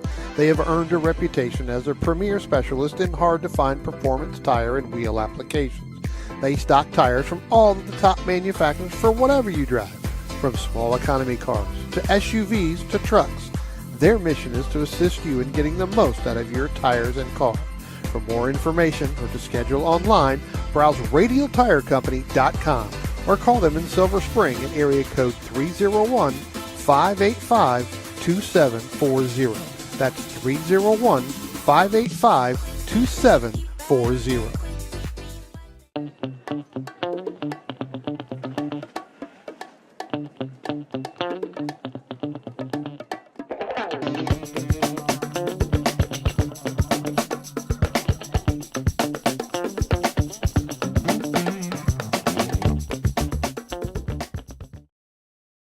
If you like what you see today, become part of the action by joining Sports Car Club of America. Whether you want to drive, flag, or just have fun with cars, SCCA membership opens the door to all kinds of motorsports to feed your obsession, along with 65,000 like-minded members ready to be friends. Ask someone trackside how to get involved or visit scca.com for more information. OG Racing carries just what you need to get on the track, from driving suits and shoes to helmets, data and video systems, to your favorite brake pads from Performance Friction, Hawk, and Paget. OG Racing has built its reputation during the last 22 years by providing the best customer service in the motorsports business, and their depth of inventory is second to none when it comes to safety equipment. That's why OG Racing has been the highest volume Sparco dealer for 17 years. Come visit their 12,000 square foot showroom and warehouse located in Sterling, Virginia. Call them at 1-800-934-9112 or order online at ogracing.com.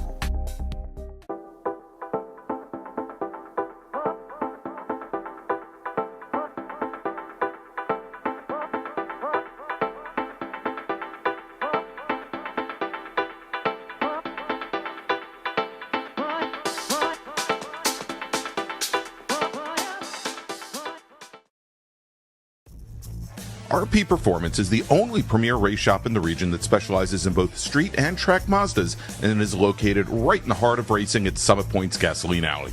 RP has been involved in countless race wins and series championships across many classes with drivers of all ages. Not just a full-service shop, RP has been helping drivers with their individual racing and other track event needs for over 30 years, providing trackside support, arrive and drive packages, as well as race car transport services. And they're known for its help all attitude.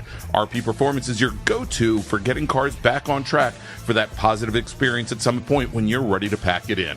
For more information about RP Performance, come talk to them here in the paddock. Call them at 304-728-6749 or email them at Brett, that's B-R-E-T, at rpperformanceracing.com.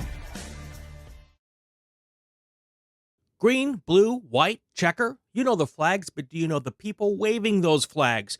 Flaggers are the key to the success of every SCCA event at the racetrack, and it's something you can do. Being an SCCA flagger puts you in the action, feet from the race cars, keeping everyone at the track safe and having fun. And did you know that with SCCA's partnership with IMSA, flagging at SCCA events makes it easier than ever to flag at professional races around the country? Find out how you can become a flagger at scca.com/volunteer.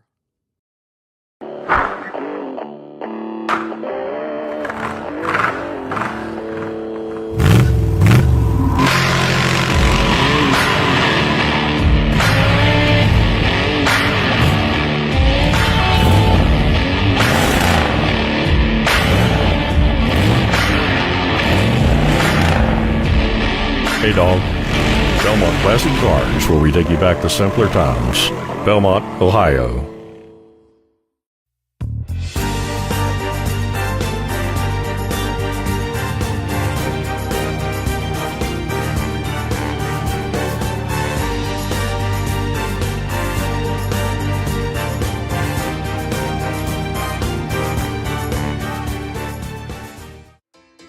The DC region would like to welcome the Autoverse to the MARRS family.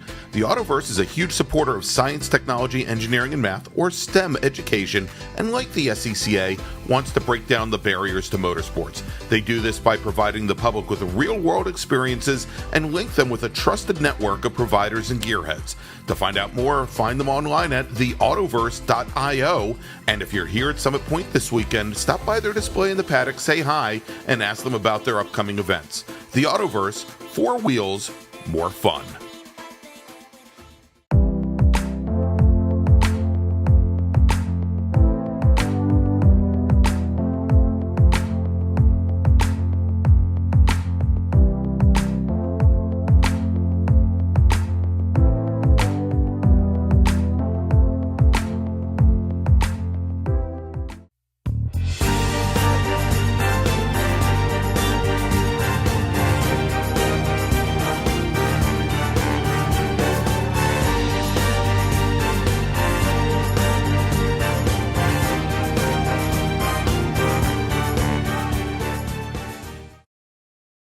Since 1976, Radial Tire Company has been providing the Washington, D.C. area with quality tires and the finest service.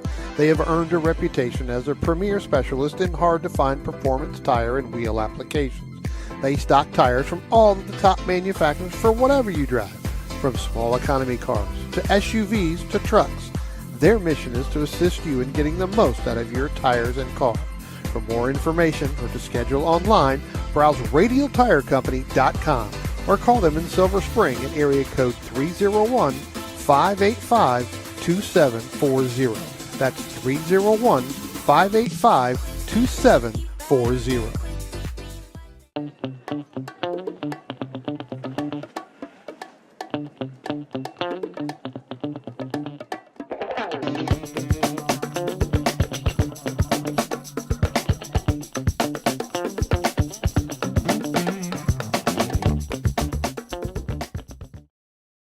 If you like what you see today, become part of the action by joining Sports Car Club of America. Whether you want to drive, flag, or just have fun with cars, SCCA membership opens the door to all kinds of motorsports to feed your obsession, along with 65,000 like-minded members ready to be friends. Ask someone trackside how to get involved or visit scca.com for more information. OG Racing carries just what you need to get on the track, from driving suits and shoes to helmets, data and video systems, to your favorite brake pads from Performance Friction, Hawk, and Paget. OG Racing has built its reputation during the last 22 years by providing the best customer service in the motorsports business, and their depth of inventory is second to none when it comes to safety equipment. That's why OG Racing has been the highest volume Sparco dealer for 17 years. Come visit their 12,000 square foot showroom and warehouse located in Sterling, Virginia. Call them at 1-800-934-9112 or order online at ogracing.com.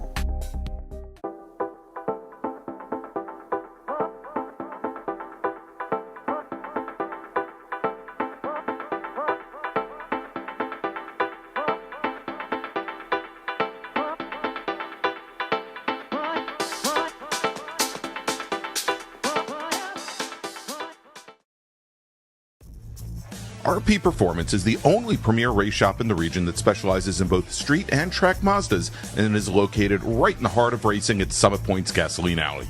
RP has been involved in countless race wins and series championships across many classes with drivers of all ages. Not just a full-service shop, RP has been helping drivers with their individual racing and other track event needs for over 30 years, providing trackside support, arrive and drive packages, as well as race car transport services. And they're known for its help all attitude. RP Performance is your go-to for getting cars back on track for that positive experience at Summit Point when you're ready to pack it in. For more information about RP Performance, come talk to them here in the paddock. Call them at 304-728-6749 or email them at Brett, that's B-R-E-T, at rpperformanceracing.com. Green, blue, white, checker. You know the flags, but do you know the people waving those flags?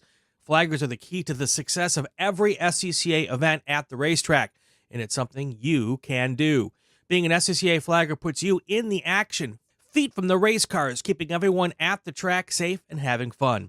And did you know that with SCCA's partnership with IMSA, flagging at SCCA events makes it easier than ever to flag at professional races around the country? Find out how you can become a flagger at scca.com/volunteer.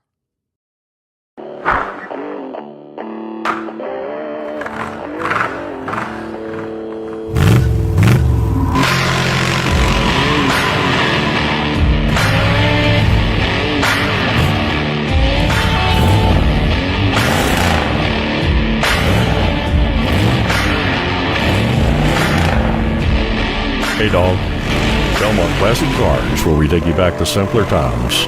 Belmont, Ohio.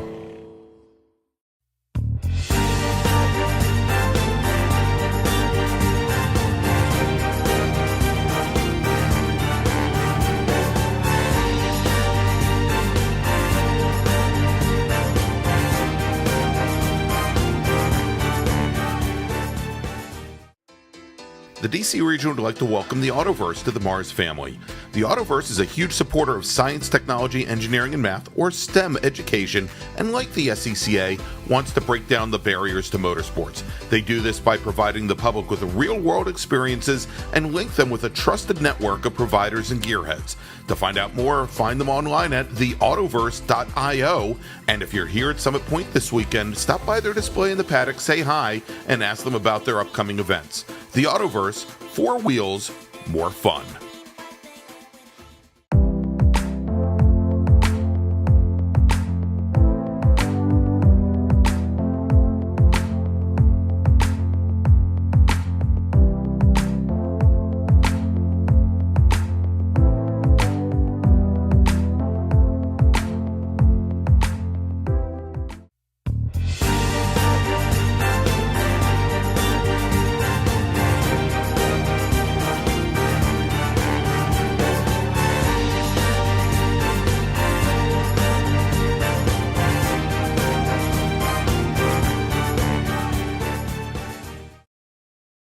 Since 1976, Radial Tire Company has been providing the Washington, D.C. area with quality tires and the finest service.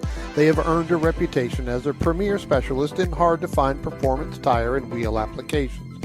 They stock tires from all of the top manufacturers for whatever you drive, from small economy cars to SUVs to trucks.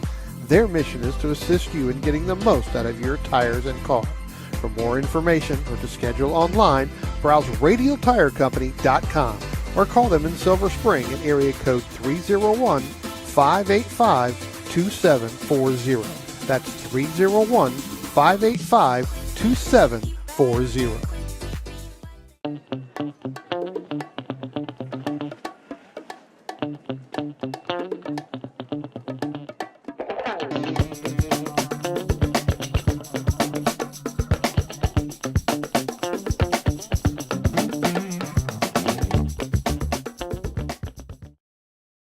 If you like what you see today, become part of the action by joining Sports Car Club of America. Whether you want to drive, flag, or just have fun with cars, SCCA membership opens the door to all kinds of motorsports to feed your obsession, along with 65,000 like-minded members ready to be friends. Ask someone trackside how to get involved or visit scca.com for more information. OG Racing carries just what you need to get on the track, from driving suits and shoes to helmets, data and video systems, to your favorite brake pads from Performance Friction, Hawk, and Paget. OG Racing has built its reputation during the last 22 years by providing the best customer service in the motorsports business, and their depth of inventory is second to none when it comes to safety equipment. That's why OG Racing has been the highest volume Sparco dealer for 17 years. Come visit their 12,000 square foot showroom and warehouse located in Sterling, Virginia. Call them at 1-800-934-9112 or order online at ogracing.com.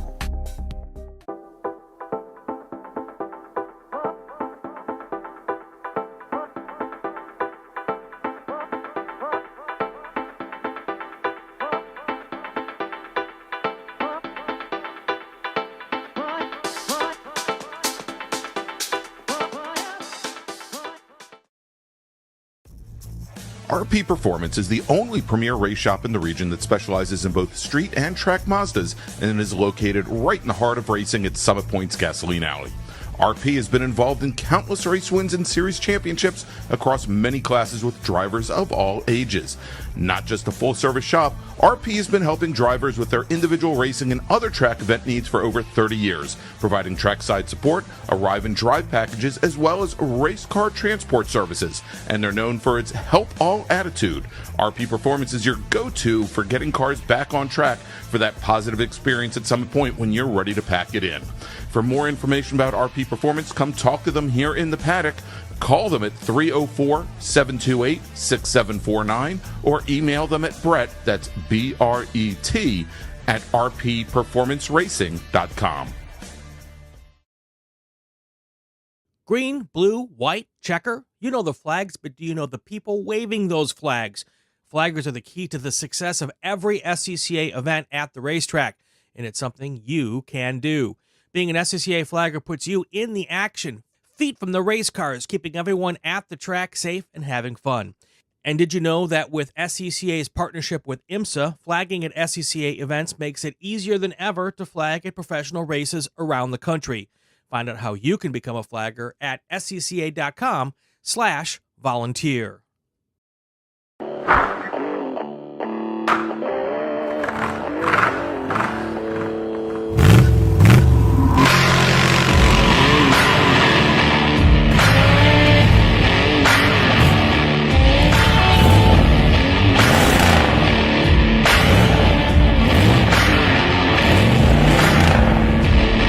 Hey dog, Belmont Classic Cars, where we take you back to simpler times.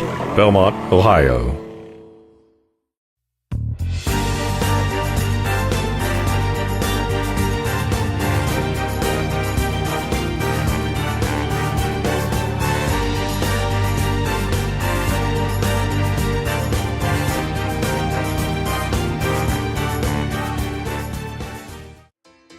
The DC region would like to welcome the Autoverse to the MARRS family.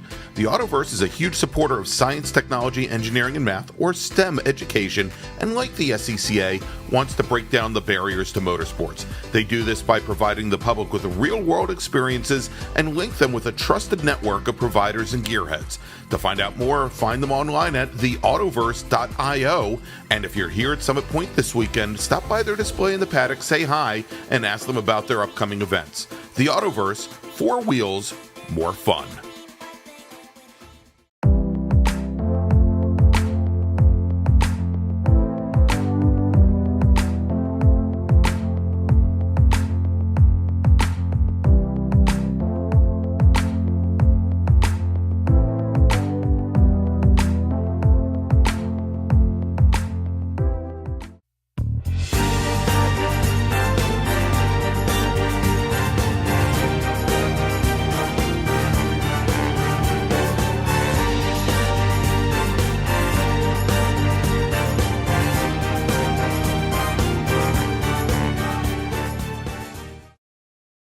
Since 1976, Radial Tire Company has been providing the Washington, D.C. area with quality tires and the finest service.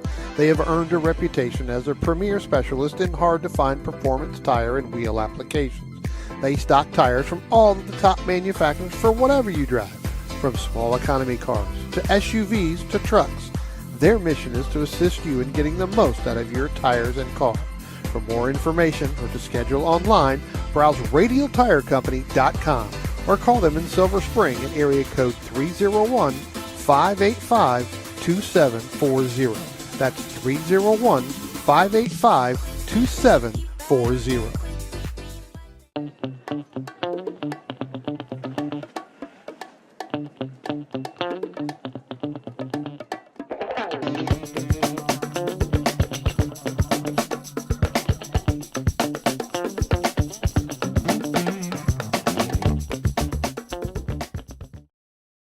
If you like what you see today, become part of the action by joining Sports Car Club of America.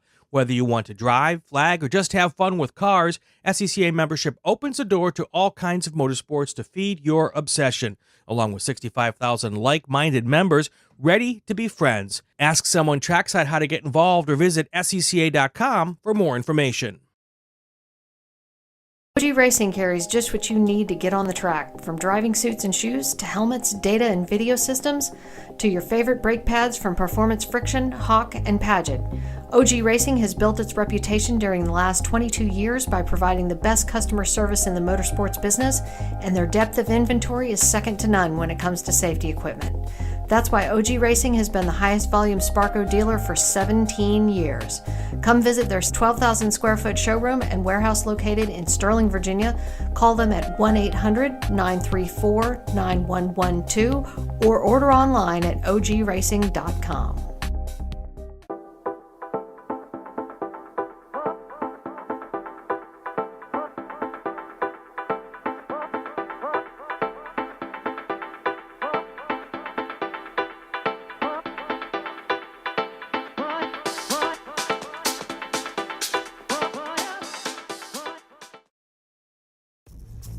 RP Performance is the only premier race shop in the region that specializes in both street and track Mazdas, and is located right in the heart of racing at Summit Point's Gasoline Alley. RP has been involved in countless race wins and series championships across many classes with drivers of all ages. Not just a full-service shop, RP has been helping drivers with their individual racing and other track event needs for over 30 years, providing trackside support, arrive and drive packages, as well as race car transport services. And they're known for its help all attitude. RP Performance is your go-to for getting cars back on track for that positive experience at Summit Point when you're ready to pack it in. For more information about RP Performance, come talk to them here in the paddock. Call them at 304-728-6749 or email them at Brett, that's B-R-E-T, at rpperformanceracing.com. Green, blue, white, checker. You know the flags, but do you know the people waving those flags? Flaggers are the key to the success of every SCCA event at the racetrack, and it's something you can do. Being an SCCA flagger puts you in the action, feet from the race cars, keeping everyone at the track safe and having fun. And did you know that with SCCA's partnership with IMSA, flagging at SCCA events makes it easier than ever to flag at professional races around the country? Find out how you can become a flagger at scca.com/volunteer.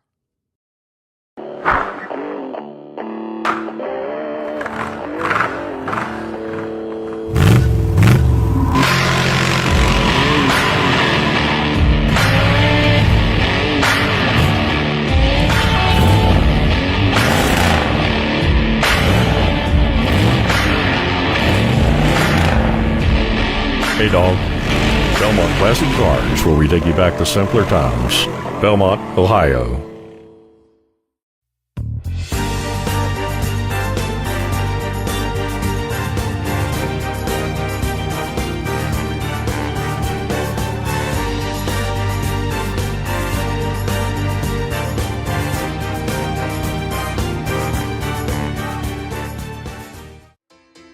The DC region would like to welcome the Autoverse to the MARRS family. The Autoverse is a huge supporter of science, technology, engineering, and math, or STEM education, and like the SCCA, wants to break down the barriers to motorsports. They do this by providing the public with real-world experiences and link them with a trusted network of providers and gearheads. To find out more, find them online at theautoverse.io, and if you're here at Summit Point this weekend, stop by their display in the paddock, say hi, and ask them about their upcoming events. The Autoverse, 4 wheels, more fun.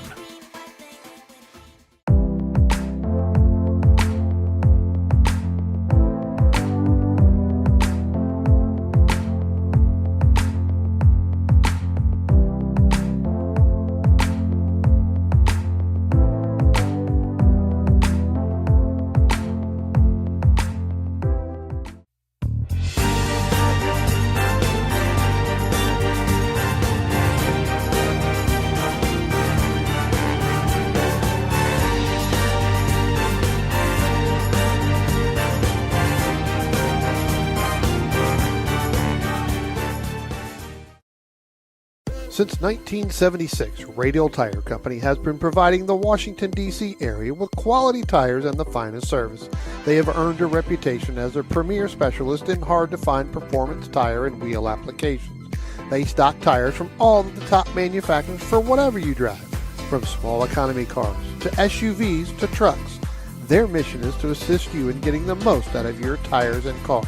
For more information or to schedule online, browse radialtirecompany.com or call them in Silver Spring at area code 301-585-2740. That's 301-585-2740.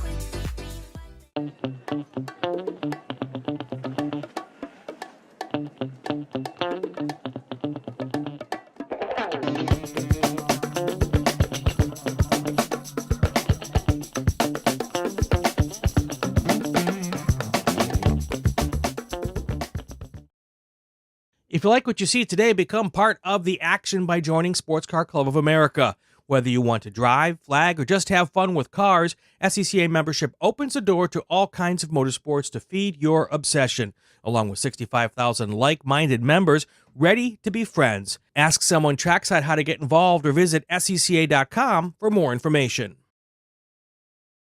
OG Racing carries just what you need to get on the track, from driving suits and shoes to helmets, data and video systems, to your favorite brake pads from Performance Friction, Hawk, and Paget. OG Racing has built its reputation during the last 22 years by providing the best customer service in the motorsports business, and their depth of inventory is second to none when it comes to safety equipment. That's why OG Racing has been the highest volume Sparco dealer for 17 years. Come visit their 12,000 square foot showroom and warehouse located in Sterling, Virginia. Call them at 1-800-934-9112 or order online at ogracing.com.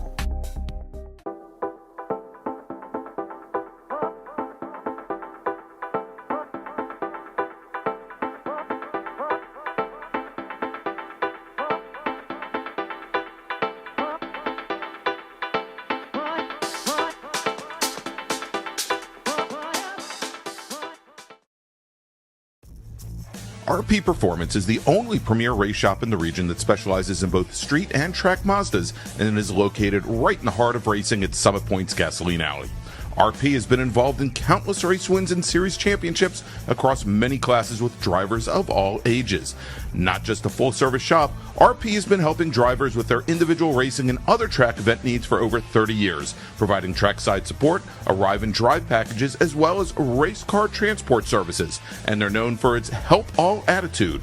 RP Performance is your go-to for getting cars back on track for that positive experience at Summit Point when you're ready to pack it in. For more information about RP Performance, come talk to them here in the paddock. Call them at 304-728-6749 or email them at Brett, that's B-R-E-T, at rpperformanceracing.com. Green, blue, white, checker. You know the flags, but do you know the people waving those flags? Flaggers are the key to the success of every SCCA event at the racetrack, and it's something you can do. Being an SCCA flagger puts you in the action, feet from the race cars, keeping everyone at the track safe and having fun. And did you know that with SCCA's partnership with IMSA, flagging at SCCA events makes it easier than ever to flag at professional races around the country? Find out how you can become a flagger at scca.com/volunteer.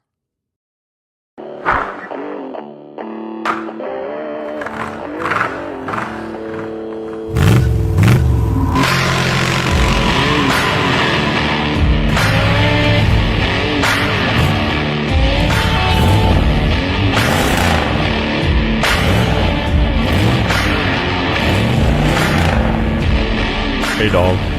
Belmont Classic Cars, where we take you back to simpler times. Belmont, Ohio.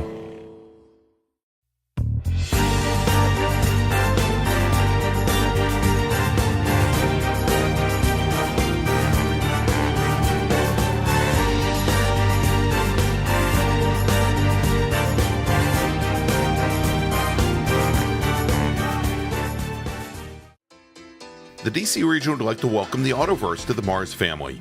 The Autoverse is a huge supporter of science, technology, engineering, and math, or STEM education, and like the SCCA, wants to break down the barriers to motorsports. They do this by providing the public with real-world experiences and link them with a trusted network of providers and gearheads. To find out more, find them online at theautoverse.io, and if you're here at Summit Point this weekend, stop by their display in the paddock, say hi, and ask them about their upcoming events. The Autoverse, 4 wheels, more fun.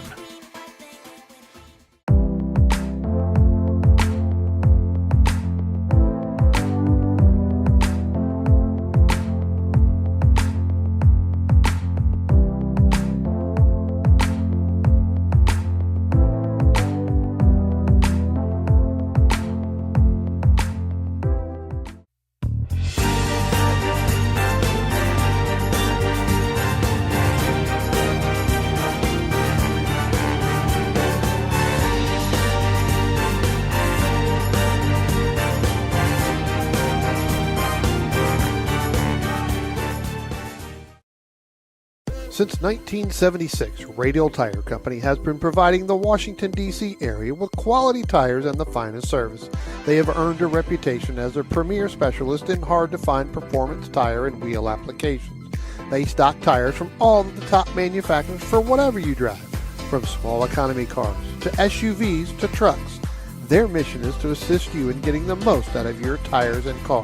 For more information or to schedule online, browse radialtirecompany.com or call them in Silver Spring at area code 301-585-2740. That's 301-585-2740.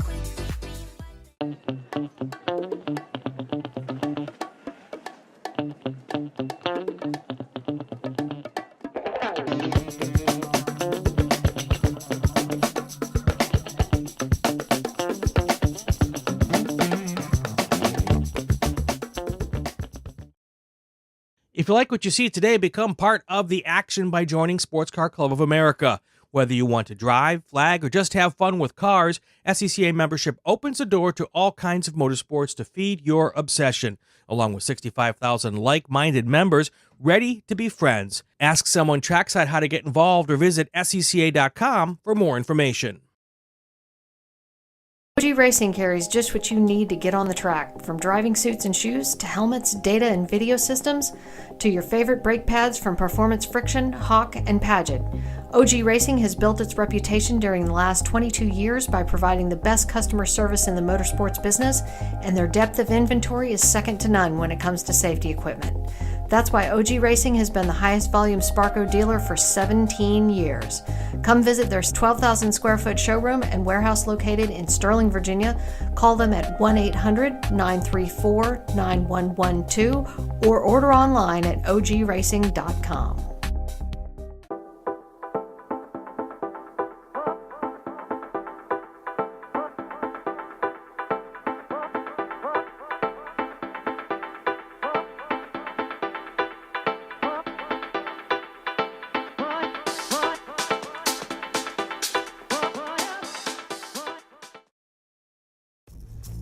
RP Performance is the only premier race shop in the region that specializes in both street and track Mazdas and is located right in the heart of racing at Summit Point's Gasoline Alley. RP has been involved in countless race wins and series championships across many classes with drivers of all ages. Not just a full-service shop, RP has been helping drivers with their individual racing and other track event needs for over 30 years, providing trackside support, arrive and drive packages, as well as race car transport services. And they're known for its help all attitude. RP Performance is your go-to for getting cars back on track for that positive experience at Summit Point when you're ready to pack it in. For more information about RP Performance, come talk to them here in the paddock. Call them at 304-728-6749 or email them at Brett, that's B-R-E-T, at rpperformanceracing.com. Green, blue, white, checker. You know the flags, but do you know the people waving those flags?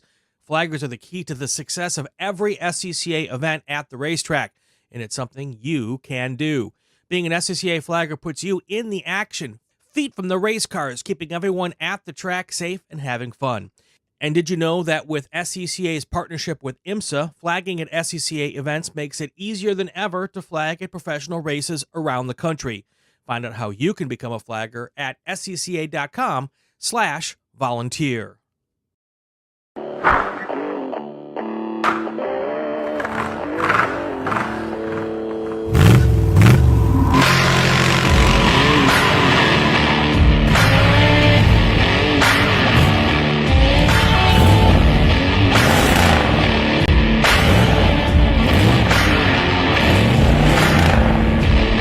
Hey, dog.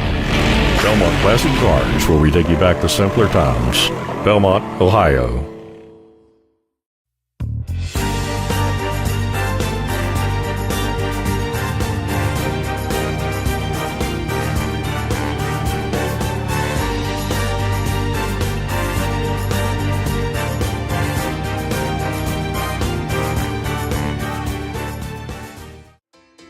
The DC region would like to welcome the Autoverse to the MARRS family. The Autoverse is a huge supporter of science, technology, engineering, and math, or STEM education, and like the SCCA, wants to break down the barriers to motorsports. They do this by providing the public with real-world experiences and link them with a trusted network of providers and gearheads. To find out more, find them online at theautoverse.io, and if you're here at Summit Point this weekend, stop by their display in the paddock, say hi, and ask them about their upcoming events. The Autoverse, 4 wheels, more fun.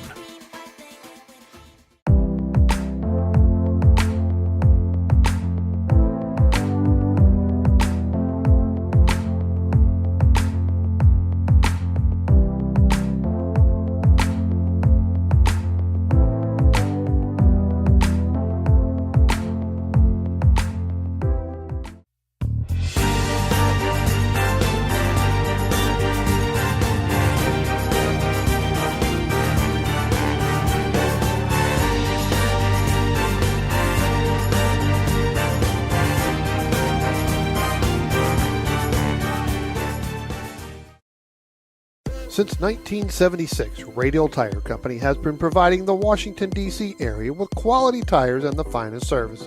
They have earned a reputation as a premier specialist in hard-to-find performance tire and wheel applications. They stock tires from all of the top manufacturers for whatever you drive, from small economy cars to SUVs to trucks. Their mission is to assist you in getting the most out of your tires and car. For more information or to schedule online, browse radialtirecompany.com or call them in Silver Spring at area code 301-585-2740. That's 301-585-2740. And welcome back from lunch, everybody, here at Summit Point Raceway and the 2023 Labor Day Mars Spectacular presented by Radial Tire Company. I'm Greg Ginsberg along with Spencer Gaynor. And now, as Brian Donati goes to get ready for his SSM race, which is going to be starting in a little while, I've got Deacon Greenfield rejoining us here in the booth. How you doing, Deacon? Good afternoon. I'm good. All right, let's turn your levels up just a little bit. He is on. That's because I had him muted. Let's try it again. Or no, actually, we had you right. That's all right. Try it again, Deacon. Good afternoon. There we go. There we Much go. better. Okay. All right. There we go. All right. So, Deacon, here as we just came back from lunch. Let's take a look at the schedule that we have coming up this afternoon as we're starting to wind things down here at the Labor Day MARRS Spectacular presented by Radial Tire.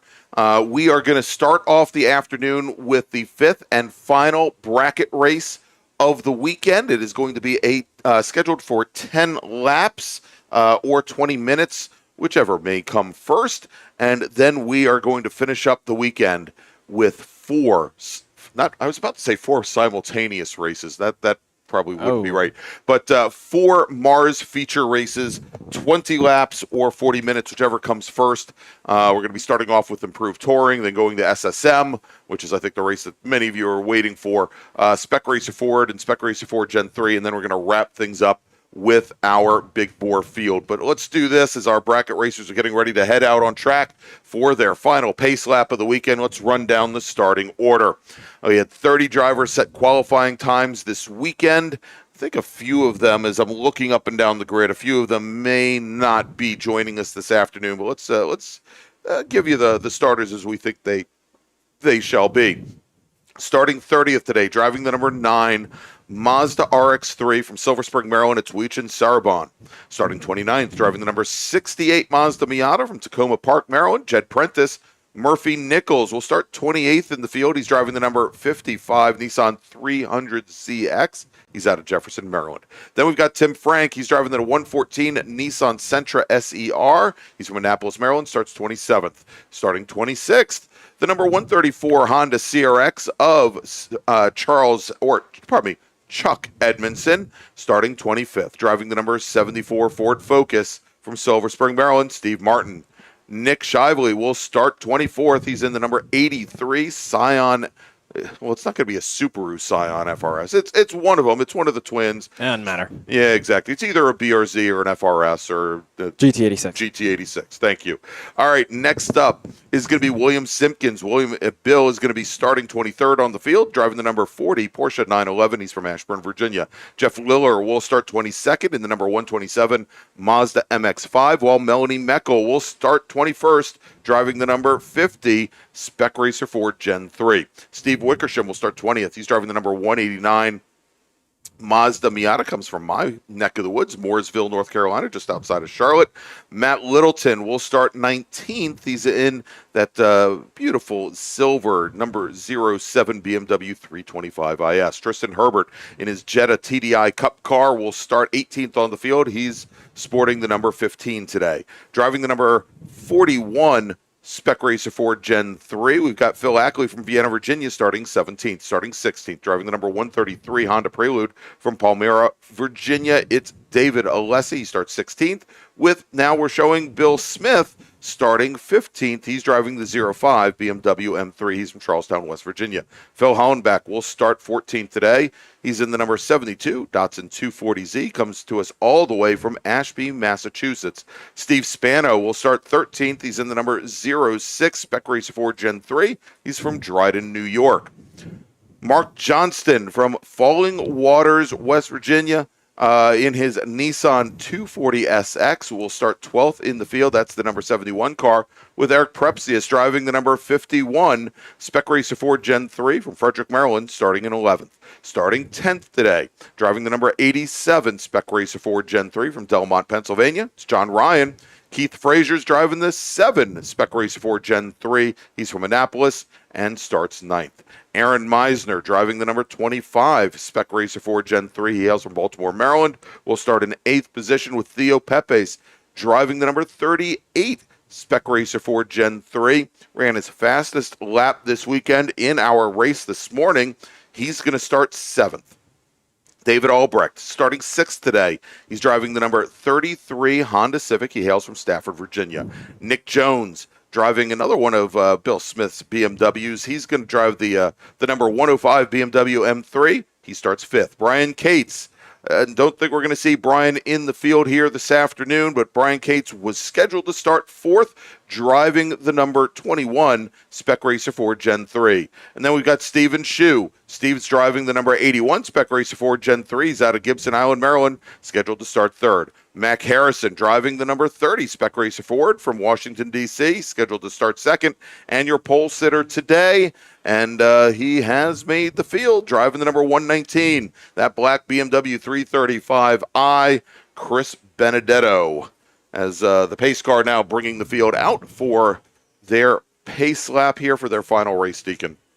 Yeah, one of the really interesting and honestly most fun things about bracket is seeing some of the cars that don't get classed very well, or people who are just looking to practice more, not doing wheel to wheel. But you get to see some really cool cars out here, like that yellow 240Z and Murphy Nichols 300ZX. That's not something you see every day in the typical classes, and that beautiful Mazda the number 9 RX-3. So really love to see some of the cars that don't get to see very often. Yeah, and it looks like Wichut Sarabon has managed to get that Mazda RX-3 back out on track. He retired early from the bracket race this morning, and so hopefully we can see that car make it all the way to the checkered flag. I don't think it has all weekend long. So one of the things that we'll probably be looking for here, Deacon, at least early on, Chris Benedetto, our pole sitter, I think every race so far this weekend, he's had what appears to be some electrical issues with his BMW, where he has had to shut down and recycle the car, typically on the very first lap. And usually coming out of the carousel, coming up the hill and onto the front straight. We'll see if that is the case again today in their fifth race this weekend. After that initial issue, he's then the car seems to be fine, continues to run, but the last two races he's dropped back to 11th or 12th position on track. Pretty much right as they get down into the carousel. Here, as the lights are out on the pace car, Deacon, and we can see him coming through the carousel now. Still a little strung out at the back half of the field, but the first the first 5 rows seem to be very well formed. The problem is that there are I think 15 rows here racing in this first race. All right, pace cars on the pit lane. Deacon turning the field over to Chris Benedetto.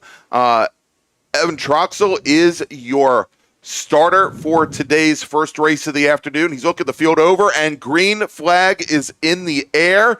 And as we've got one of the Spec Racer Fords, that is Mac Harrison on the outside of row number 1. We had the BMW with Nick Jones in the 105 car looking for a way by almost immediately. Got a great jump, but the car just kind of didn't have to get up and go get around the Spec Racer Fords. Benedetto, first driver into turn number 1, and then we've got Harrison Shue and I believe Theo Pepe's in the blue number 38 Spec Racer Ford, and then a little bit further back from there, it appears to be that is Aaron Meisner's Spec Racer Ford. Yeah, crawling through the field now. We also have the silver Civic of David Albrecht right behind the Z. And we've also got some more moving up in the back, especially from the RX-3 of, let's see, who's the RX-3? Yeah. All right, as they're making their way down into the carousel now, and for the moment here, Benedetto's car still seems to be running okay, but now sweeping around the outside, Mac Harrison in the number 30 machine, and we're going to see if this is a side of things to come. And once again, Deacon, we've got the BMW of Benedetto. He moves all the way to driver's right, and a whole stream of cars will drive by. I don't know what the story is there that we've seen it all weekend long, but Mac Harrison now with about a 15 car length advantage over Stephen Shue on the front straight. Then we've got Theo Pepe's, and I'm showing is Eric Prepsius in the number 51 machine. But I'm fairly certain that there is a machine ahead of him, and I think it's the Meisner car. Then Mark Johnston, Keith Frazier. Yeah, it looks like the electrical gremlins are definitely hitting that BMW, but he looks like he's got it back firing underway. Now he's weaving back up through those surfs we got leading the field, along with Mark Johnston in the 240SX. So hopefully he can keep it running for the entire race. All right, so I was worried about one BMW, Deacon. Maybe I should have been worried about the other one. Matt Littleton in the number 07, the BMW 325, the E30 BMW. Right. He had some issues, some electrical issues earlier in the weekend related to the battery. That car having the battery located in the trunk. Okay. First, he had some electrical issues. Then he took a hit on the start of the very first ITS race, Right, I remember that. which caused more problems. Well, he came to almost a complete stop with the engine shut down at turn number 5 here on the first lap. He has managed to rejoin. And I believe at the moment he is sitting somewhere around 13th in the field. We'll try to track him here as our second lap completes. Again, Mac Harrison, currently your leader on track. And now is about the point where we should start to see some bracket times and see our timing system start to put drivers in different brackets. Harrison currently in our A5 bracket for drivers a minute 23 to a minute 25. Stephen Shu directly behind, who had just run a 122.417. He now moves into that A4 bracket as well. Theo Pepe's in the 38 machine. He is currently sitting in the next bracket back, A5, as he has not cracked a minute 23 as of yet. Yeah, looking back further in the field, we've got a pretty good battle in the bracket B5 between Murphy Nichols. Let's see. Oh, just switched up on me. Where is it? Yeah, we've got Murphy in the 300ZX. It looks like we've also got Nick Shively, thank you. Nick Shively in that FRS and William Simpkins in that Porsche 911, all within a few car lengths of each other, but coming out of 10, looks like they all bunch up in the back. So a good mix of different cars making the same pace. Attention in the paddock. Attention the paddock. First call to the grid for race group number 5, Improved Touring and B-Spec. Please start heading to the grid. Race group 5, Improved Touring and B-Spec racers, please head to the grid. Your race is next.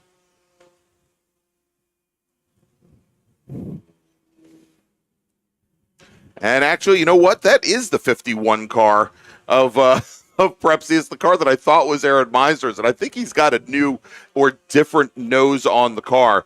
The 51 car of Prepsius, they're coming down into turn 1 right now. I think Prepsius as well as Keith Frazier in the number 7 machine, and they're rolling out of 2 heading to 3. Prepsius had an all blue car. And looks like may have had some. I think he had some damage actually yesterday's race. I believe Prepsius did have an incident yesterday in the surf race. Exactly. So they've got a new looks like red and white nose cone on that particular car. And let's try and track here. We've got a couple cars in a row here coming out of turn number 2. Behind the Focus of Martin, it's Melanie Meckel in her Spec Racer 4 Gen 3, Bill Simpkins in his Porsche 911, and Nick Shively in the Scion FRS. Now, the Scion yesterday had some rear body damage, I think, on the bumper cap in the rear. It was turning into a big giant parachute for him. I think he got that resolved and fixed this morning, but currently sitting there behind Meckel. And let's see, I believe they are all in that same bracket. You mentioned it, Steve Martin in the number 74 Ford Focus Coupe with Melanie Meckel, Bill Simpkins, and Nick Shively all in our B4 bracket for drivers a minute 31 to a minute 33.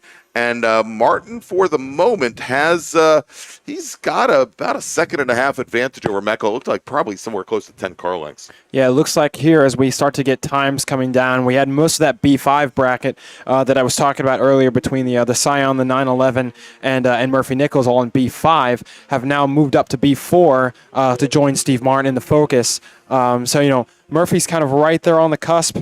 He looks like he still hasn't broken into that yet, but he's close. If he drops just a couple more tenths, he'll be able to get into that B4 bracket and possibly fight with the Porsche. All right, well, we'll have to check and see where Murphy Nichols is on track, Deacon, because I thought I had just heard that the 55 car had come into the pits, but I don't see a car. He's at Black Flag. Yeah, I was going to say, I don't see a car on the pit lane from my vantage point, but, well, there you go. He's rolling out, so I'm not sure exactly what happened there. But All right. Well, let's see if he makes the left to go back out on track. And it appears that he is going to return. And we've got something going on at turn 5 now, where we've got a local caution.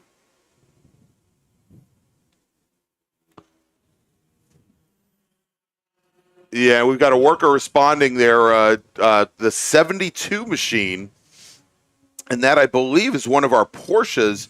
Pardon me, that is that is the Datsun 240Z of Phil Hollenbach out of Ashby, Massachusetts, the New England region driver.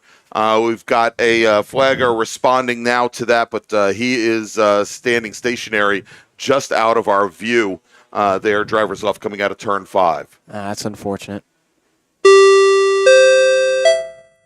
Attention in the paddock, attention the paddocks. We're halfway through this bracket race. Let's make another call to the grid for race group number 5, Improved Touring and B-Spec. Please start heading to the grid. Improved Touring and B-Spec racers, please head to the grid.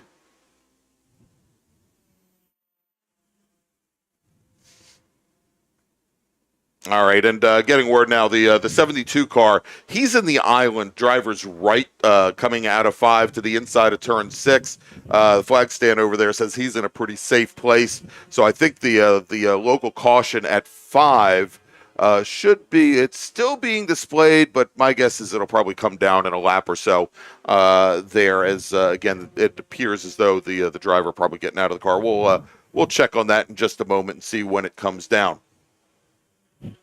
All right, great little battle here, starting to develop, and this is between Prepsius and Keith Frazier. They are currently running 3rd and 4th in the A5 bracket, but they have been nose to tail now for the past couple of laps. Now side by side, coming out of turn 2. Making their way up towards turn 3. There they are with Prepsius to the inside, Frazier and the white machine to the outside. Actually, I guess they're both blue machines. One's just got the white nose now. Yeah, if I can find them on track, I definitely want to look up a little higher to the B1 bracket of David Alessi, Steven Spano, Philip Ackley, and Phil Hollenbeck of the leading the Prelude with the Spec Racer Fords, and then looks like that's the 240Z, I believe, that's pulled off in turn 6 there. But I definitely want to look and see how David Alessi is managing those surfs there, because that is, we've seen in bracket races before, that is one mighty Prelude that can, especially in the rain, do some serious damage on much more powerful cars. And I believe that Prelude now has a new motor in it, because earlier on in the season, and I think it was either at MARRS 1 or possibly either the April MARRS, or it might have been the June MARRS, where he had lost the motor in that car. I believe that was April. Yeah, I thought it was fairly early on, and I believe. Well, that is the other Honda out there on course right now, making its way across the Honda Civic. We'll continue to track here. Well, actually, let's take a look. Is that Spano directly? I'm wondering, because I thought there was a note earlier in the week, if perhaps he's in the Civic. That's Spano on the back of David Albrecht. Right. Well, no, I believe that's actually David Alessi, not in the Prelude, but in the Honda Civic. Oh, in the Civic. Yeah, directly ahead in the 133 car, heading down the hill. And I think Albrecht had run that car earlier in the weekend, and I think it's now running the 133 instead of the 33, and that Alessi is now running in that machine. And as a matter of fact, I had a note from earlier in the weekend, and I'll see if I can pull that up. But I think that may be the case.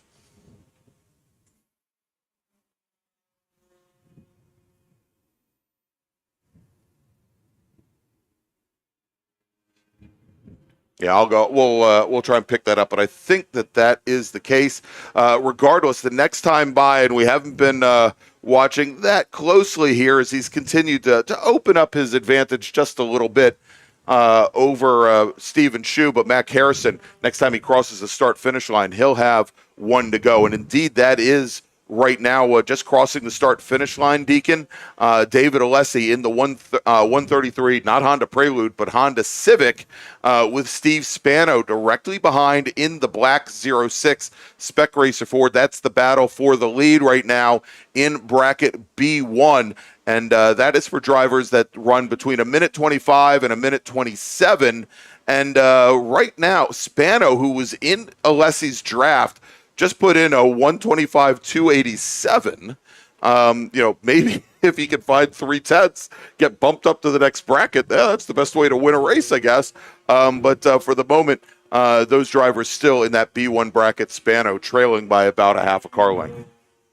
Yeah, as Murphy Nichols on that last lap moves up to the bracket B4 with a 32.9. He's quite far away from Melanie Meckel and Steve Martin in his bracket because of that pull-in that we don't have an exact sure about, but he's doing great out there.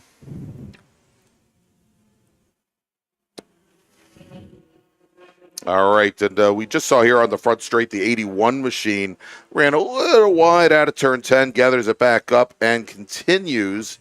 That was Stephen Chu trying to get a little bit closer to Mac Harrison. Could not quite get that done here, as we'll continue to watch again the next time by for Mac Harrison. He will take the checkered flag here. Then we'll run and break things down by bracket. Remember, our next race up is going to be our improved touring and B-Spec race, as Harrison now starts to make his way up the hill underneath the Toyota bridge. And he's coming around turn 10 now. There he is, our leader and currently leader in the A4 bracket, Mac Harrison. And he's going to take another win today here at Summit Point. Stephen Chu comes across the stripe. He's going to finish second in the A4 bracket, I believe. And now we have Nick Shively come across the stripe. And Shively, let's take a look here. I think that I'll have to double check, but I believe Shively had just gotten around Bill Simpkins on track. Let me check that out, and that is indeed the case. So let's take a look. Shively stayed in the 129 range. So give Nick Shively the last lap win in bracket B3 over Bill Simpkins in his Porsche 911. Melanie Meckel will finish in third. Now coming across the front straight and across the line, taking the win in bracket B1. Let's take a look, make sure he did not break out to the next bracket, but it is now crossing the line, David Alessi with a time of best time of 125.822. David Alessi, he's going to take the win in bracket B1. Steve Spano in his Spec Racer Ford will finish in second. Phil Ackley will finish third in the number 41 machine. If we take a look then at bracket A5 for drivers a minute 23 to a minute 25, Theo Pepes takes the win over Mark Johnston. Keith Frazier will finish in third. Matt Littleton, I think Littleton, he did manage to get the car back underway here after that the first lap electrical issue. He takes the win in bracket B2. Steve Martin will take the win in bracket B4 over Murphy Nichols, and then in bracket B5, Tim Frank in his Nissan Sentra will take the win over Jed Prentice's Mazda Miata. And a number of drivers did not take the green. Of course, Brian Cates, Aaron Meisner, John Ryan, Bill Smith, Tristan Herbert, Steve Wickersham, Jeff Liller, and Chuck Edmondson all decided to forego that last bracket race. All right, so we've got a little bit of cleanup to go on here. We've got to get that Datsun 240Z out of it's already out of harm's way, but out of the island down there in the carousel. Let's do this. We're going to make a final call to the grid for our next group. Attention to the paddock. Final call to the grid for race group number 5. Please head to the grid. Your race is next. Race group 5. Please head to the grid. you're going to be on track in just a few moments. And let's thank one of our great partners here this weekend, a new sponsor to the Washington, D.C. region of the SCCA and the MARRS series, and that is Belmont Classic Cars. Belmont Classic Cars is a family-owned classic and collector car dealership located in Eastern Ohio, specializing in 1960s and 70s American muscle cars and other unique automobiles. Belmont takes pride in taking you back to a simpler time with iconic classic rides and never selling anything that they wouldn't want in their own collection. To see Belmont's extensive inventory of classic cars, visit their website at belmontclassiccars.com or find them on Facebook and Instagram at Belmont Classic.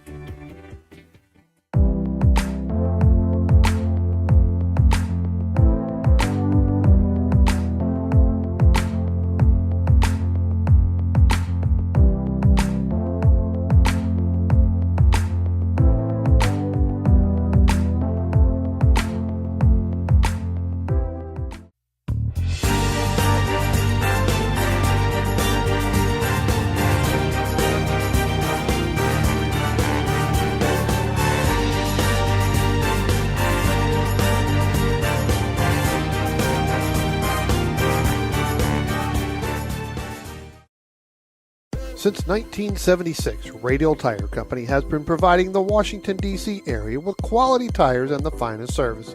They have earned a reputation as a premier specialist in hard-to-find performance tire and wheel applications.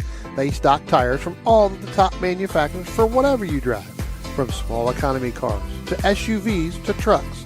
Their mission is to assist you in getting the most out of your tires and car. For more information or to schedule online, browse radialtirecompany.com or call them in Silver Spring at area code 301-585-2740. That's 301-585-2740.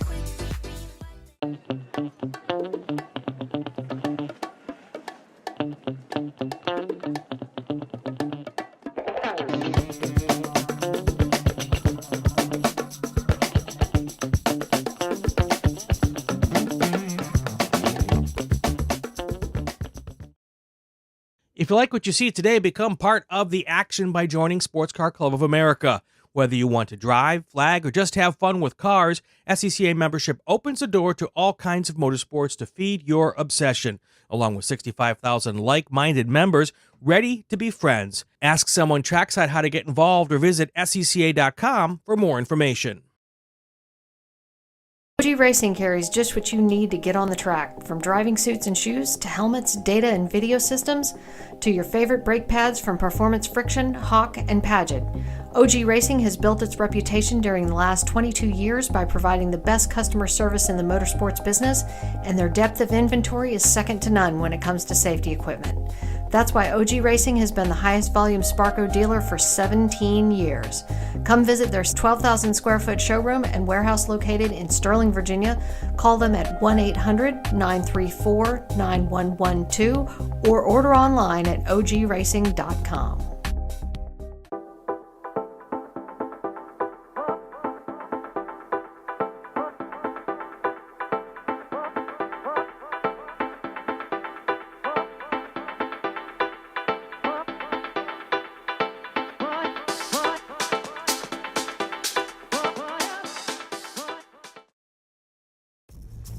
RP Performance is the only premier race shop in the region that specializes in both street and track Mazdas and is located right in the heart of racing at Summit Point's Gasoline Alley. RP has been involved in countless race wins and series championships across many classes with drivers of all ages. Not just a full-service shop, RP has been helping drivers with their individual racing and other track event needs for over 30 years, providing trackside support, arrive and drive packages, as well as race car transport services. And they're known for its help all attitude.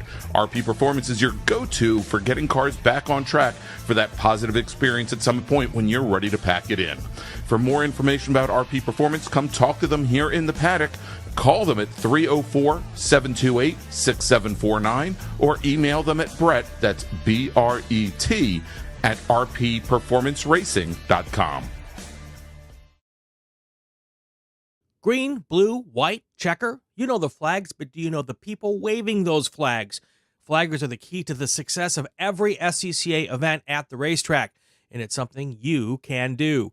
Being an SCCA flagger puts you in the action, feet from the race cars, keeping everyone at the track safe and having fun. And did you know that with SCCA's partnership with IMSA, flagging at SCCA events makes it easier than ever to flag at professional races around the country? Find out how you can become a flagger at scca.com/volunteer.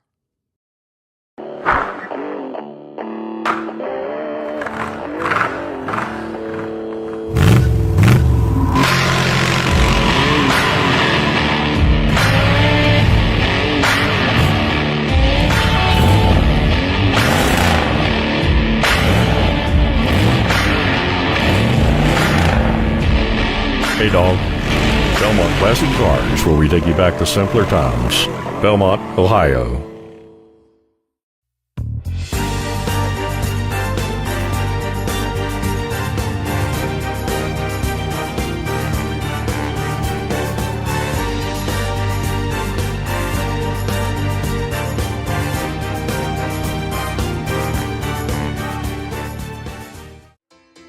The DC region would like to welcome the Autoverse to the MARRS family.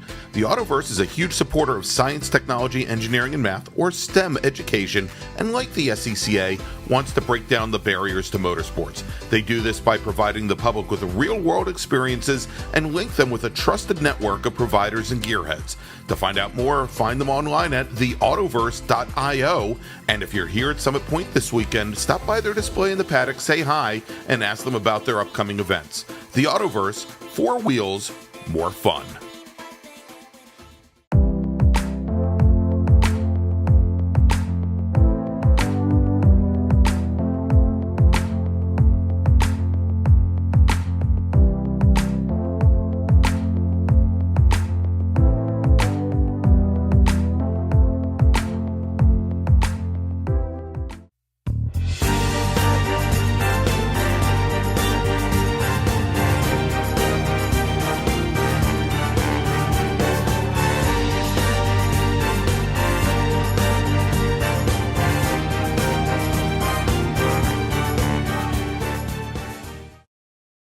Since 1976, Radial Tire Company has been providing the Washington, D.C. area with quality tires and the finest service. They have earned a reputation as a premier specialist in hard-to-find performance tire and wheel applications. They stock tires from all of the top manufacturers for whatever you drive, from small economy cars to SUVs to trucks. Their mission is to assist you in getting the most out of your tires and car. For more information or to schedule online, browse radialtirecompany.com or call them in Silver Spring at area code 301-585-2740. That's 301-585-2740.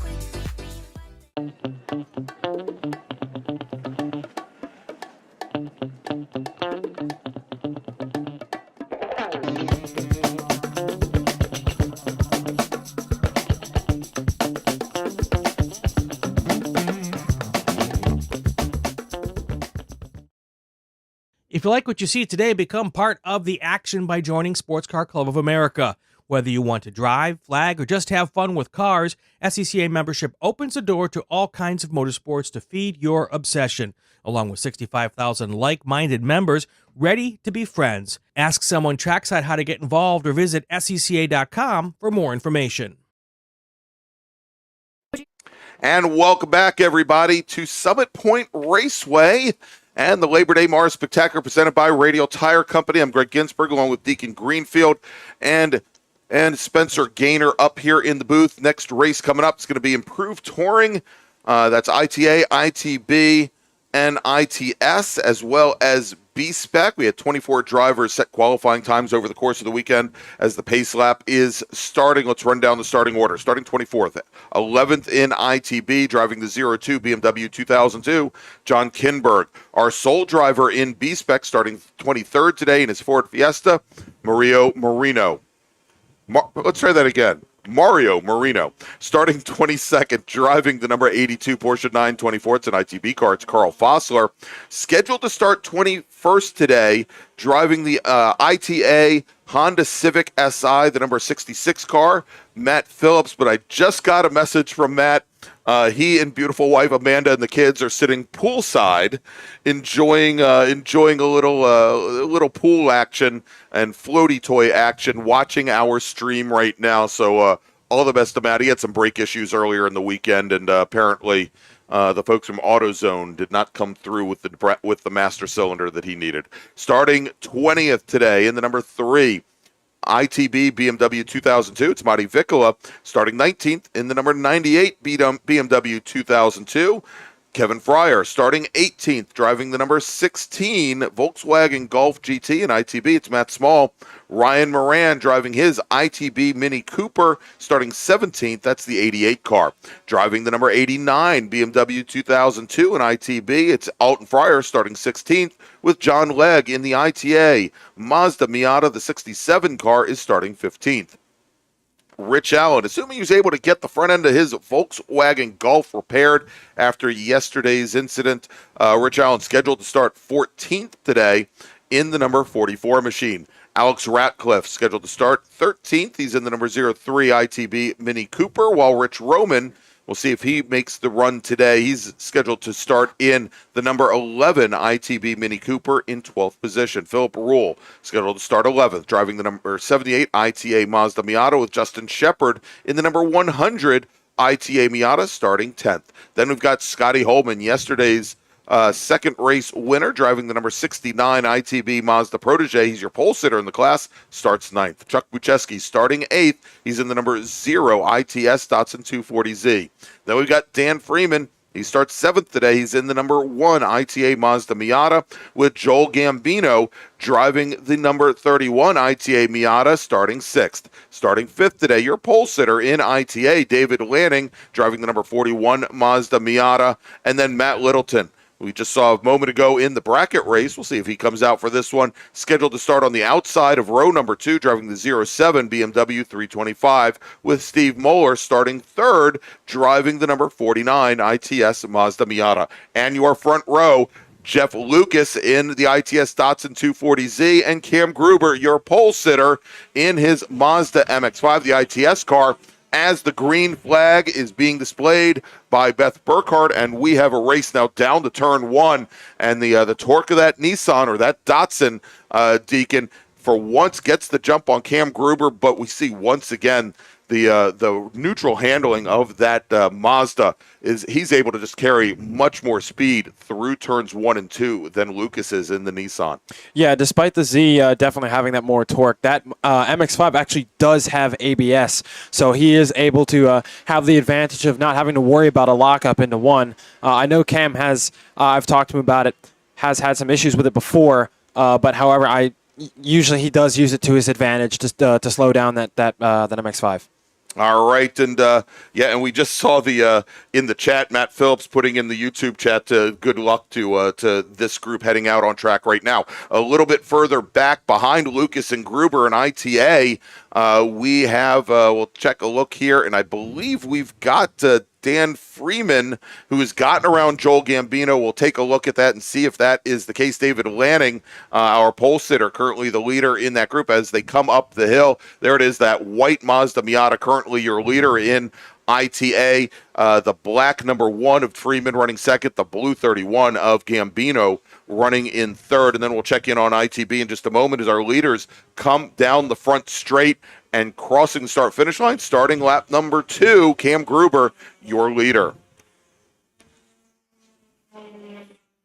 Yeah, once again, everybody's already stretched out a few car lengths, gaps to each other. We don't really have any double side-by-side racing yet, but I'm sure that ITA battle especially is going to get pretty fierce soon with, looks like how close Lanning is. Well, Lanning's actually gotten a pretty good jump out on Dan Freeman. Joel Gambino, not getting that great of a start, is actually sitting behind that ITS 240Z, so we'll see if he can catch back up. Yeah, a matter of fact, right now, the ITA fight split up by a couple of ITS cars. We've got Matt Littleton in the 07 BMW sitting right between David Lanning and Dan Freeman, and then Chuck Bucheski in the yellow Datsun 240Z, now sitting back behind sitting back behind Dan Freeman. So we'll take a look in just a moment here at ITB, where Alton Fryer has had a very strong weekend here in the silver number 89 BMW 2002. We'll see if he is able to make up some ground on Scotty Holman. We have a much smaller ITB field here this afternoon than we've had most of the weekend. Only 4 starters: Scotty Holman, Alton Fryer, Matti Vikkula, Carl Fossler. Rich Roman, I think, is probably concentrating on the SSM race that is up next with Alex Ratcliffe, Rich Allen, who we said had some mechanical issues, Ryan Moran, Matt Small, Kevin Fryer, and John Kinberg not taking the green.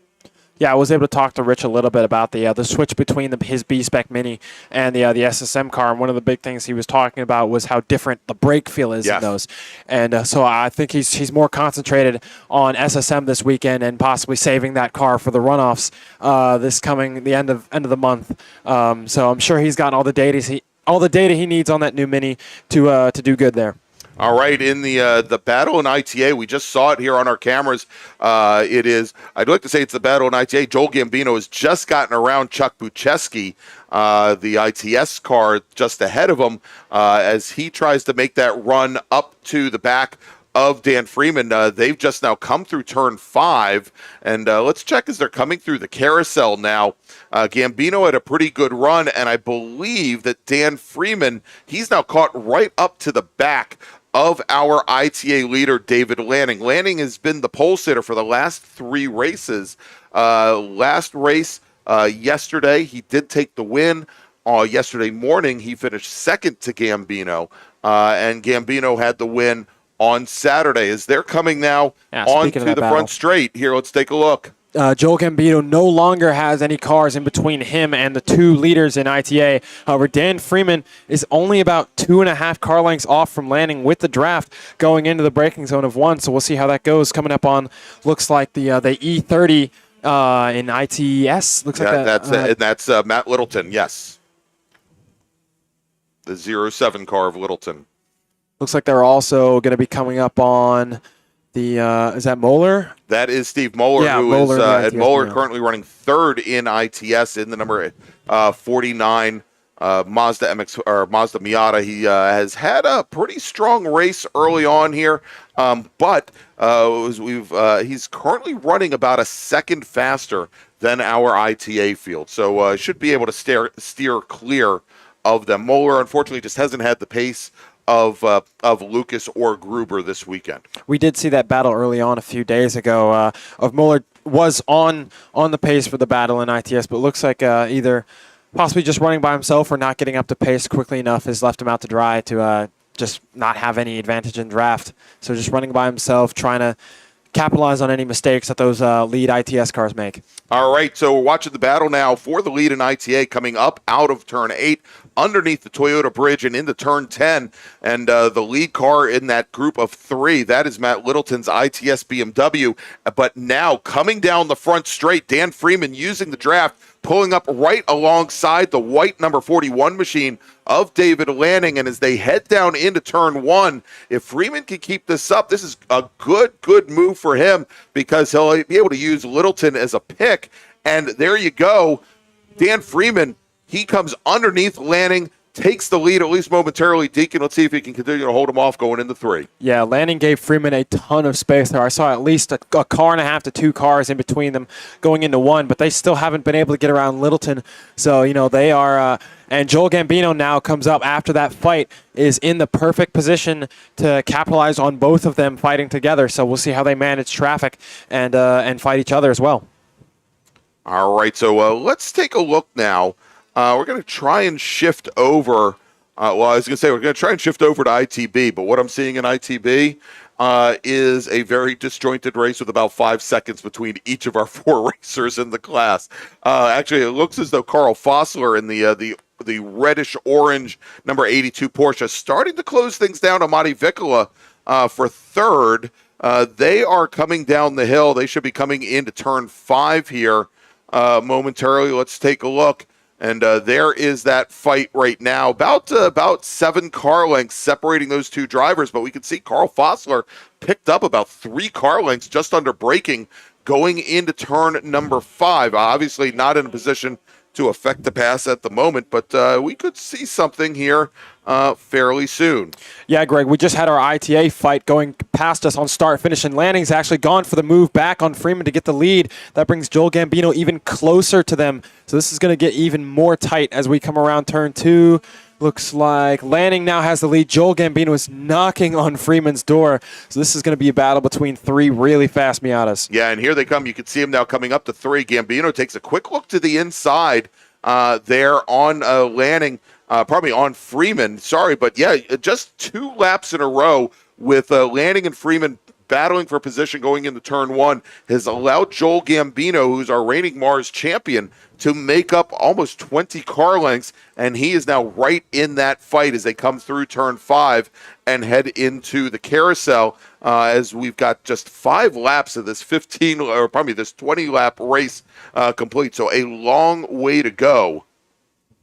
Yeah, and despite it not being spec Miatas, with how close and how fierce it is, and how much strategy goes into drafting and teamwork, these are still identical. All 3 NA Miatas. However, they do each have their own special modifications, so it's good to see that they can still run closely together. I was going to say they're identical-ish. Here is the Lanning now stretching out almost 6 car lengths over Dan Freeman and Joel Gambino. We'll see if Gambino tries to take advantage, and he does as they head down into turn 1. He moves over to driver's right, and get it done. Yeah, he realizes he's not close enough. He's going to tuck back in behind the 41 machine and follow him through. And I think, if Gambino had tried that pass, that might have been even with 14 laps remaining, might have been the kiss of death.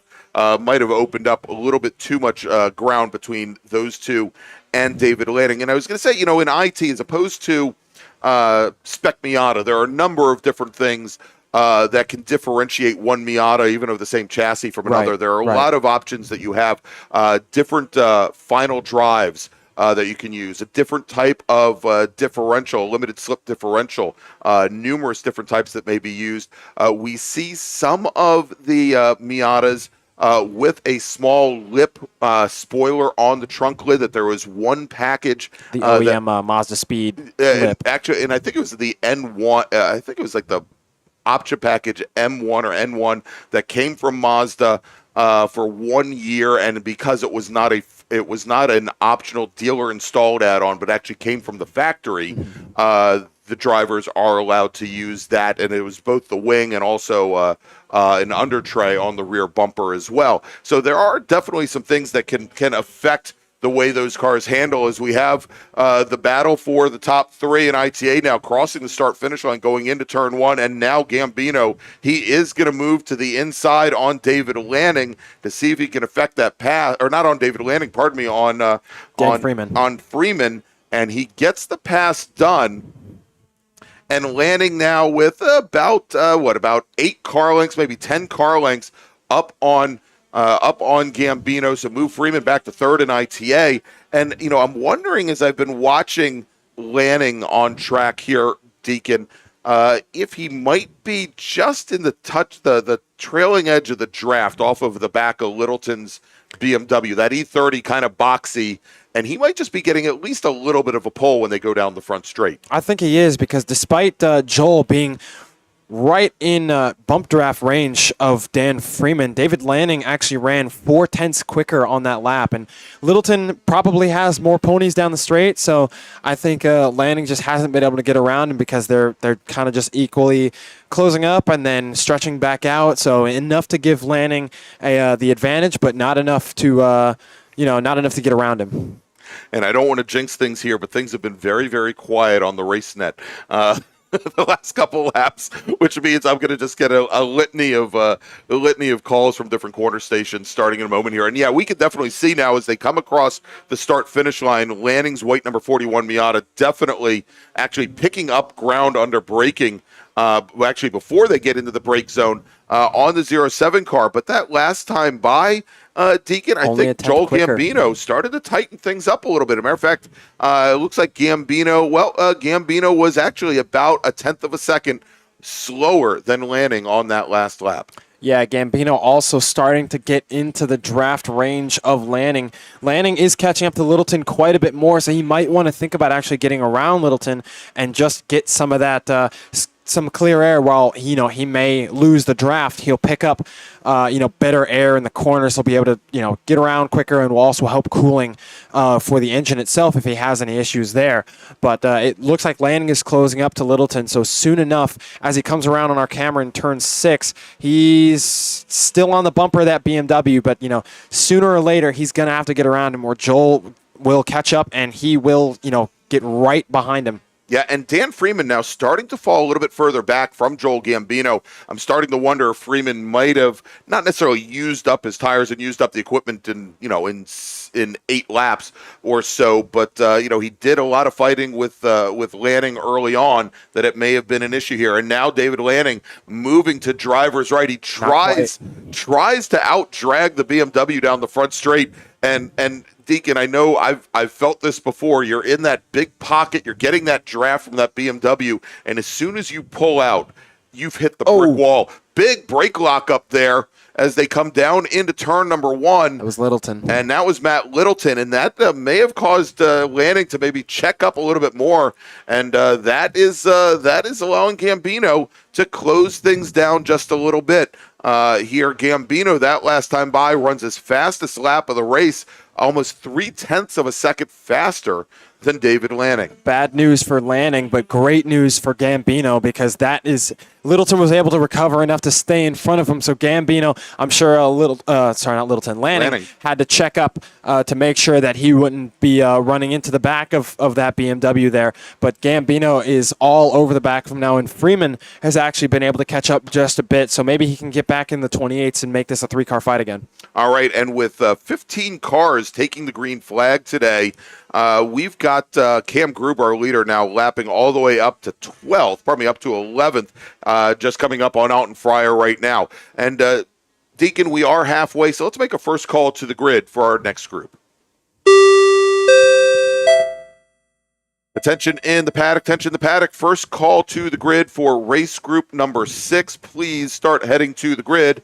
SSM drivers, group 6, please head to the grid. And Deacon, as we're making that call now, things are getting awfully complicated for David Lanning here in ITA. He cannot move forward with that BMW right ahead of him, and he just had Joel Gambino come right along his passenger side door, going down into turn number 1. He is firmly in the draft, and not only that, we now have our third place racer in ITA, Dan Freeman. He's made up those 4 or 5 car lengths, and he's now right in the thick of the battle too as they come through turn 3. All Freeman has to do now is sit in that draft, be consistent, make less mistakes than the guys in front of him, and with that traffic car right in front, if he waits for the right time, he can get around both of them and take the lead of ITA. Yeah, I mean, it's certainly got to be difficult for Gambino being right in the middle of the ITA sandwich right there with all the Miatas. But Lanning, I guarantee you, we're probably to the point where Lanning is going to probably start worrying more about ways to get around that BMW than he is about the 2 Miatas behind. And now Lanning tries to come underneath the 07 car, going through turn number 7, and as they come up the hill, he gets it done. He gets around Matt Littleton, and now the question is, what does Matt Littleton do? And does he continue to stay there and hold off the 2 Miatas behind? Because much like the Gambino or much like Lanning could not get around the 07, this is going to really complicate things now for Gambino and Freeman. Yeah, a great move for Lanning. He's got a few car lengths ahead of him, and now Gambino and Freeman have to take some effort to get around Littleton.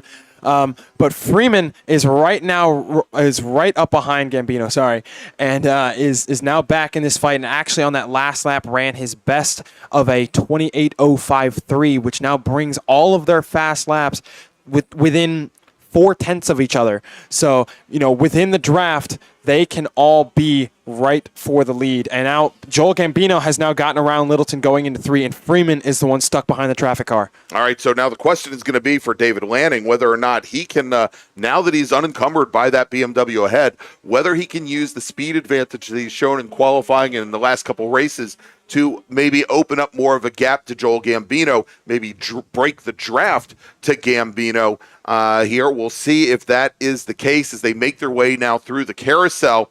And Dan Freeman, he's got to worry about a way to get underneath Littleton. If he saw what Lanning did. Lanning got underneath Littleton going through turn 7, and Freeman was not in the position to do that. And it's going to be very difficult. He's going to have to use the draft down the front straight. But all the while, both Lanning and Gambino now have opened up. About 6 car lengths? I'd call that like 8. Yeah, maybe 8 car lengths. It's quite wide. Yeah, between Littleton, definitely making this race much more difficult for Dan Freeman. And something I'm noticing now, I'm not quite sure if I'm correct, but Dan Freeman looks to be possibly catching air with that splitter. It looks like it might be bending under the top speed going down the straight here, so that may be catching air and actually hurting him when it comes to being out of the draft. But when he gets back in the draft behind Gambino, if he can catch up, then he will be good. All right, and now coming into turn 3, both Lanning and Gambino get around the B-Spec Ford Fiesta of Marino. And we'll see Littleton and both Littleton and Freeman are going to get up to that B-Spec car, probably coming down the hill here into turn number 5. That's going to stunt their movement even that much more. And it does appear as though Dan Freeman has gotten around the 07 machine. So Littleton now free of that ITA battle. But I think the damage has been done to Dan Freeman at this point. We have 7 laps remaining. There's still a lot of time, but without draft help, it's going to be very difficult for Freeman to get back up there. Freeman is still in that great position of 3rd. He's not too far back, but he's definitely hurting being out of that draft, as that gap has now widened to about 10 to 11 car lengths, maybe 12. But, now Lanning and Gambino go across the line, and then Freeman. So, he's definitely going to have to stay consistent and make less mistakes and hope that Gambino actually ends up fighting Lanning and bringing them back to him. All right, and as they come now down under braking into turn 1, Gambino's able to get within about 5 car lengths, 4, maybe 5 car lengths, not able to get that much closer. I'd say there was a huge difference in Gambino's straight line speed when he was behind the BMW. Huge. Absolutely. And we'll see how this plays out. That last time by, David Lanning ran just about a 1/10 of a second faster, opening up and stretching that lead by just a little bit over Gambino. Freeman with a 128.9 running, or probably with a 130.1 running even just a little bit off of Gambino's times and falling back just a little bit more from that battle for the lead in ITA. Yeah, if I were David Lanning right now, I would actually be hoping to find another traffic car to get some draft off of, and then put that traffic car in between him and Gambino to make it so that Gambino has to get around yet another car to possibly slow him up and then possibly bring back to Freeman so they can fight. But Lanning is doing a good job keeping a steady gap in between Gambino. And actually, as I say that, has done that by putting the red... What is that? 924. Yes, in between. But Gambino gets right around him coming out of 10, so really it didn't do that much as Gambino is still on the back of him, but Lanning's got yet another car right in front of him that looks like the 2002. I can't quite see the number. That is the Alton Fryer machine. That's the number 89 ITB BMW. That they are coming up on, and it looks like Fryer, he's going to keep the car all the way driver's left. Lanning's going to try and sneak underneath him. And he does. And Gambino at the last second. Blocked. Gambino has to check up as Alton Fryer goes to the apex, and Gambino's going to have to follow the 2002 through. Question is, can he get down and get around Alton Fryer before they come down the chute And Gambino, I'm sure, is probably going to try to keep the car drivers left and outbrake the 2002, and that's exactly what he does, but he ends up side by side getting pushed out to the very outside of turn 5 where there is not a lot of grip, and that is just the advantage with 5 laps remaining that David Lanning needs. Attention in the paddock, attention the paddock. Second call to the grid for race group number 6, SSM. Please head to the grid now. Your race is next. SSM drivers, race group number 6, please head to the grid. And you know that strategy from Lanning is exactly what I was talking about at this point in the race when you're dead even with a possibly faster car that you know of behind you or a faster driver to get those traffic cars in between and get under them as soon as possible or possibly wait for a very tight spot. And unfortunately for Gambino, that Alton Fire machine just blocked him in a very bad spot in 3 and then forced him outside on the slowest corner on this track. And actually, let me make a correction. It was Matti Vicola in the number 3, not Alton Fryer in the 89. My bad there. But result is the same regardless of which driver and which BMW it was. There's now about an equal gap between all 3 ITA machines. Dan Freeman may be a little further back from Gambino than Gambino is to Lanning, but Lanning is sitting much more comfortably now. All he has to do is bring it home with 4 laps to go in this 20-lap race. That's right. And the last lap, David Lanning, almost 0.3 of a second, a little bit more than 0.3 of a second faster than Joel Gambino. Dan Freeman was about 0.4 of a second off of David Lanning's time, so definitely getting a little bit more difficult to close things down there. As we check in with some of our other classes, Cam Gruber, much like he has all weekend long, commanding lead over Jeff Lucas in ITS. Lead right now, almost half a minute with Steve Muller just now coming across the start-finish line to start lap number 16. He's 12 seconds in arrears of Jeff Lucas. So we've been talking nonstop about the ITA battle in ITB. Scotty Holman now with a 17-second advantage over Alton Fryer. Matti Vicola, who we were watching just a few moments ago, he comes across the start-finish line. He is almost 22 seconds back from Fryer in third. Here comes our leader, Cam Gruber, out of 10, going around that B-Spec Fiesta and roaring down the straightaway to take his third to last lap. That's right. The penultimate to the penultimate. the penultimate plus 1. There we go. Here as we watch and Cam Gruber just turning laps. We've said it many, many times already. He just does not dial it back. And again, he's already got, almost more than a half a minute here on Jeff Lucas, who's now coming out of turn 10, and our ITB leader, Scotty Holman, getting a nice little toe off the back of that Datsun 240Z. It is good to see that RP Performance looks like they've figured out the issues of the overheating and coil temps under that MX-5 that has given Cam Gruber the ability to be so dominant like we've seen him in other classes before. That was our ITA leaders. Yeah. Round turn 10, Gambino has caught all the way back up to Lanning. So we are back in this with 3 laps to go still. And Gambino moves to the inside with plenty of space going into the braking zone. Gambino taps the brakes. And he drives right by David Lanning. And as they go under braking down into turn 1, give the lead in ITA now to Joel Gambino. And I'm not sure what may have happened there.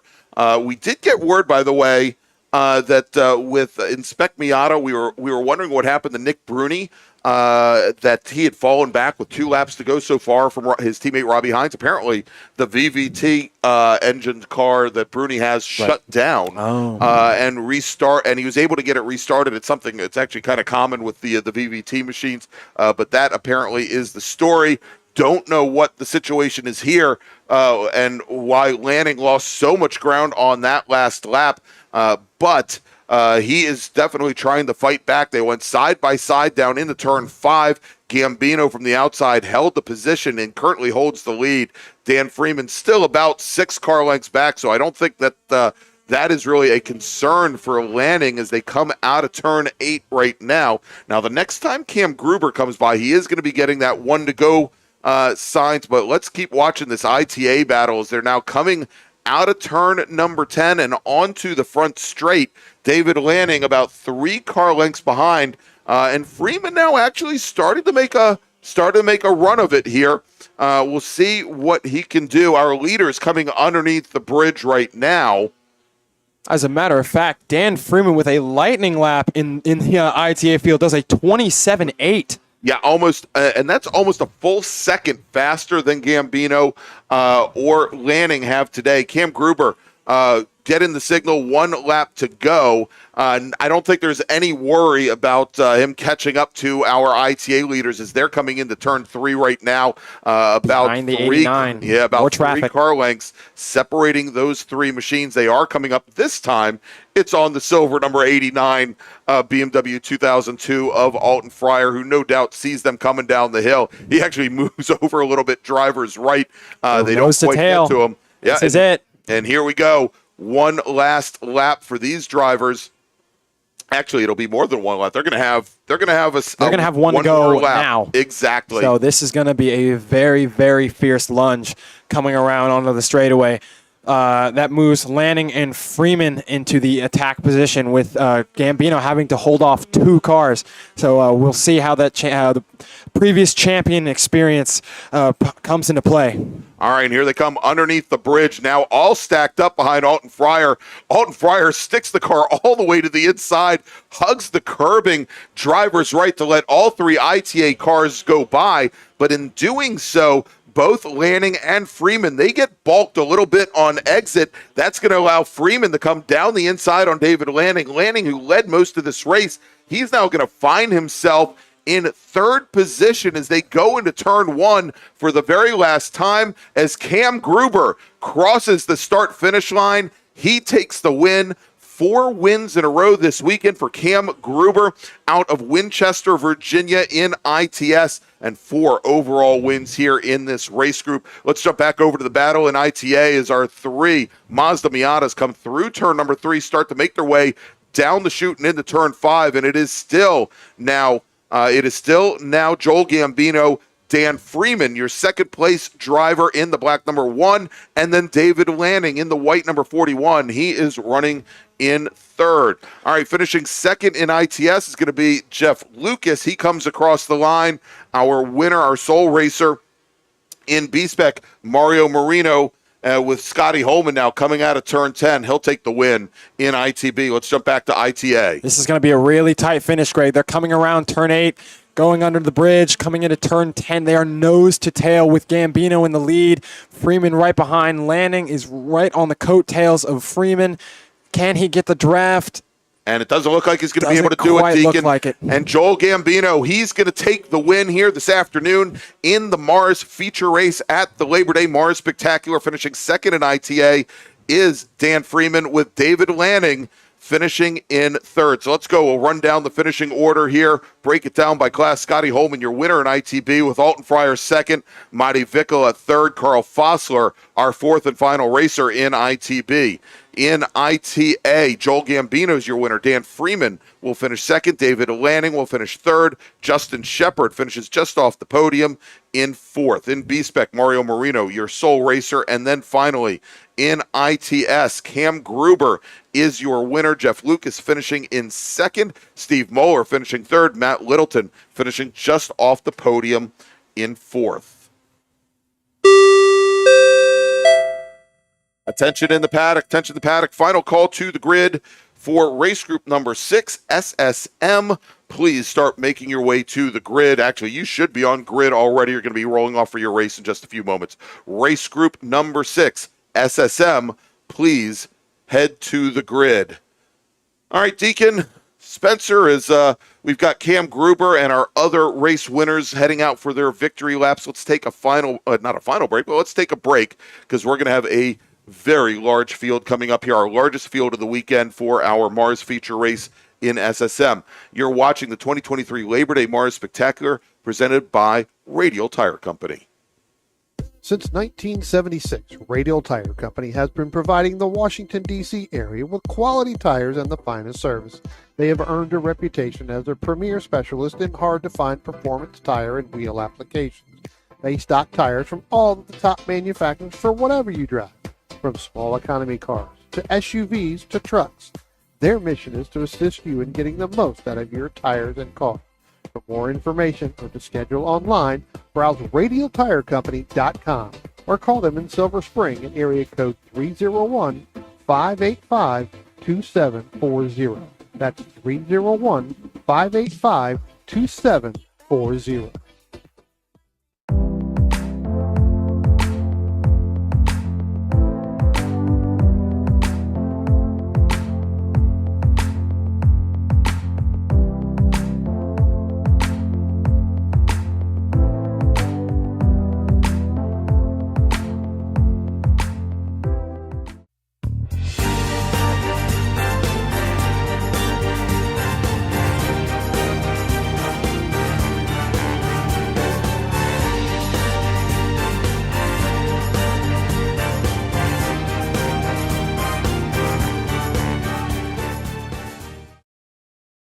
Since 1976, Radial Tire Company has been providing the Washington, D.C. area with quality tires and the finest service.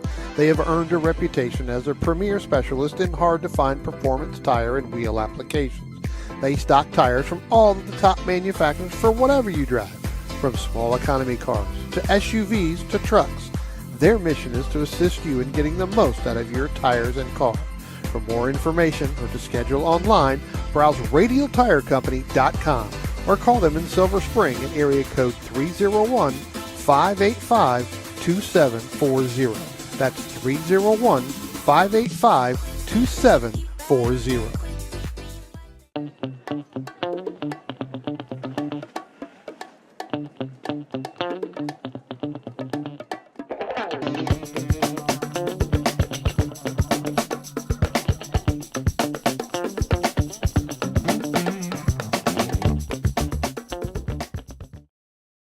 If you like what you see today, become part of the action by joining Sports Car Club of America. Whether you want to drive, flag, or just have fun with cars, SCCA membership opens the door to all kinds of motorsports to feed your obsession, along with 65,000 like-minded members ready to be friends. Ask someone trackside how to get involved or visit scca.com for more information. OG Racing carries just what you need to get on the track, from driving suits and shoes to helmets, data and video systems, to your favorite brake pads from Performance Friction, Hawk, and Paget. OG Racing has built its reputation during the last 22 years by providing the best customer service in the motorsports business, and their depth of inventory is second to none when it comes to safety equipment. That's why OG Racing has been the highest volume Sparco dealer for 17 years. Come visit their 12,000 square foot showroom and warehouse located in Sterling, Virginia. Call them at 1-800-934-9112 or order online at ogracing.com.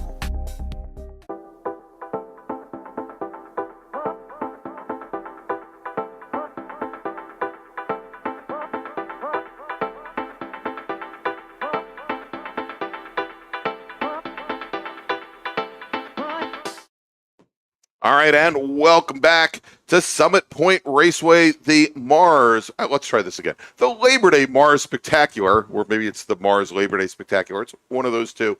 Presented by Radial Tire Company. I'm Greg Ginsburg, along with Deacon Greenfield.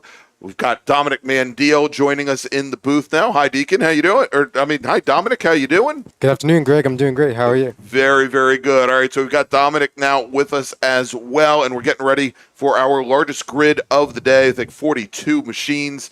Let's run down the starting grid. Starting 42nd on the field. We'll have to see if he makes this brand new car. He's had some issues with it all weekend long, and I'm not sure if he's here, and I can't see all the way back to the back of the grid, so we'll just assume he is. Starting 42nd, driving the number 7 Mazda Miata from Washington, D.C., Dave Ahern. John Grayer starting 41st on the field. He's in the number 40 machine with Steve Bindrum from Knoxville, Tennessee. He's driving the 07 machine and starts 40th, starting 39th. Driving the number 75 Mazda Miata from Ellicott City, Maryland, former Spec RX-7 driver John Maslin. James Roberts will start 38th on the field in the number 6 Miata. He's from Mountjoy, Pennsylvania, while Dave Cook will start 37th. The Severna Park, Maryland driver driving the 74 machine. Jack Kellum will drive the 39 car. He's a Charlestown, West Virginia native, living right outside the gates here. He starts 36th. Steve Wolfson, another one of our former Spec RX-7 drivers, he'll start 35th today, driving the number 24 machine. Starting 34th, driving the number 53 machine from Spotswood, New Jersey, it's Wrecker Boy Rob Miles, while starting 33rd, driving the number 9 Mazda Miata from Mechanicsville, Virginia. Actually, it'll be nice if he can get this car out here today after his incident on Saturday. Ray Seabird Heath. Pat Sharkett, driving the number 96 Mazda Miata. He's from Knoxville, Maryland. Starts 32nd with Mike Monahan out of Hedgesville, West Virginia, also right outside the gate here. He's driving the number 44 car, starts 31st. Starting 30th. Driving the number 61 Mazda Miata from Fairfax, Virginia. It's Rich Ura with Gary Shank out of Lidditz, Pennsylvania, starting 28th, driving the number 25 car.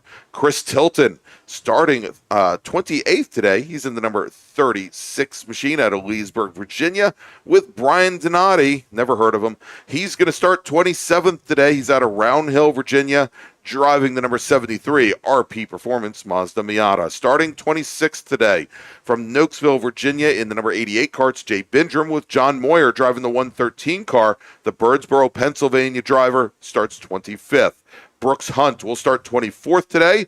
Brooks is out of Fairfax, Virginia, drives the number 65 Mazda Miata, while Ben Sarley is driving the number 199 Miata. The Millersville, Maryland native starts 23rd. Morgan Burkhardt, after retiring early yesterday and doing a little bit of engine work, he is back out here today. He's going to start 22nd on the field. He's in the number 49 Mazda Miata. Isaac Crandall starting 21st. He's in the number 29 Mazda Miata. He's from Baldwinsville, New York, representing the Central New York region, while Steve Rollo representing the Washington, D.C. region of the SCCA, and maybe has the longest commute here to Summit Point, living in St. Thomas, the U.S. Virgin Islands. Wow. He starts 20th. Jordan Fuhrman will start 19th today. He's from Wrightsville, Pennsylvania. He's driving the number 8, kind of sort of Red Bull car, right? Yeah, I believe it's something inspired off of a guitar. I haven't gotten the full story, but I know it is a Red Bull. Okay, I was going to say it's a bull. It's something. There we go. Starting 18th, he's from Herndon, Virginia, driving the 123 machine. It's Callan Crocker. Isaac Jordan starts 17th. The Weehawken, New Jersey native, representing the northern New Jersey region, will start 17th. Vic Bruni, driving the number 92 machine. He's out of Haymarket, West Virginia. Will start 16th. As our field is starting their first of 2 pace laps, we now get to our fifth starter in 15th position, driving the 04 Mazda Miata from Sykesville, Maryland, Adam Volatile. Arif Kazem will start 14th today. He's driving the number 98 machine. He's from Silver Spring, Maryland. Frank Taberzi will start 13th. He's from Washington, D.C. He's driving the 121 car, while Ryan Franklin will drive the number 37 machine. The gentleman from Frederick, Maryland, starts 12th. Starting 11th, driving the number 89 Mazda Miata from Herndon, Virginia, is Jamison Huffman, while Scott O'Rourke will start 10th. Scott is out of Baltimore, Maryland, drives the 32 car. John Hotz, we'll see. We have him out today. We saw him a little bit earlier in Spec Miata. John is once again driving the number 63 machine. He's from Sarks Glencoe, Maryland, starting 9th. Ben Jones will start 8th today in the number 10 car. He's from Midlothian, Virginia, while Dave Biegert is driving the number 1 car, and I think that's Jim Thill's old machine. He's from Warrenton, Virginia. He starts 7th. Andy O'Brien will start 6th on the field today. He's from Winchester, Virginia, driving the number 14 car, while Jack Murchison's number 58 Mazda Miata starts 5th. Neil O'Rourke out of Baltimore, Maryland, will start 4th today. He's in the green number 06 car, while Ryan Maloney already has a win on the weekend, Ryan is going to start third. He's in the blue number 15 machine. And then your front row, starting on the outside of the front row, driver's left from Stroudsburg, Pennsylvania, driving the number 11 Mazda Miata. It's Rich Roman, and your pole sitter today for this MARRS feature race in SSM with a qualifying time of 1 minute 28 seconds, .407 from Leesburg, Virginia. It's the number 42 machine of John Evans. Speaking of Brian Donati, guess who isn't subscribed to the WDCR-SCCA channel? Brian Donati? Brian Donati. Oh, are you kidding me? Subscribe. All this time. Go All and this subscribe. time? I Go did. and subscribe. Yep, 512. There you go. All right. There we go. Brian Donati, subscriber number 512 to the Washington, D.C. Region's SCCA channel. And, hey, I'm going to tell you, everybody else, if you haven't done so already, if you liked me running down 42 cars on the grid, go ahead, give us a thumbs up, subscribe to the D.C. region of the SCCA, and click on that notification bell. We'll tell you all the times that we go live. As the pace car now bringing the field up out of turn 8, and the field looking a little strung out, but you would expect that because they are just now completing their first of 2 pace laps. And so, Dominic, what are we looking for here today in our final SSM race, the 4th SSM race of the weekend? So, Greg, the big thing, I think the storyline for this race and as well as the remaining races today is that the air temperature is now above 90 degrees, the hottest conditions these drivers have had to handle all weekend. And I think that's really going to show in the Spec Miata race, which I participated in this morning. We had we could definitely tell into turn 1 as well as turn 5 that those places are getting much more slick as the air temperature has risen throughout the day. So that's going to be a challenge for these cars. A few notes. I do know the number 92 of Vic Bruni will not be racing here this afternoon. Also, you had mentioned that John Hotz is back in the field today. So is the 199 of Ben Sarley. So he's going to join us. And then the last note I have is the 113 car that's being driven by John Moyer in this race. It was driven by Kevin Gaiman in Spec Miata this morning. So I had the opportunity to do a little bit of racing with Kevin behind the wheel of that car. We had a great time. So shout out to Kevin for a clean race and enjoyable race. And hopefully John has a good one out there this afternoon. All right, very, very good. Here is the pace car now bringing the field down the pit lane. And hey, tell you what, I'll answer the question for those of you who are planning to tune in or maybe even show up at Virginia International Raceway in a couple weeks for the national championship runoffs. I will be for I think now the 6th year. 2017, 18, 19, 20, 21, 22, 23. That's 7th year.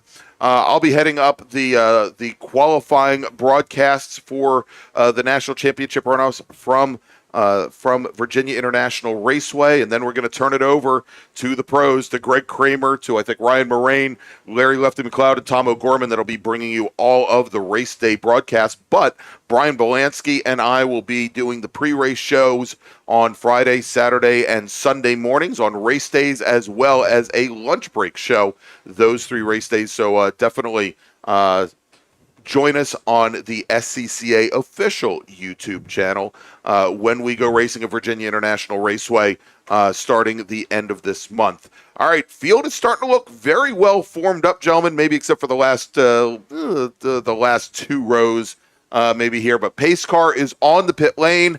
Our starter for this race. Oh my God, I've got like 25 people on the starter bridge. I think it is Mark Rougeau, your starter. He is looking over the field as Evans and Roman bring the field out of turn 10 onto the front straight. And it is a very vigorous waving of the green flag. And we are racing here at Summit Point. All well less than 42 cars strong, but a lot of Mazda Miatas going down into turn number 1, both left and right rows, even as they come down into turn 1, and it is Evans to the inside. Roman with a great carrying of speed through the outside of turn number 1. Deacon, let's see if he can carry it and maybe take over the lead. Yeah, Greg, immediately seeing right away, looks like Ryan Maloney, Jack Murchison, and Neeler Work are coming 3 wide as, Ryan Maloney gets touched off into the dirt, but saves it. And that's going to put him down from the attack from Jack Murchison, Ben Jones, and David Biegert right behind him. And we have a standing yellow over at turn 1, and I believe that the driver that may be off at turn 1 may be John Evans, our pole sitter. I'm getting the call right now, but did not see him come out of turn 2 heading towards turn 3. That's unfortunate. Possibly a bump gone wrong, or possibly just too much pressure going into turn 1 from that 40 car field in the mirrors. And indeed, it is the 42 car. Our pole sitter, John Evans, he is driver's right in the grass just past the apex of turn 1, and we've got safety workers responding now. And so coming up out of turn 8, starting to make their way towards the Toyota Bridge, Rich Roman is your leader. Directly behind him, we've got appears to be, is that Andy O'Brien with a great start. Yeah, running in second position, the Neil O'Rourke running in third, and then the 15 car of Maloney running in fourth. And now moving to the inside is Neil O'Rourke trying to get around Andy O'Brien, and he's going to get it done as they go down in the braking zone. And I believe Maloney has gotten around that car as well. All of those passes done before they get into turn 1, just as they were going into the braking zone of turn 1. And as the rest of the field now straightens out, it is Rich Roman. He's got about a 7-car length advantage now over our new second-place runner, Neil O'Rourke. And then it is the 15 of Maloney. Finally, then Andy O'Brien dropping back into fourth. Yeah, and just a note on that start. What's the word I'm looking for? Conscious to what the incident we had yesterday with our big wave-off incident, the pack did look much more formed up, even all the way to the back, which I believe was the issue why we had the wave-off. But, the pack looked right close together. Everyone went right as the green flag went, so it was a very fair start. Any positions made were just down to either driver skill or car.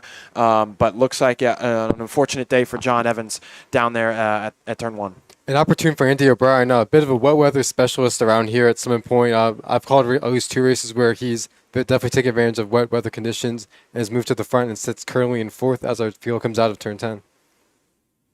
All right, here as our leaders coming around turn 10 onto the front straight, and Rich Roman now with a 6-car length advantage over Neil O'Rourke as they cross the stripe. Roman marginally faster, about a second now separating those 2 cars. And now in a battle for fourth, we had O'Rourke and Maloney get around O'Brien on the last lap. Jack Murchison takes a look to the inside going into turn 1. The 58 car not quite close enough and not far enough alongside. He slots back in behind the 14 car. And then there's a bit of a gap back to Ben Jones, Scott O'Rourke, and Dave Biegert in our next pack. But looks as though still here, gentlemen, from about 12th, where Isaac Jordan is, all the way back to about 30th position, all very closely packed together, nose to tail.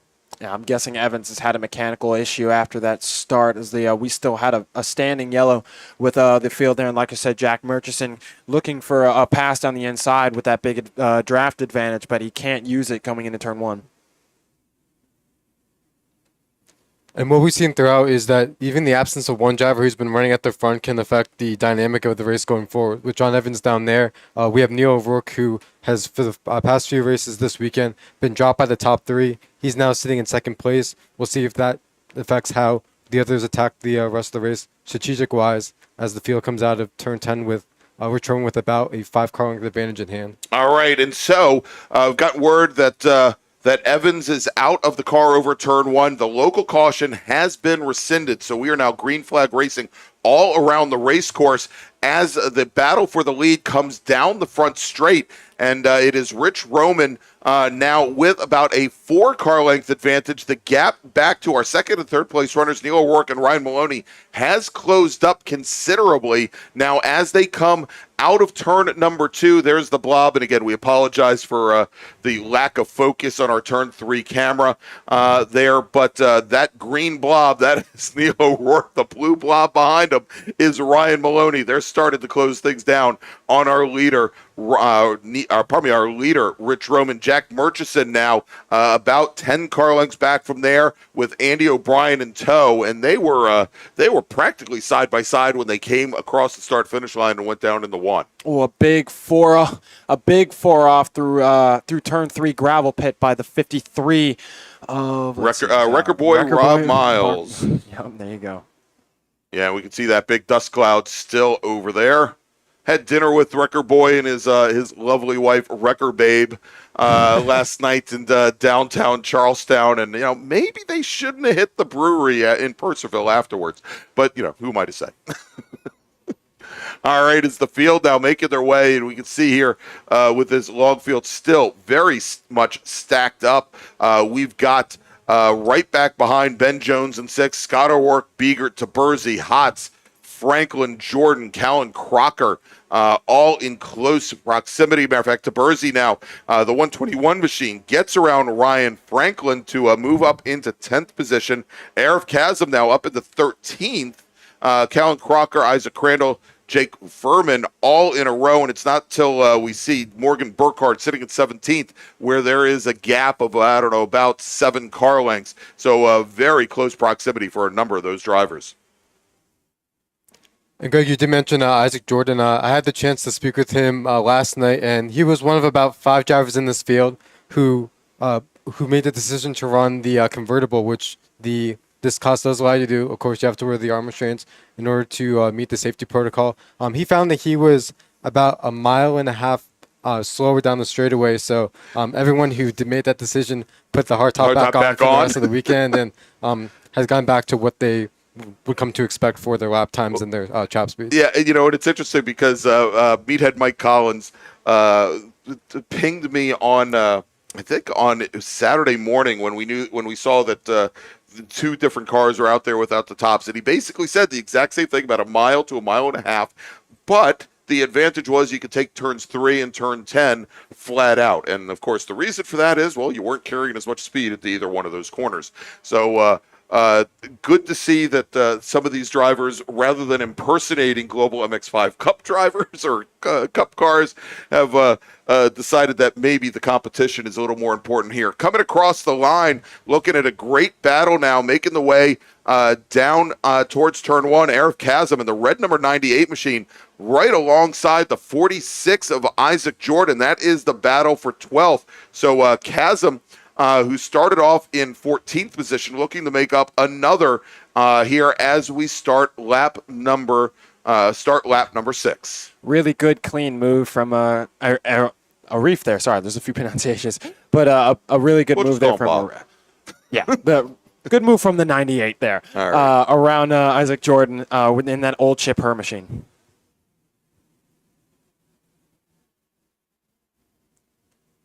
All right, let's go and let's see if we can pick up our lead pack again, if we can, here. Spencer, they should be, I think, coming into turn 8 now, and it almost like clockwork. There they are, and Rich Roman, even without the benefit of the draft, he has started now to open up an advantage over Neil O'Rourke and Ryan Maloney. We had seen O'Rourke and Maloney move to within, about 3 car lengths earlier, and now it is a little bit longer than that. I'd put it at about 8 car lengths, as Roman that last time by, actually he didn't have the same pace as O'Rourke and Maloney the previous lap, though. He had picked up 3/10, but Ryan Maloney now with a head of steam coming out of 10 as they go down under braking into turn 1. Ryan Maloney, he dispatches Neil O'Rourke's green 06, the blue 15, move him up to 2nd.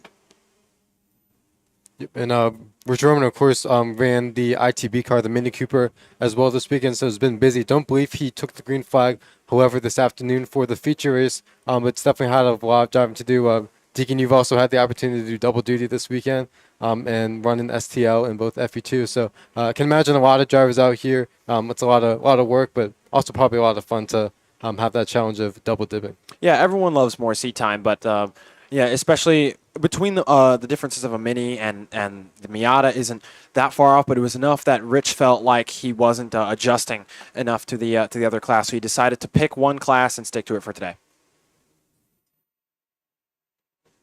All right, and of course, talking about Roman, who's decided to do that. Of course, it's a little bit different, and he's a little bit further back in the field, and it's his first weekend ever in an SSM car. Morgan Burkhardt, as soon as this race is over, he's then got to jump into the Spec Racer Fords. Brad Gould. Not he's going to be Gates. in Brian Cates' car. The number 21 machine. Cates could not race today, and so Burkhardt, who was actually underneath the track record this morning in warm-ups. Of course, it was also only about 75 degrees. It's now 93, so a little bit of a difference here.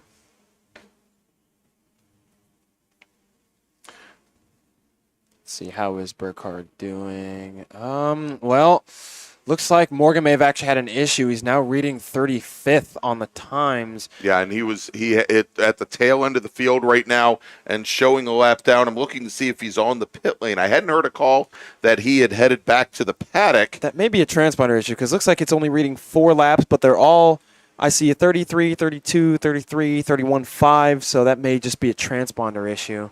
I didn't see him pull in, but we'll look around and see on this next lap, see if he comes around.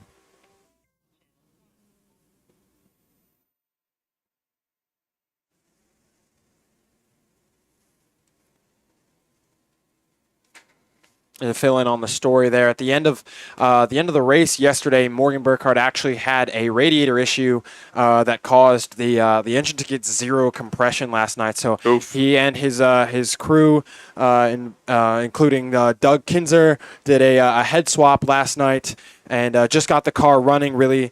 Not, tune up to the 107 horsepower, 96 foot-pounds of torque that the top guys run in this class to the spec. But, it was working. So a really great job from those guys there with some really hard work last night. All right, so we'll see here and see if he reappears on the timing and scoring screen back where he was, as he is now still showing down in 35th position. As we have a driver going off at turn 10, taking the wild ride. That's Brooks. And rejoins right around start finish, and that is the Brooks car. And that is the 65 machine that just had that issue. We also had Chris Tilton, driver of the number 36 car out of Leesburg, Virginia. He had gone off at turn 1 on the previous lap. He has now lost 4 positions, finds himself back in a distant 30th position. Okay, a quick word on the 65 car. That car has been used by 3 different drivers for MARRS competition this year. It was used by Ryan Maloney's father, Russell, for the school. And then it's been used throughout the season by Brooks Hunt, currently behind the wheel. And then last weekend, Dave Stern hopped behind the wheel for the pit race event and got 2 podiums on the weekend. So been a strong car for a number of drivers. Yeah, absolutely. Well, maybe not for Russ. Actually, Russ came out early on in the season and was running very well. Had finished in the top 10, I think, at both our April and May MARRS here as we watch our leaders coming down the front straight. And probably not John Evans, but Rich Roman that last time by almost 0.3 of a second faster than Maloney and O'Rourke, opening up his advantage to almost 2.5 seconds as we had another driver just take a wild ride through turn 10. That was Scott O'Rourke, Greg, so that's going to move him about 2 positions down from where he currently was in that battle. All right, and we have a driver that is off pace right now. It is the 40 machine. A little bit further back in the pack, that's John Grayor. And we can see now, if we switch over to the camera at turn 5, you'll see that smoke, and that is engine smoke. Yeah, Grayor trying to get his car and I think limp it back over to the pits. Of course, when you got a lot of white smoke, there's also probably a lot of oil getting laid down as well. Yeah, and he's sticking it to the inside. Roll it to the. He's still on the track. I guess he's going to try to get it behind the. It was close, but get it behind the Marshall stand there. Yeah, well, unfortunately, that looks done. No, and he drives right past the Marshall stand. That's John Grayor in the number 40 machine. He's got it in his head that he's got to limp it back to the pits rather than try and make it. He's coming around 8 and 9. Yeah, so we'll check that. But a big thing now here is a big change up at the front of the field, crossing the start-finish line now with Ryan Maloney just leaving the 06 machine and Neil O'Rourke, about 6 car lengths now separating them, as I think Ryan Maloney just realized he's not getting the push from Neil O'Rourke, but more importantly, Maloney 9/10 faster than our leader, Rich Roman, that last time by. But gentlemen, we are halfway here in this SSM race. So let's make a first call to the grid for our next group. Attention in the paddock, attention in the paddock. First call to the grid for race group number 7, Spec Racer Ford and Spec Racer Ford Gen 3. Please head to the grid. Spec Racer Ford and Spec Racer Ford Gen 3, please head to the grid. And it looks like the 40 of Grayor has made it to the pit lane. I do see some trails behind there, so there's definitely going to be some slick spots out there back in the skill section, so hopefully that won't be too big of a trouble for our drivers.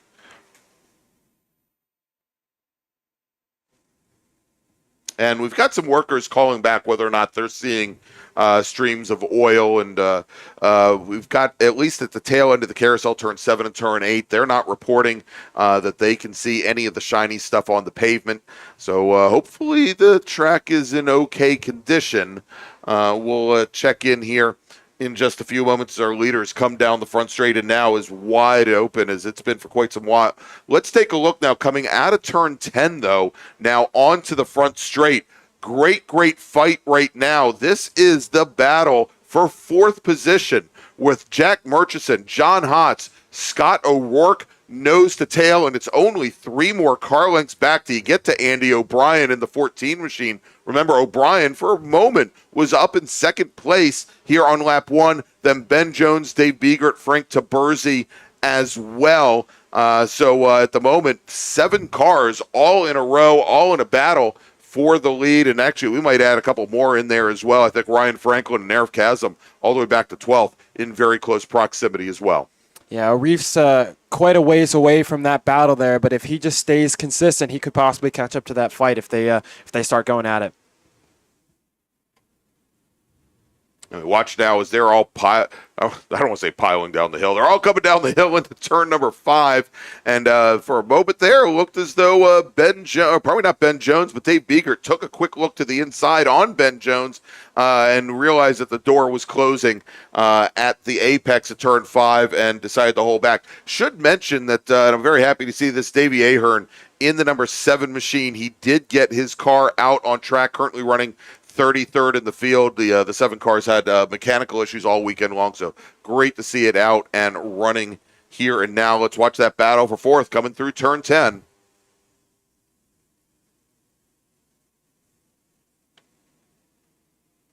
And the 63 of John Hotz, he's drafting up right behind the 58 car of Murchison.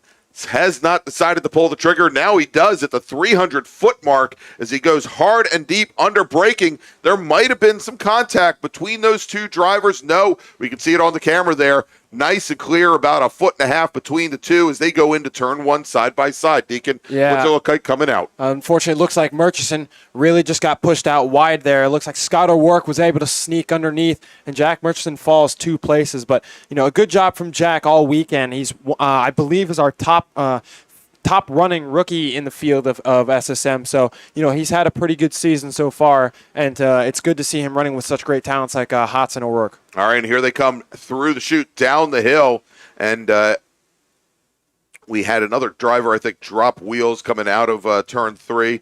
Not a huge surprise. Frank Taberzi, all 4 wheels through the gravel. Again, good thing that the track comes back to you there, but he loses a lot of ground to the number 1 machine of David Biegert. And Ryan Franklin in the 37 car sitting right behind. He might have to invest in a new windshield coming up soon. We'll see soon enough as we now have 7 laps remaining, and Rich Roman now continuing to open up an advantage that last time by 0.4 of a second faster than our second place runner Ryan Maloney. Is the battle now for 4th coming down the front straight. John Hotz got around Jack Murchison. Scott O'Rourke in the number 32 car. He's side by side with Murchison. Scott O'Rourke in the yellow car. drivers left. Murchison in the dark-colored 58 to the inside as they come into turn number 1, and it looks like Murchison is able to hold off O'Rourke. Andy O'Brien in that blue number 14, he's right there as well. Scott O'Rourke got it back underneath in our blind spot there that we can see here from the tower. But I've had the privilege of racing with Scott O'Rourke, and he is not an easy person to get around. Very, very tight defender. So that will take some skill to get around Scott and get up to John. All right, and now coming down the front straight here in the battle for the lead. Good to see here the number 9 car, although the number 9 car is about to get lapped by our leader, Rich Roman. The number 9 being driven by Ray Seabird Heath, currently in 26th position. But that is the car that had some excitement at turn 10 when we didn't have roofs on the cars on Saturday. And good to see that car is back and circulating, but that has allowed now Maloney and also O'Rourke to close things back up just a little bit in that battle. And we're now watching the battle for fourth now starting to make its way down the hill. And that battle for fourth is quite a long one. I see 1, 2, 3, 4, 5, 6, 7, 8 cars in that fight, going all the way down. From John Hotz back to the 37 machine of Ryan Franklin. So there are a ton of cars in that train just waiting for someone to make a big mistake as they all go into turn 1 single file. Dom? Yep. And Deacon, I got the chance to talk to Frank. He was at pit race last weekend for the first time and was saying how basically no matter the day, the track, the phase of the moon, he always seemed to find Jameson Huffman to run with on track. Unfortunately, Jameson not out here this afternoon, so Frank having the opportunity to race with some other people. But you're right, Deacon. That line of cars from about 5th on back is probably in the space of around 10. So they're going to see how they can battle it out here towards the end. All right, let's jump back to the battle for the lead as we now have 6 laps remaining. Rich Roman, then Ryan Maloney, and then it is, and actually, let's take a look at this. Rich Roman, Ryan Maloney, Neil O'Rourke, and looks like O'Rourke having a little bit of trouble there with that car, that Seabird Heath car. But we'll track back with that in just a moment, assuming I'm looking at the right battle, or am I not? I'm looking at the wrong green car. That's my problem. Yeah, that's our friend Jack Hellman. Jack Hellman. Thank you.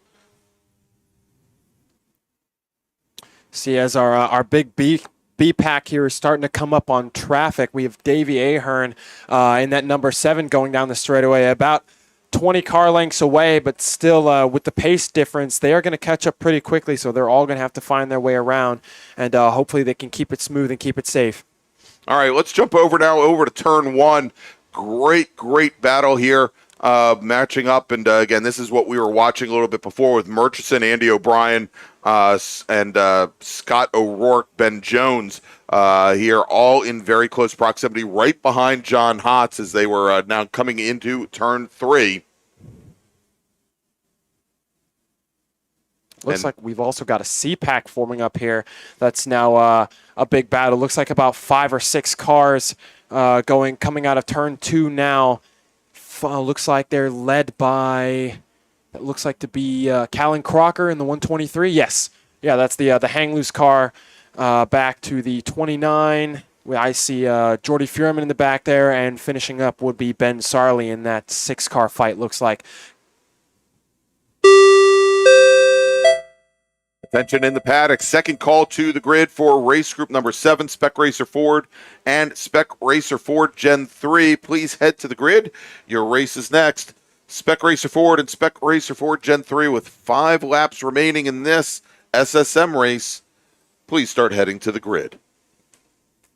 So, Deacon, having run this run SSM a full season last year, as you get down to 5 laps to go and you're battling with somebody, or perhaps in the case of our B-Pack, as you mentioned, a number of other drivers, how do you approach and how do you think when you're heading towards the checker flag in these closing laps? In a big pack like they are, you definitely want to find someone you work well with, someone who runs the same style as you, someone who has a good pace, someone who you have a good relationship with, that you can give the bump draft, that you can run away from the other people in the pack, or just just be clean, maybe just stay in the position that you're in. So in a big pack like that, finding a teammate to properly work with is extremely important.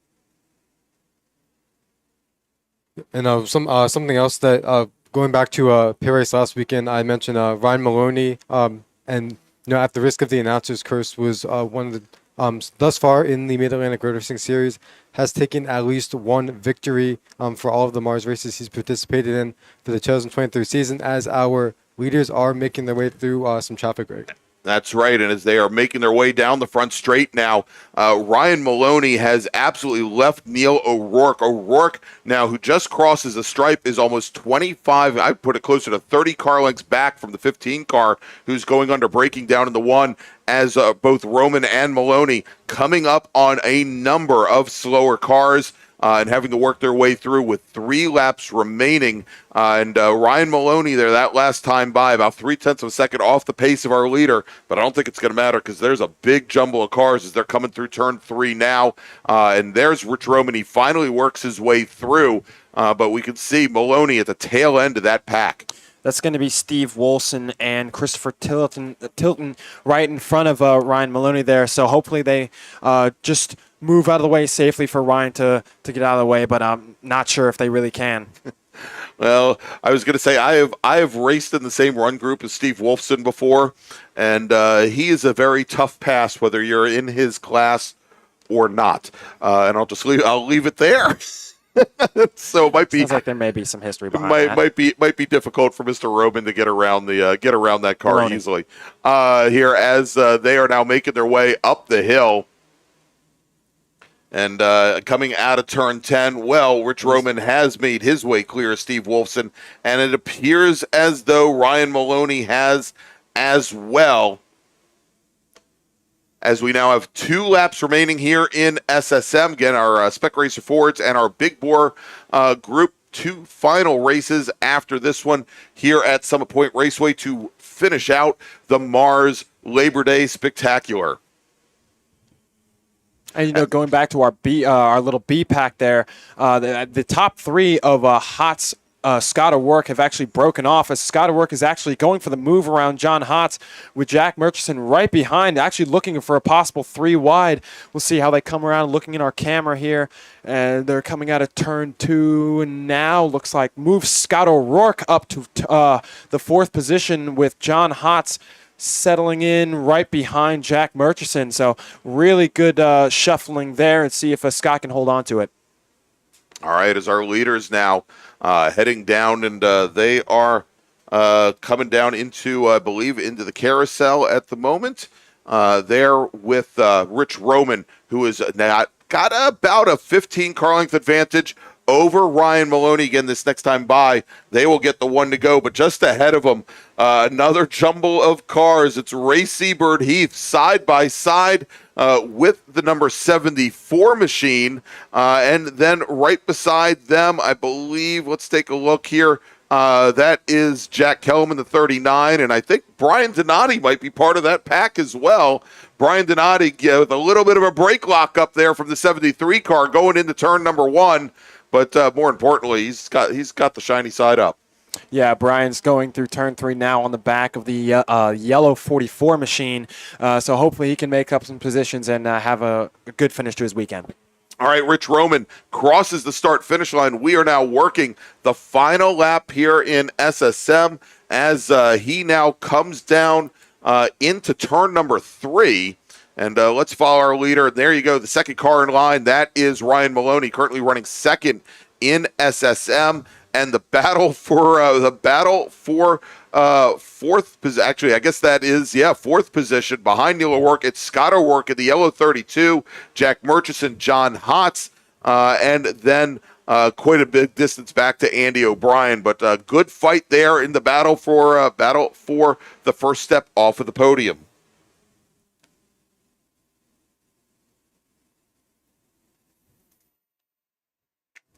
All right, our leader, Rich Roman now making his way through turn number 8. He's got some slower traffic directly ahead of him, but just that one car shouldn't create any problems. I say that, and I don't want to jinx it, but Rich had a very interesting Labor Day last year with some slower traffic ahead. But now Rich Roman comes out of turn number 10. He is going to take the win. He's got the hand in the air. Rich Roman is your winner in SSM. Ryan Maloney, he's going to have to be content with a win earlier this weekend, but Rich Roman wins his second race in a row in SSM. More importantly, takes the feature race here at the Labor Day MARRS Spectacular. Here comes that B-Pack drag race to the line. Looks like Scott O'Rourke's going to take 4th with Jack Murchison 5th. All right, John Hotz, he's in the very tail end of that group. He's going to finish 6th. Andy O'Brien, Ryan Franklin, Frank DeBersey, Ben Jones, rounding out your top 10. And as we have a few more of our drivers come across, Biegert, Chasm, Crandall, Steve Rollo, Callan Crocker, bringing up to 15th position.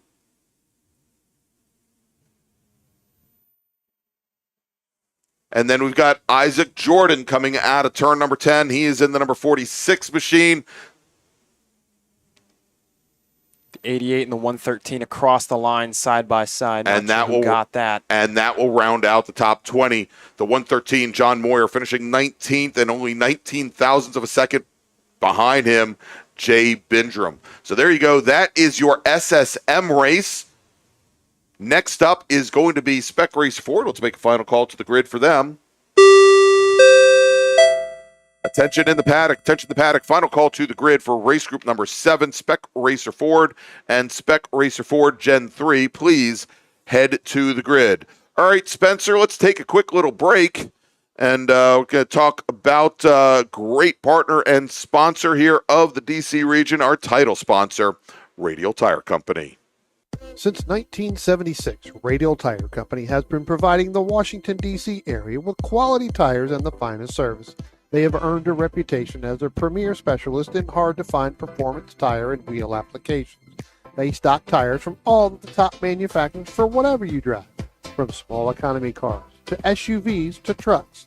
Their mission is to assist you in getting the most out of your tires and cars. For more information or to schedule online, browse radialtirecompany.com or call them in Silver Spring at area code 301-585-2740.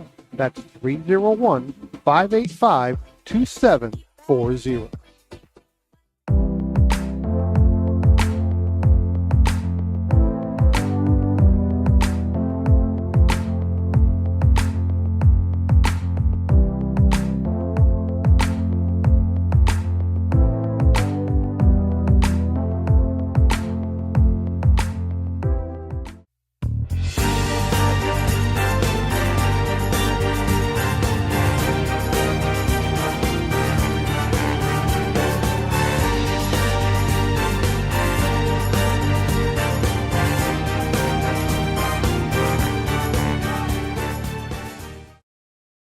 Since 1976, Radial Tire Company has been providing the Washington, D.C. area with quality tires and the finest service. They have earned a reputation as a premier specialist in hard-to-find performance tire and wheel applications. They stock tires from all of the top manufacturers for whatever you drive, from small economy cars to SUVs to trucks. Their mission is to assist you in getting the most out of your tires and cars.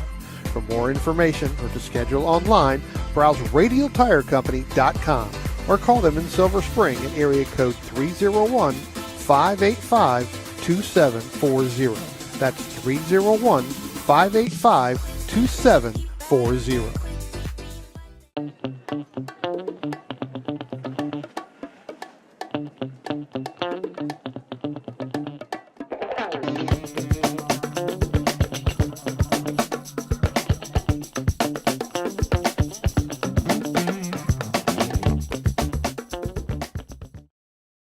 If you like what you see today, become part of the action by joining Sports Car Club of America.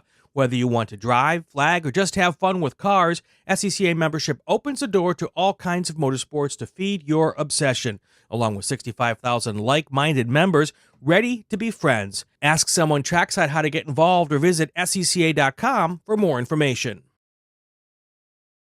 OG Racing carries just what you need to get on the track, from driving suits and shoes to helmets, data and video systems, to your favorite brake pads from Performance Friction, Hawk, and Paget. OG Racing has built its reputation during the last 22 years by providing the best customer service in the motorsports business, and their depth of inventory is second to none when it comes to safety equipment. That's why OG Racing has been the highest volume Sparco dealer for 17 years. Come visit their 12,000 square foot showroom and warehouse located in Sterling, Virginia. Call them at 1-800-934-9112 or order online at ogracing.com.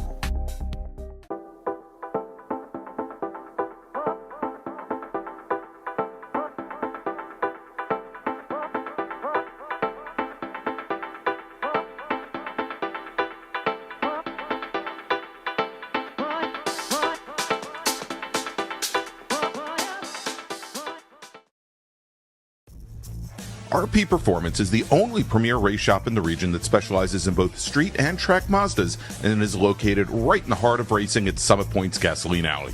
RP has been involved in countless race wins and series championships across many classes with drivers of all ages.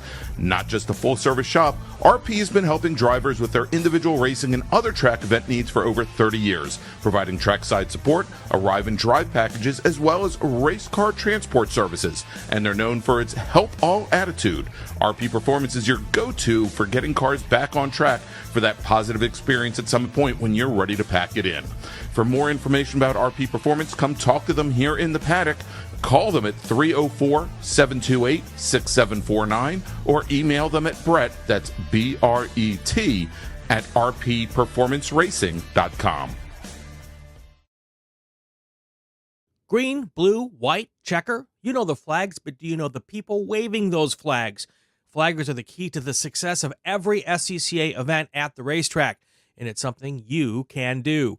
Being an SCCA flagger puts you in the action, feet from the race cars, keeping everyone at the track safe and having fun.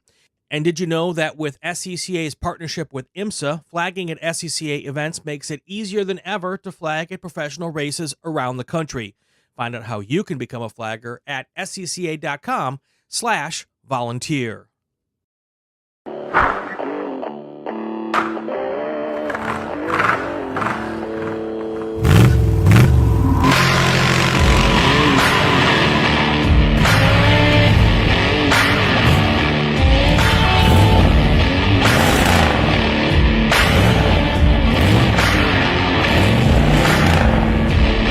Hey dog, Belmont Classic Cars, where we take you back to simpler times. Belmont, Ohio.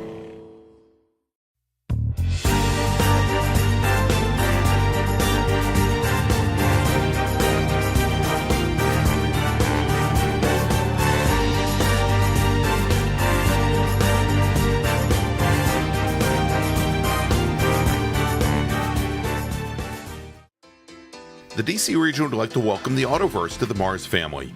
The Autoverse is a huge supporter of science, technology, engineering, and math, or STEM education, and like the SCCA, wants to break down the barriers to motorsports. They do this by providing the public with real-world experiences and link them with a trusted network of providers and gearheads. To find out more, find them online at theautoverse.io, and if you're here at Summit Point this weekend, stop by their display in the paddock, say hi, and ask them about their upcoming events. The Autoverse, 4 wheels, more fun.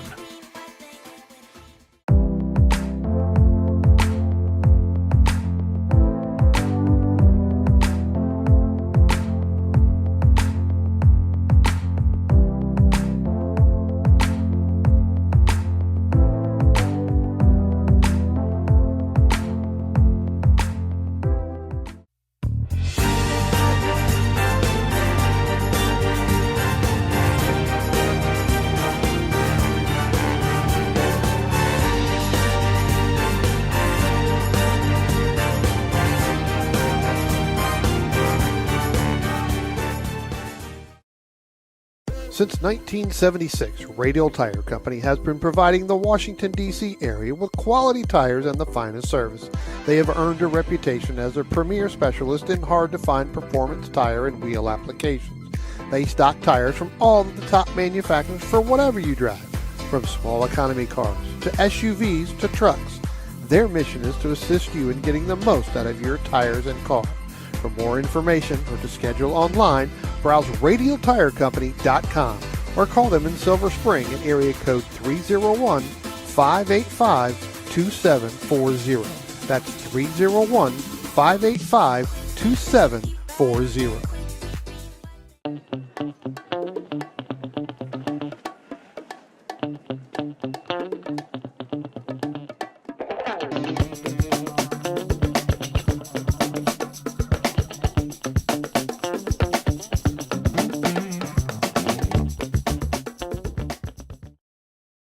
If you like what you see today, become part of the action by joining Sports Car Club of America. Whether you want to drive, flag, or just have fun with cars, SCCA membership opens the door to all kinds of motorsports to feed your obsession, along with 65,000 like-minded members ready to be friends. Ask someone trackside how to get involved or visit scca.com for more information. OG Racing carries just what you need to get on the track, from driving suits and shoes to helmets, data and video systems, to your favorite brake pads from Performance Friction, Hawk, and Paget. OG Racing has built its reputation during the last 22 years by providing the best customer service in the motorsports business, and their depth of inventory is second to none when it comes to safety equipment. That's why OG Racing has been the highest volume Sparco dealer for 17 years. Come visit their 12,000 square foot showroom and warehouse located in Sterling, Virginia. Call them at 1-800-934-9112 or order online at ogracing.com. Welcome back, everybody, to Summit Point Raceway in the Labor Day MARRS Spectacular presented by Radial Tire Company. I'm Greg Ginsburg, along with Deacon Greenfield, along with Dominic Mandiel and Spencer Gaynor here. And, of course, we want to mention Brian Donati, whatever his name is, just had that race in SSM. Hopefully we'll see him before the end of the day. If not, he thanks you for allowing him to spend some time with you this weekend. We're getting ready. We've got 2 races remaining here from Summit Point, and next up is going to be Spec Racer Ford and Spec Racer Ford Gen 3 as the pace car now. That beautiful red MGA of Tom McLeod heads onto the track. Let's run down the starting grid. Starting 22nd, driving the number 23 Gen 2 Spec Racer Ford, it's Robert Skinner. Starting 21st, driving the number 97 machine, it's Brad Gould. Steve Spano will start 20th today. He's in the number 6 Spec Racer Ford Gen 3. Nikki Ruben Skinner, she is from Washington, D.C. She starts 19th on the field. Great to see Nikki out here today. Great Trans Am racer for many, many years. Kevin Silbert will start 18th, driving the number 14 machine. He's out of Columbia, Maryland. Phil Ackley starting 17th. He's in the number 41 car. With John Ryan starting 16th. He's in the number 87. John Hall will start 15th today. He's in the 71 machine. With J. Mark Wendling starting 14th. He drives the number 3 Spec Racer Ford Gen 3. Bruce Cramingo will start 13th on the field in the number 31 Spec Racer Ford Gen 3, with Steve Minkin starting 12th in the number 99 car. Aaron Meisner scheduled to start 11th. He's in the number 25 machine, with Eric Prepsia starting 10th, driving the number 55. Keith Frazier starting 9th today. He's driving lucky number 7, with Theo Pepe starting 8th in the number 38 car. Joe Blanks starting 7th. He's in the number 74, with Jisoo Kim starting 11th, driving the number driving the number 11, starting in 6th. Starting 5th, driving the number 81 machine, Steve Shue, with scheduled to start today 4th, Brian Cates, but we think we have a driver change in that number 21 machine. We'll talk about that in a second. Brian, he was scheduled to start 4th. Jason Pintar scheduled to start 3rd today in the number 56 machine. He's out of Flemington, New Jersey. And your front row, Mac Harrison, driver of the number 30 Spec Racer Ford Gen 3. He's out of Washington, D.C. And your pole sitter, driving the number 55 machine, with a qualifying time of 1:20.143, Sam Schechter. All right, and as the field is starting to form up down in the carousel, gentlemen, who is driving the number 21 machine today? Morgan Burkhardt is back in Surf Gen 3, and he should be starting from the back in that case machine, I believe. So I was able to get a quick message to him, and he said he's going to go for the hard charger and is aiming to get up there to Mac and Sam. So we'll see how he plays out. And, of course, Morgan, he's got multiple wins this season in U.S. Majors Tour racing, both at the U.S. Super Tour, also here at Summit Point and in New Jersey. As the pace car is on the pit lane, Dave Sterling looks over the field as we get ready for the start, and they are lined up, and green flag. Green flag is in the air. And Sam Schechter, that inside lane with the blue number 55, jumps off to an early start, and we are 3 wide directly behind Schechter with Harrison and Pintar and Shu as they're all jockeying. Brake lockup from the inside, and I think that was from Jason Pintar in the number 56 machine in that Gulf liveried machine as Shu goes around the outside, the number 81 machine, but Schechter, he's got the point. He's your leader coming up to turn 3, Deacon. Yeah, let's see. Move Mac Harrison up to second after being side by side up 3. We've got another car running the Herbert line through the gravel there, and also on that start we had the 87 of, let's see, John Ryan having to make a big checkup and actually avoid another car who had possibly missed a gear going into the grass on the start finish. So move him way down into the pack, unfortunately, on that bad start. All right, here is our field now, starting to make their way through the carousel, jumping again out to an early lead. Sam Schechter now, yesterday, during, I don't want to call it the feature race, but the longer of the 2 races that we ran yesterday, Schechter, I believe the margin of victory, if I remember correctly here, was somewhere along the lines of, it was much shorter. It was only about 3.7 seconds. Mac Harrison was able to keep in very close proximity to Schechter in the afternoon race. It was the morning race where Schechter took the win by almost 30 seconds here. So our leaders now coming down and out of turns 1 and turn 2. Did get word that the 51 machine went for a bit of a wild ride there through turn number 10 on the end of lap number 1. So did Mac Harrison actually also go through the turn 10 gravel trap and lost a lot of ground to the number 56 of Jason Pintar. All right. And Deacon, you may mention that Morgan was going for the hard charger war today. Already up to 4th place on the was this lap 2?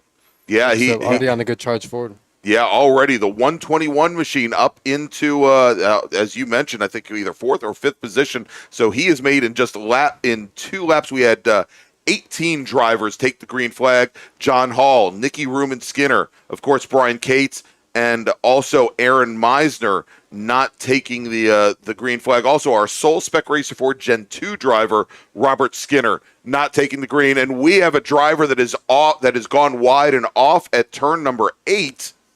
And we're going to get the number. And we've got a car that has gone around now coming out of turn 10.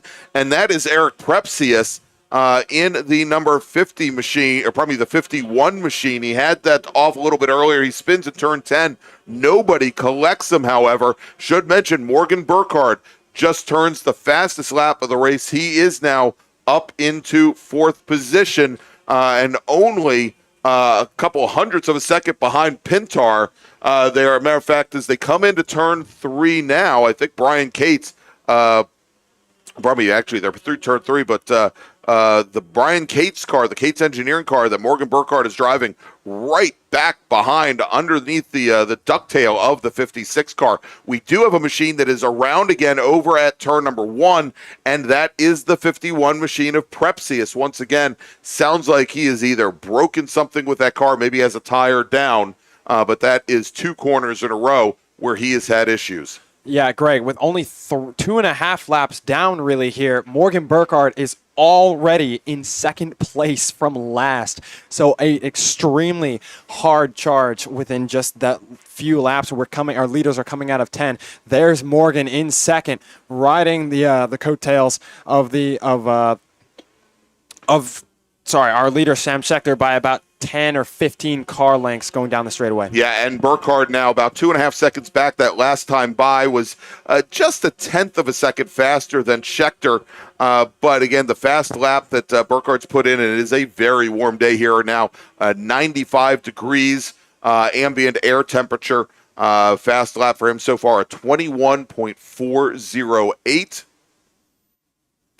And we're going to check on the track records here. I greatly doubt that we're going to see a track record fall here. I think we went over it yesterday or Saturday. It was a 19 something. And change, so exactly. I doubt we're going to touch that. However, Morgan Burkhardt is still, at least on a fast lap, 2/10 up from Sam Scheckter. So he has quite a lot of laps to inch that gap to close and possibly get a battle for the lead.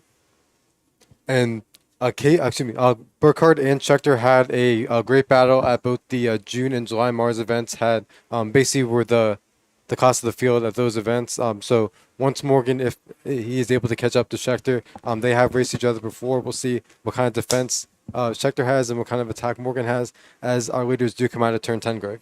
All right, and here they come. And it doesn't look as though Burkhardt has picked up that much ground on the 55. As the 55 starting to turn the wick up just a little bit, turns his fastest lap of the race, a 121.6.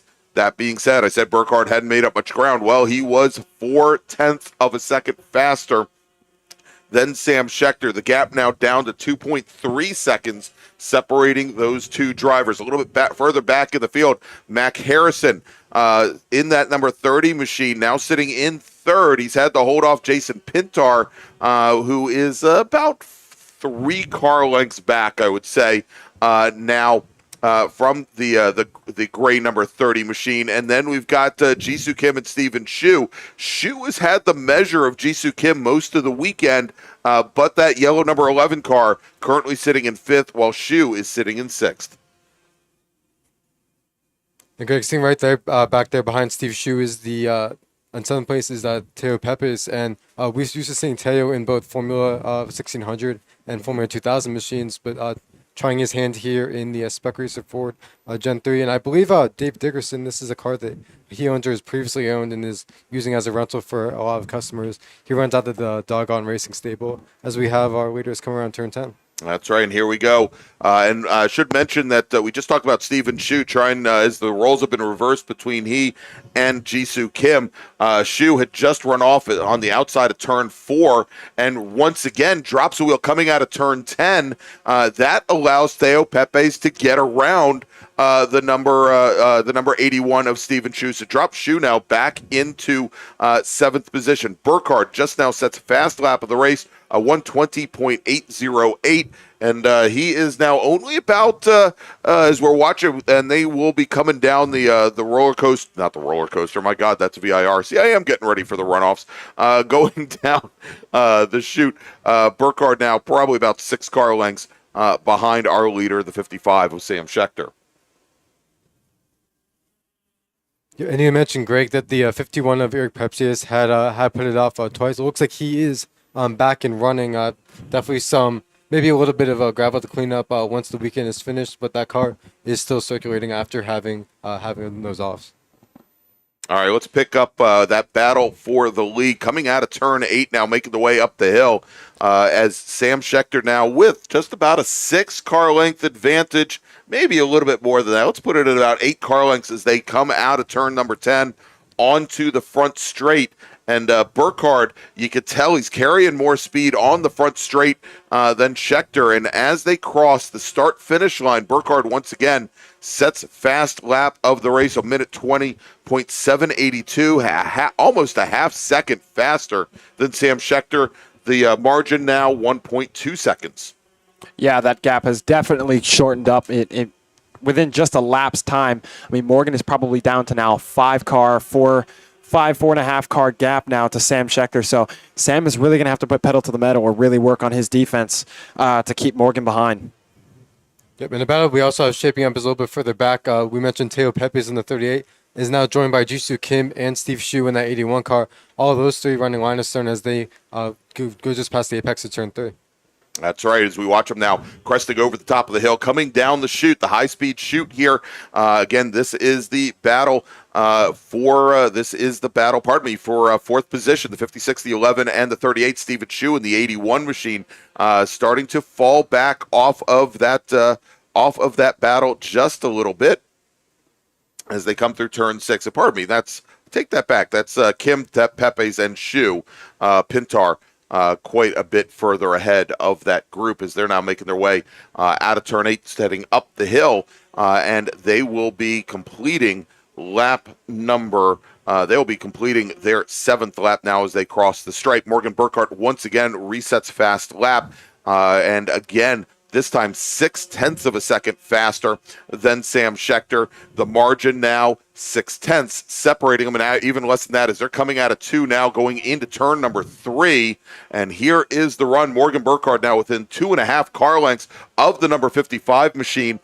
We saw Schechter give a challenge to Mac Harrison give a battle to Sam Schechter yesterday, but was not able to get within even 7 or 8 car lengths. Morgan Burkhart, who started at the tail end of this 18-car field, he is now within spitting distance of our leader, Sam Schechter, as they make their way through the carousel. As we see there on our turn 6 camera, they are almost nose to tail now. There they are, pick them up on the turn 8 camera. Morgan Burkhart is right there, making up all that room, coming down now through turn under the Toyota bridge and coming through into turn 10. Our leaders are right next to each other. We'll see how this goes. That's right. And we saw Burkhart. He took a little look to the inside going through turn 6B and wasn't quite close enough alongside Schechter. But now as they can make a run down the front straight and head down towards turn 1, Schechter moves all the way driver's right to defend. Burkhart is pulled right alongside as they go under braking into turn number 1. They are side by side. Schechter a little bit later on the brakes than the 21 machine, and as they roll down around turns 1 and 2, they are once again side by side. Burkhart is getting pushed all the way to driver's left. He's got the advantage going into turn number 3, and as they make the turn in, Morgan Burkhart, he's your new race leader. A fist bump from the Burkhart family on the start stand, so definitely happy about that. And of course, we've got John and Beth on the starter stand here today. Friend Evan, they're one of our starters as well. And actually, I think I'm looking at only John Burkhart on the starter stand. I think Beth is right below us here and was able to see that pass made over at turn number 3. All right, a little bit further back in the field. Coming down into turn, let's look at coming into turn number 3. I believe Philip Ackley, John Ryan, Mark Wendling, all in very close proximity. That is the battle for 10th currently, as they are starting to make their way down the hill, down through the chute, heading under braking into turn number 5. Directly ahead of them is Keith Frazier in the number 7 machine. And Greg, even though Morgan Burkhart was able to make that overtake on the last lap, Sam Schechter isn't quite letting him get away. They're making their way into turn 1 as we speak, getting ready to come out of turn 2. They're also going to be coming up on some traffic after a few more laps here, so they're going to go side by side at turn 2, Deacon. Yeah, it looks like Sam is not letting Morgan go at all. Still keeping close proximity, but Morgan getting a better run out of 3 at mid-apex and with a little bit of just pull away going up to the chute. Yeah, and and again, I want to apologize for the I'm calling it the potato cam now. Coming out of 2, going into 3, where they were so close, it looked like just one big blob, making it all the way from turn 2 to turn 3. It wasn't until they were directly below the camera that you could actually make out the color difference. So again, apologize there, and we will try to get that rectified before not before, but by our next MARRS race, which is going to be coming up in early October. And Greg, you alluded to it as well. A great 4-way battle here with Phil Ackley, Mark Wendling, and then you also have to throw both Steve Spano, and then I believe the other car involved is Steve Minkin. So all of those guys having a great battle as our leaders cross the start-finish line. And want to thank Stevie Ray from out Texas checking in from Ray Esports Racing, runs the unofficial SCCA Esports Racing League that I am actually an announcer for, and Morgan races, as does Deacon, and says it's awesome to see some of virtual racers doing so well. Go Morgan. Also great to see Brad Gould, who's another one of our racers in that league, doing so well. Now side by side going into turn 3, defending to the inside to driver's left is Morgan Burkhardt, and he's going to hold off Sam Schechter once again. And as Burkhardt was able to make his way from the back of the field all the way up to Sam Schechter, now Burkhardt is starting to fall off his initial pace. He's now back into the mid-21s, and I think a lot of that is because he's spending a lot of time side by side with Schechter, but he may have run those Spec Hoosier tires off just a little bit on that early run. As we are now halfway through the Spec Racer Forward race, let's make a call to the grid for our final race group of the day. Attention in the paddock. First call to the grid for race group number 8, Big Bore. Please start heading to the grid. Your race is next. Race group 8, Big Bore drivers, please start heading to the grid. And now, going for a long ride through the gravel trap, that is the number 56 of Jason Pintar. Got within about 4 feet of the tire wall. Drivers left all the way on the outside at the trailing end of that gravel trap. Pintar, who still is sitting in 4th position, manages to hold off Steve Shue, but he's lost a lot of ground to Mac Harrison. And so want to welcome into the announce booth here as we're watching the Spec Race Ford race, Mr. Edwin Pardue from Summit Point Motorsports Park. What is your official title, pardon? Director. Sounds fancy. Yes, it does. And so Edwin here, of course, has been watching our racing all weekend long and has had great interest. And by the way, we have the 41 machine looking a little bit off pace here. Edwin coming down the front straight. That's Phil Ackley. We'll see if perhaps he looks like he might be getting up to speed now, but may have had some issues coming through 10. Phil's one of my favorite characters. Oh my gosh, yes. As you get to meet everybody out here and get to know everybody, you have such great characters. I hate to even interrupt right now because you've got a great race for the lead here in this event, but what a spectacular weekend. Coverage has been wonderful. I love it because I can sit in the office and pull it up, watch the broadcast, see what's going on, and pop out as I need to. But excellent job by your whole crew this weekend. Thank you. I mean, it takes a village. We've got racers up here. Heck, I'm the only one who hasn't been behind the wheel of a race car in the last 2 years. Well, Spencer hasn't. Well, you've been behind the wheel of your father's car. But thank you very much, Edwin. I definitely appreciate it. Now, we had, and I believe you opened it up last year, but we had the new visitor center that was opened up here at the track. I know it's already closed down for the day today, but can you tell us a little bit to the next time when we're back in early October, we could probably have some folks come by and visit. Yeah, when you guys back October 7th and 8th, we'll be announcing some hours that we're open. It is really cool if you've been in there. It's not just Summit Point, but it's road racing throughout the Mid-Atlantic. There are some really neat pieces in there, 2 video screens. I mean, we go back to the airport races up through Marlboro. Indy at Baltimore, American Le Mans Series in DC, what's happened here, and then touch on some of the other tracks in the region. So it's not just a Summit Point piece, but it's about motorsports, road racing motorsports in particular, throughout the Mid-Atlantic region. That is great. Here, real quick, let's jump into the action here. Coming down the front straight, Morgan Burkhardt and Sam Schechter, they're coming up onto the 51 machine of Prepsius. Burkhardt is going to get underneath the 51 car before they turn in at turn number 1, and Sam Schechter is going to go side by side with Prepsius through turn 1, gets around coming into turn 2, and as they make the run down towards turn number 3, only now car length separating those two drivers. So Schechter not losing a lot of ground as we now have 7 laps remaining, and this race certainly not over by any means. Absolutely. Guys, we can't wait to see you back here October 7th and 8th. The coverage is fantastic. Thank you. Cannot tell you how much we appreciate it, and I think you got a good finish for this race coming up, so I'll turn it back over to you guys, let you call them to the finish. Very cool. Thank you, everybody, Thank you, so sir. much. That is Edwin Pardue, Director of Motorsports here at Summit Point Motorsports Park. And thanks so much, Edwin. We appreciate it, and we'll see you back in October. All right, let's jump back to the action here, guys. And again, I want to thank Edwin for coming on up. He has done a lot for us, for Brian and I, and for the whole team here over the last couple of years. A lot of upgrades here to the PA system and to the announce booth, and we really appreciate it. Window tint. And blinds. And blinds. And new air conditioner. All right, our leaders now heading down into turn number 1.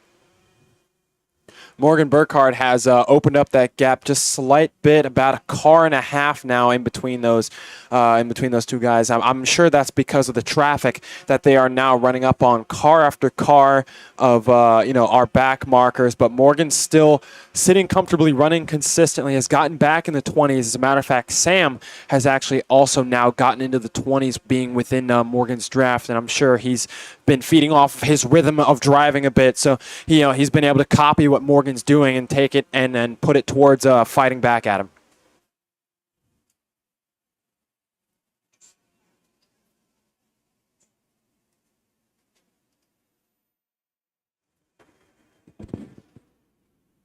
Yep, and I want to also point out a battle. We have Keith Frazier, Steve Spano, and then Kevin Silber coming out. Actually, spoke to Kevin this weekend. I've done on a few occasions this season.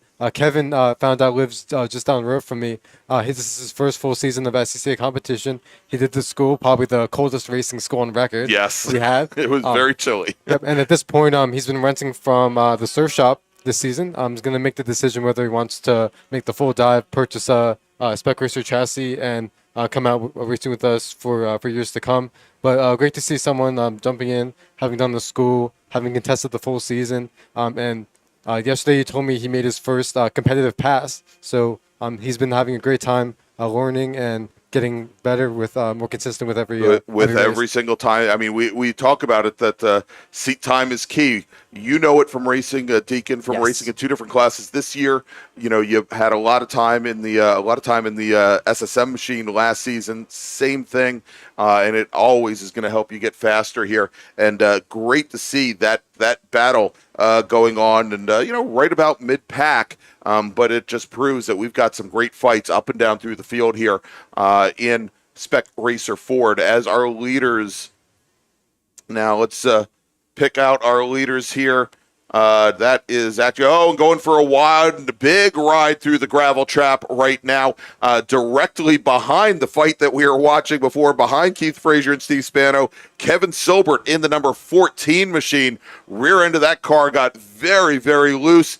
He gathers it back up just ahead of our leaders coming through, coming out of turn 10 now with 5 laps remaining. Morgan Burkhardt opens up a lead as Sam Schechter had to find his way through some slower lap traffic coming out of turn 10, but Burkhardt's going to come up against some more traffic as well. Gap now about 3 car lengths as they head into turn number 2. Morgan Burkhardt starting to use that same strategy that we saw in Spec Miata, getting around lap traffic in the grid opportunities to where you can actually put a car in between you and the guy that you're battling with, so that way it makes it harder for him to get around.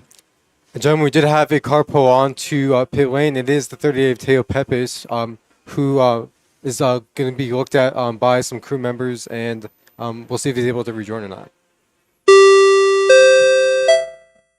Attention in the paddock with 4 laps remaining in this Spec Racer Ford race. Race group number 8, it is time for you to start heading to the grid. Big bore racers, please head to the grid. Your race starting in just a few moments. All right, so what was a battle between 3 different cars for 11th position? It is now 2 cars. Keith Frazier, Steve Spano, and Frazier now moving up into 10th position. Spano in 11th, and Kevin Silbert in that 14. He didn't lose any spots, but he is now sitting in 12th position as Morgan Burkhardt now trying to make his way around slower traffic. Oh, and we've got a car off at the apex of turn 10. That's the 51. That is Eric Prepsius, another issue for the 51 machine. And he gets the car back underway. He did it right in front of Jason Pintar's number 56 car. He gives a wave to the starter stand. He says he's okay, but it has been a very, very difficult race here for Eric Prepsius. That was an unusual spin that we've seen. Well, it wasn't a full spin around, but that was an unusual loss of control coming through 10. Usually we have our drivers kind of drift outwards and go through the gravel, but he had actually slid on the curb, so possibly got too much on the brakes. The rear end locked up, slid around, and he was able to just save it coming in. Or possibly drop a wheel on entrance. That too. Rotating the car around and sent them towards the inside of the track. But the 51 car is back underway.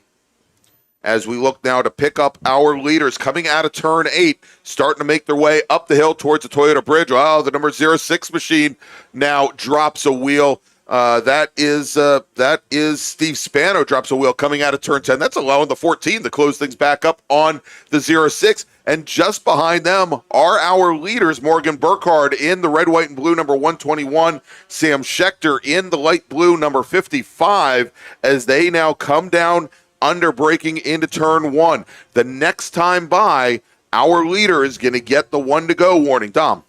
And based on the position that the lap cars are, they are definitely going to encounter them before the race is over. And just the characteristic of this track, once you get from turn 5 on to the S's, the track narrows up considerably. So it's very much up to the lap cars to recognize the blue flags, to be able to allow racing to continue and be able to allow them to have their battle while having everybody keep at speed. All right, so as we watch here, the last 2 laps of this race, will Sam Schechter be able to close things down on our leader, Morgan Burkhardt? Burkhardt, who worked his way from the very rear of the field up to the front. And I'll tell you what, if you like what you see and if you like the way Morgan's raced this race, go ahead, give him a big thumbs up. And when you do, remember to subscribe to the DC Region's YouTube channel, because the last person to do it in absentia was Brian Donati. He wasn't even here to subscribe.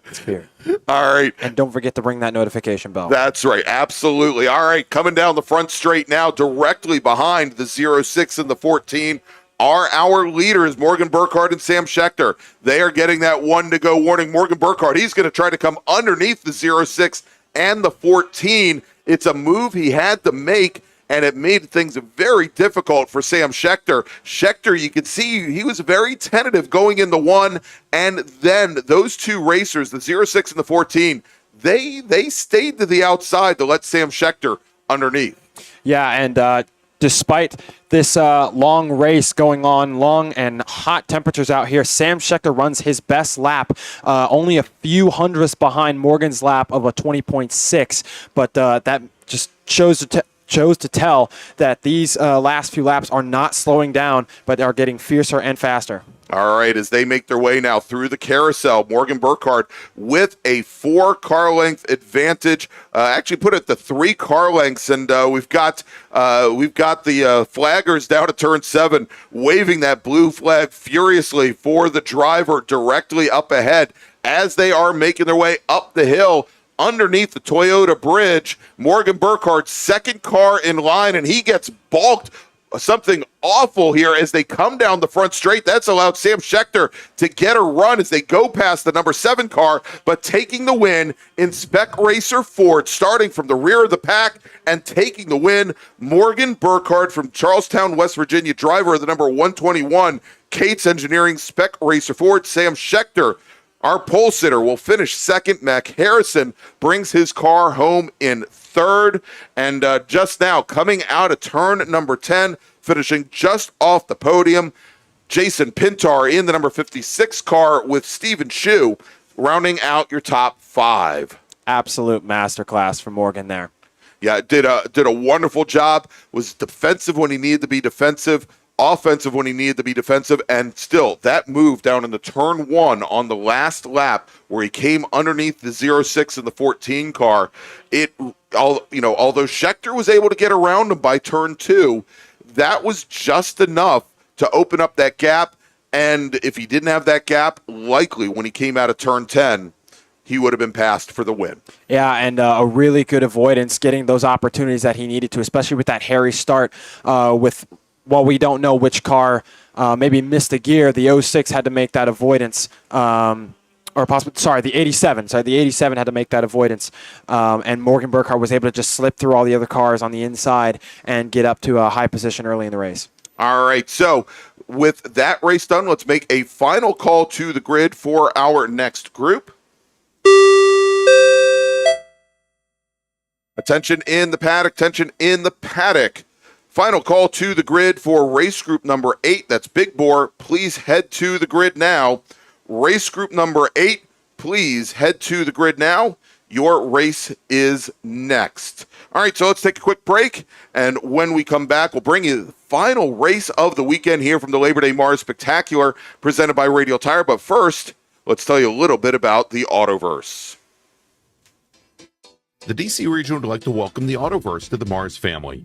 The Autoverse is a huge supporter of science, technology, engineering, and math, or STEM education, and like the SCCA, wants to break down the barriers to motorsports. They do this by providing the public with real-world experiences and link them with a trusted network of providers and gearheads. To find out more, find them online at theautoverse.io. And if you're here at Summit Point this weekend, stop by their display in the paddock, say hi, and ask them about their upcoming events. The Autoverse, 4 wheels, more fun.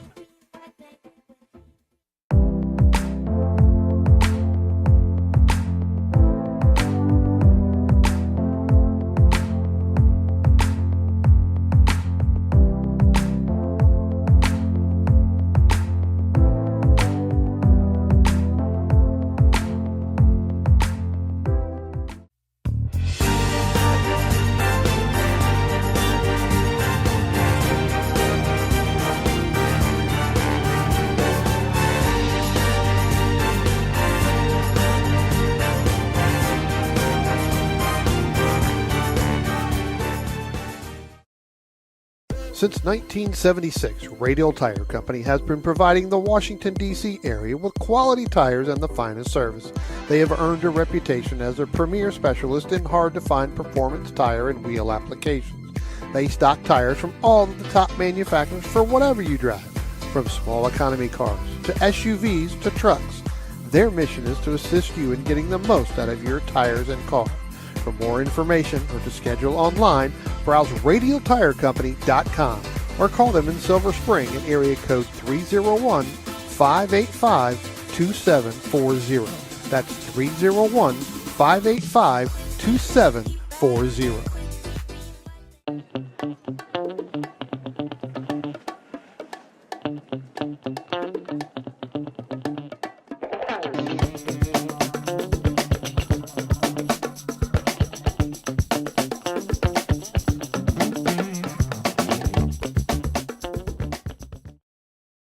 If you like what you see today, become part of the action by joining Sports Car Club of America. Whether you want to drive, flag, or just have fun with cars, SCCA membership opens the door to all kinds of motorsports to feed your obsession, along with 65,000 like-minded members ready to be friends. Ask someone trackside how to get involved or visit scca.com for more information. OG Racing carries just what you need to get on the track, from driving suits and shoes to helmets, data and video systems, to your favorite brake pads from Performance Friction, Hawk, and Paget. OG Racing has built its reputation during the last 22 years by providing the best customer service in the motorsports business, and their depth of inventory is second to none when it comes to safety equipment. That's why OG Racing has been the highest volume Sparco dealer for 17 years. Come visit their 12,000 square foot showroom and warehouse located in Sterling, Virginia. Call them at 1-800-934-9112 or order online at ogracing.com.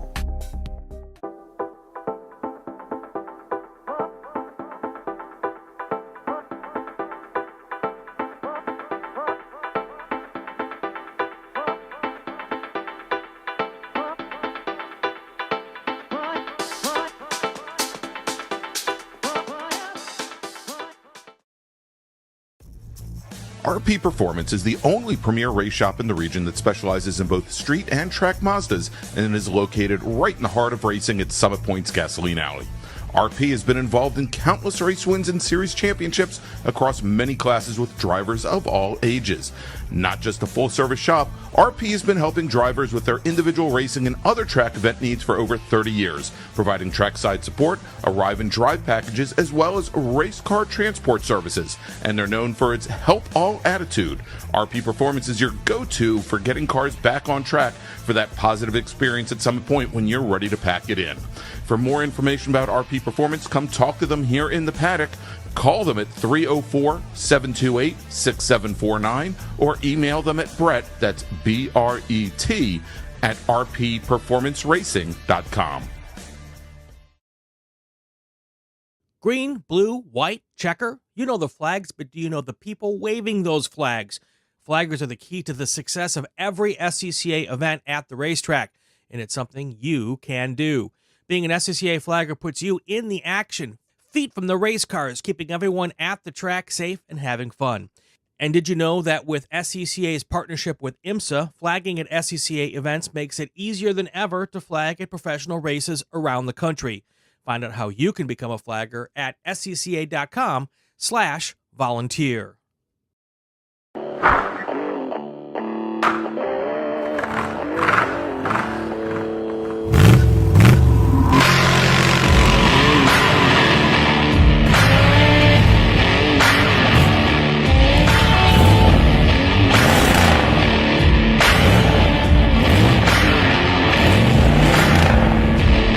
Hey, dog. Belmont Classic Cars, where we take you back to simpler times. Belmont, Ohio.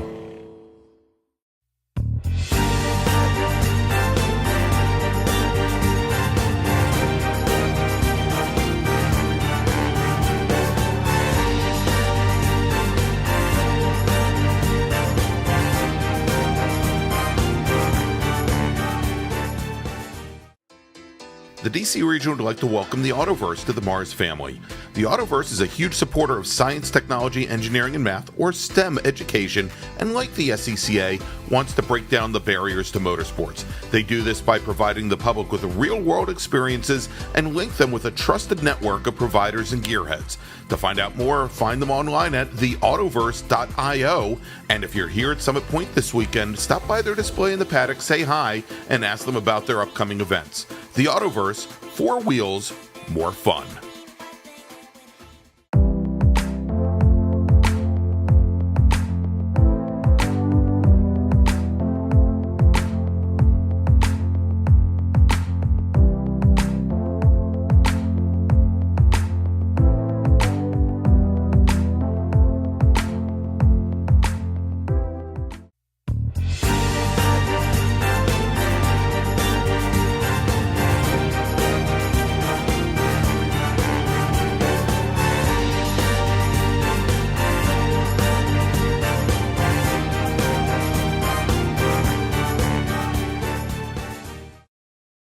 Since 1976, Radial Tire Company has been providing the Washington, D.C. area with quality tires and the finest service. They have earned a reputation as a premier specialist in hard-to-find performance tire and wheel applications. They stock tires from all of the top manufacturers for whatever you drive, from small economy cars to SUVs to trucks. Their mission is to assist you in getting the most out of your tires and car. For more information or to schedule online, browse radialtirecompany.com or call them in Silver Spring at area code 301-585-2740. That's 301-585-2740.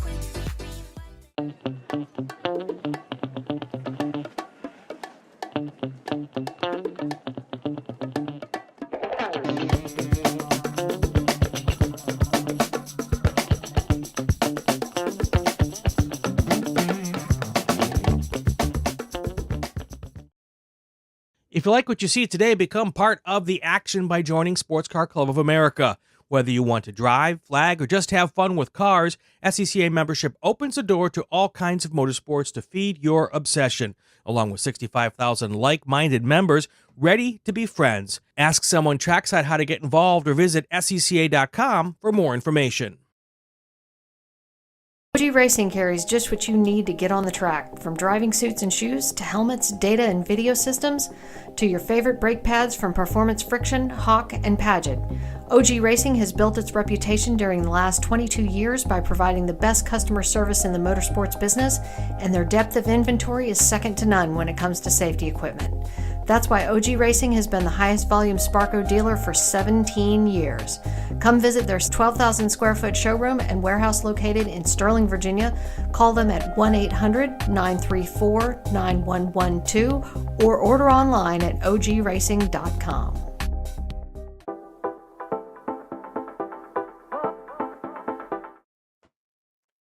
Welcome back, everybody, to Summit Point Motorsports Park for the Labor Day MARRS Spectacular presented by Radial Tire Company. And it's been a long 3 days, but we are almost to the end.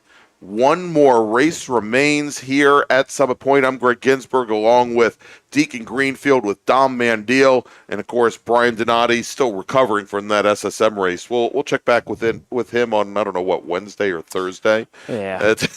Sounds about it. Maybe next Saturday. Yeah, let's see if he's back in good working order. But we have one race remaining. It's our big bore race, the big ground pounders here.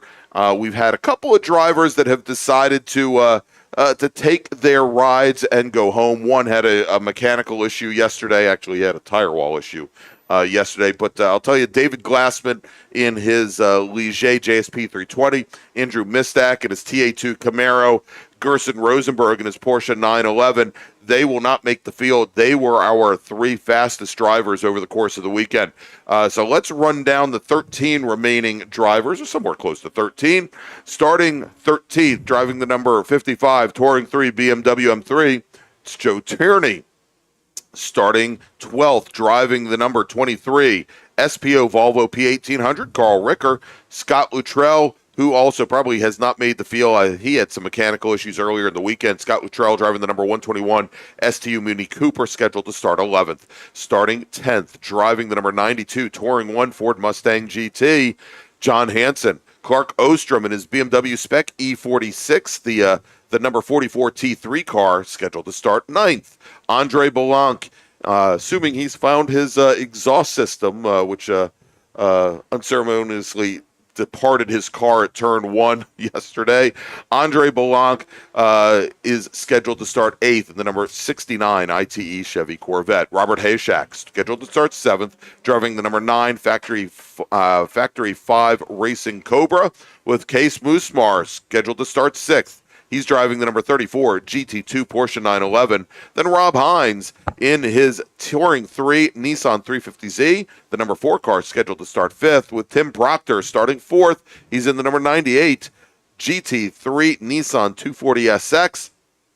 Brian Goodman in the number 28 Touring 1 BMW M3, scheduled to start 3rd. And your front row, Marshall Lytle, driver of the number 14 ITE BMW M3, and Nick Karangelin, driver of the number 76 GT2 Porsche 911 Cup car, your pole sitter this afternoon.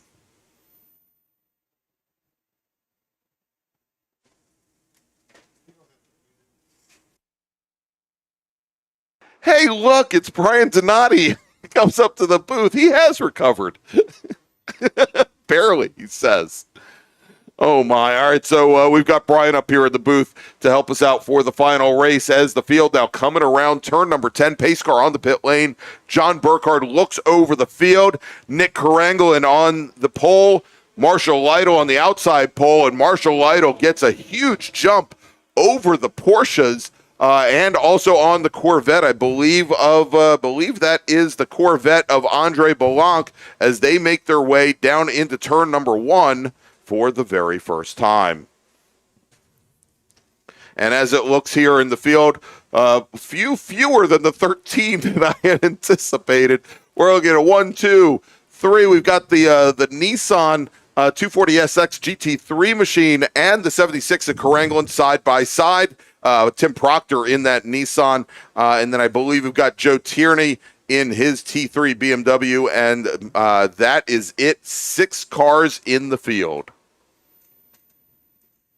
Really strong start there from Lytle's BMW. That was, as soon as the green flag dropped, that straight 6 just powered down the straightaway, even past, even past the Porsche.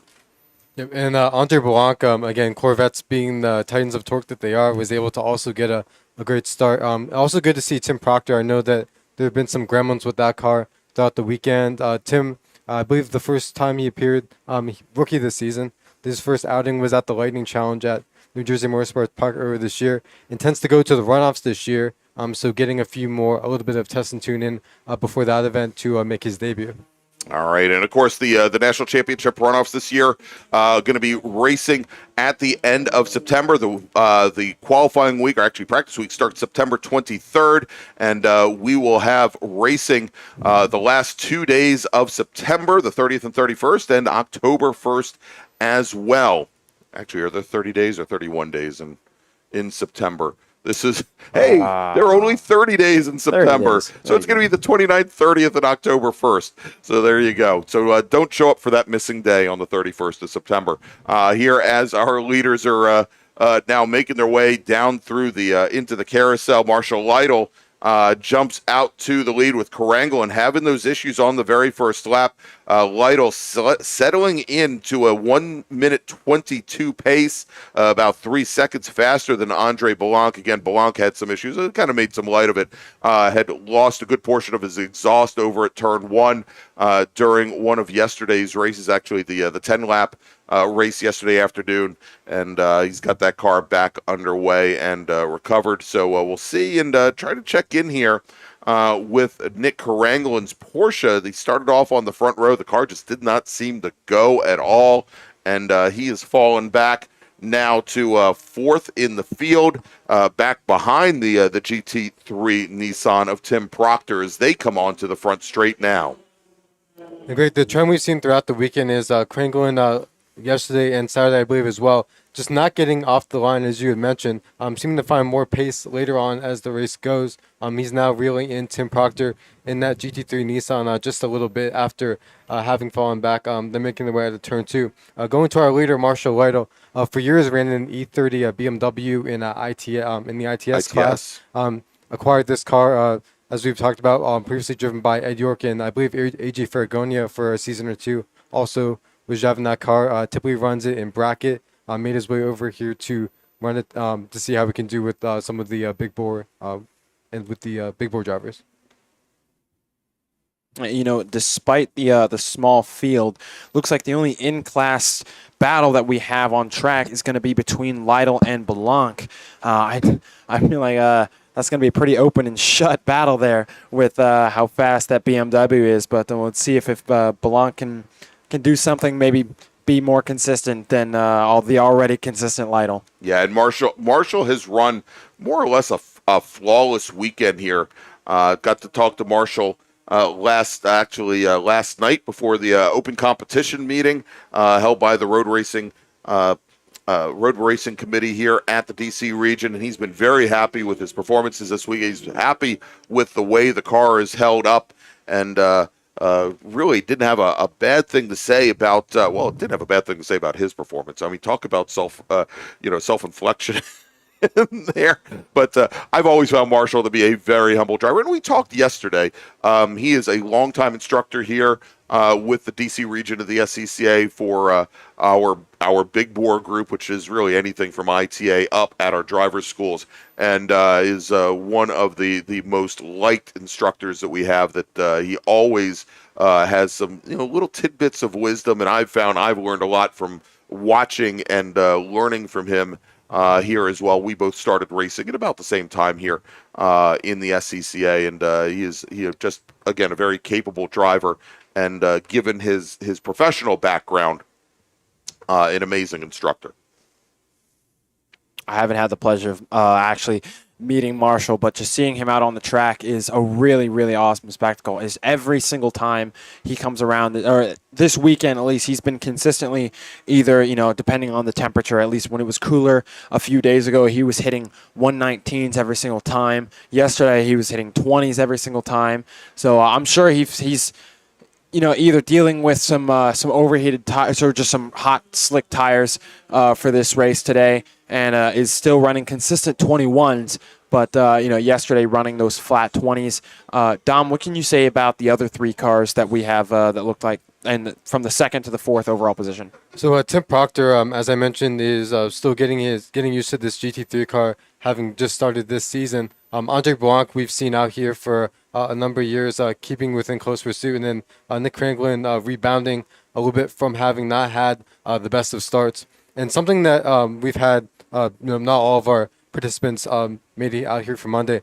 But speaking specifically to the GT2 class, we've seen pretty much every platform, probably with the exception of one, represented here. We have the GT2 Cup car with Nick Franklin. We had Andrew Mistek's TA2 Camaro. We had Gersten Rosenberg in the Porsche 911, as well as Case Musamar. So it's a class that really offers people a number of different options as far as build, as far as engineering is concerned, to make a platform that works for the class. And it's, GT2 has become, once again, one of the more diverse classes that SCCA offers on the national and regional levels. Yeah, absolutely, as we've seen in GT2, picking up some of the homologated race cars as well over the last couple of years in national competition, and we see some of the struggles, for example, in Touring 1, where they're working to fold in, say, GT4 cars into that field and reworking some of the classes and some of the categories. And it's been a very difficult thing, as you always see, in trying to I guess, meld in the old stalwarts in a class to newer chassis and bring in newer types of race cars into SCCA Club Racing, which we've said before is the structure is very rigid. That you have these different categories with firm focuses and how they determine how cars are classed, for example. And that's one of the reasons why we've seen bracket racing, for example, here work so well, where we had 2025 bracket racers all weekend long, because we know, and that's also why some of those other organizations that do endurance racing of late have had such great followings, and a lot of it is because frankly, we've got a lot of people who have their own personal idea of what a race car could and should be, want to get it on track, and it doesn't always match with what we have in the SCCA, but it's good to see that from a national level and from a classing and organizational level, we're trying to make some changes to bring in many of these different types of race cars that wouldn't normally be here at an SCCA race weekend. And Greg, as you said, we had Andre Blanc, who was running third overall. Either Franklin and Proctor found more pace, or Blanc also might have had an issue on a part of the track that we were not able to see. And he has fallen well into the rears of both Proctor and Franklin as they make their way to third.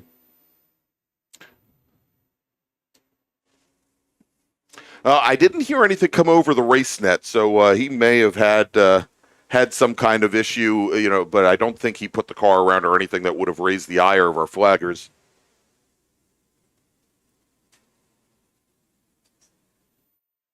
Also speaking specifically to, as we're talking about the different class structures, Touring 3, we had 3 of those out here this weekend, and that's another class where another different number of different platform options. Rob Hines not racing here this afternoon in the 350Z Nismo, but we also have, and especially on the West Coast, especially out of Washington State, we've had a lot of the spec E36, E46 cars come out, and Clark Ostrom this weekend representing that platform.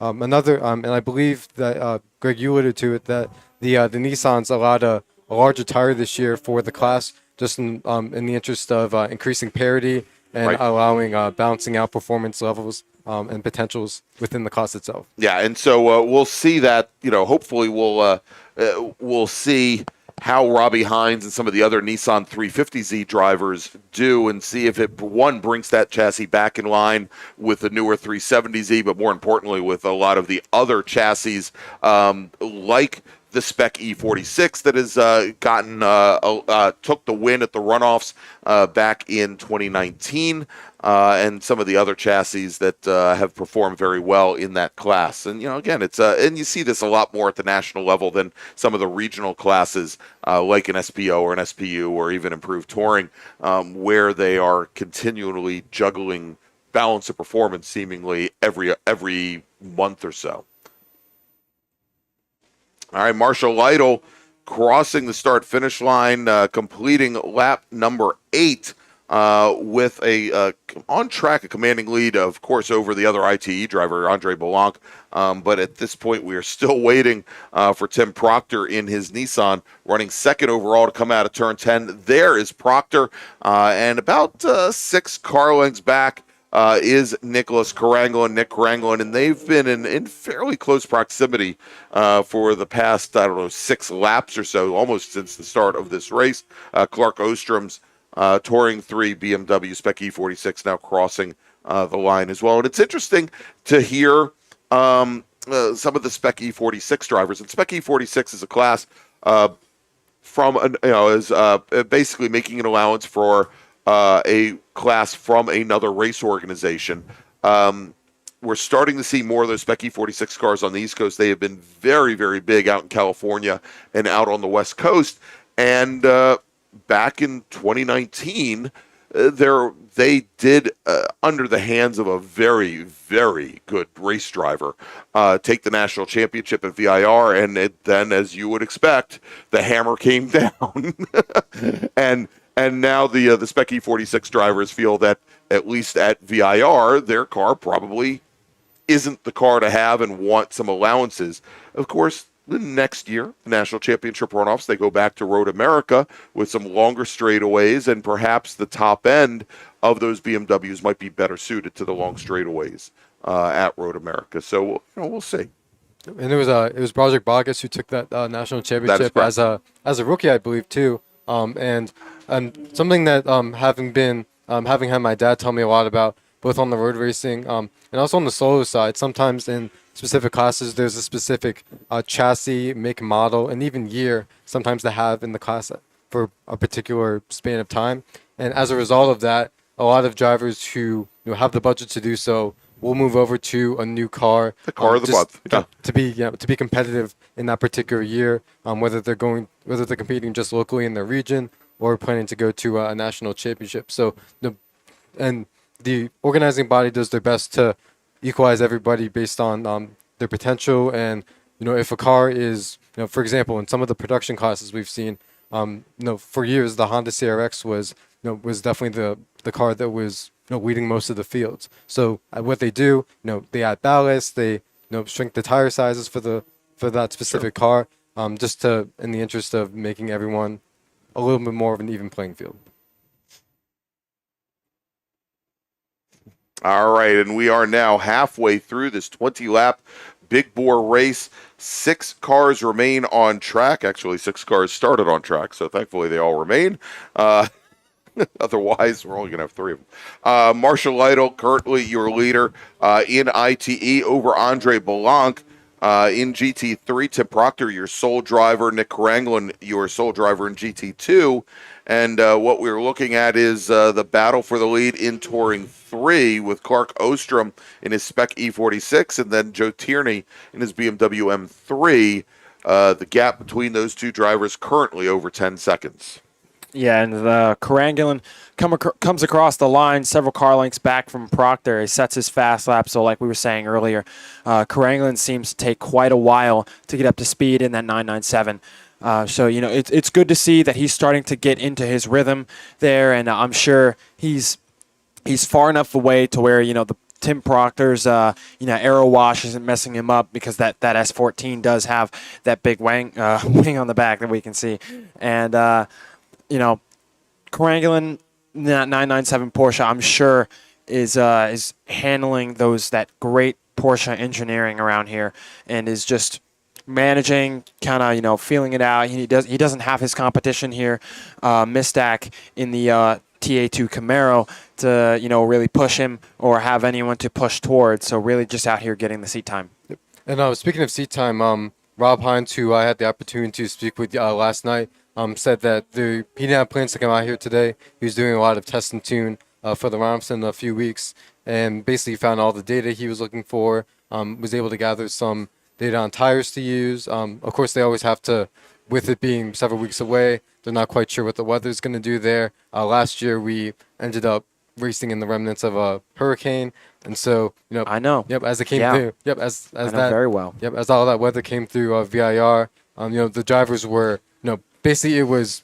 throw a dart at the board to see what kind of weather you're going to get. And I think speaking of that, I think I'd say Touring 3 and probably FE2 probably shared the dual prize for the most challenging conditions of the weekend.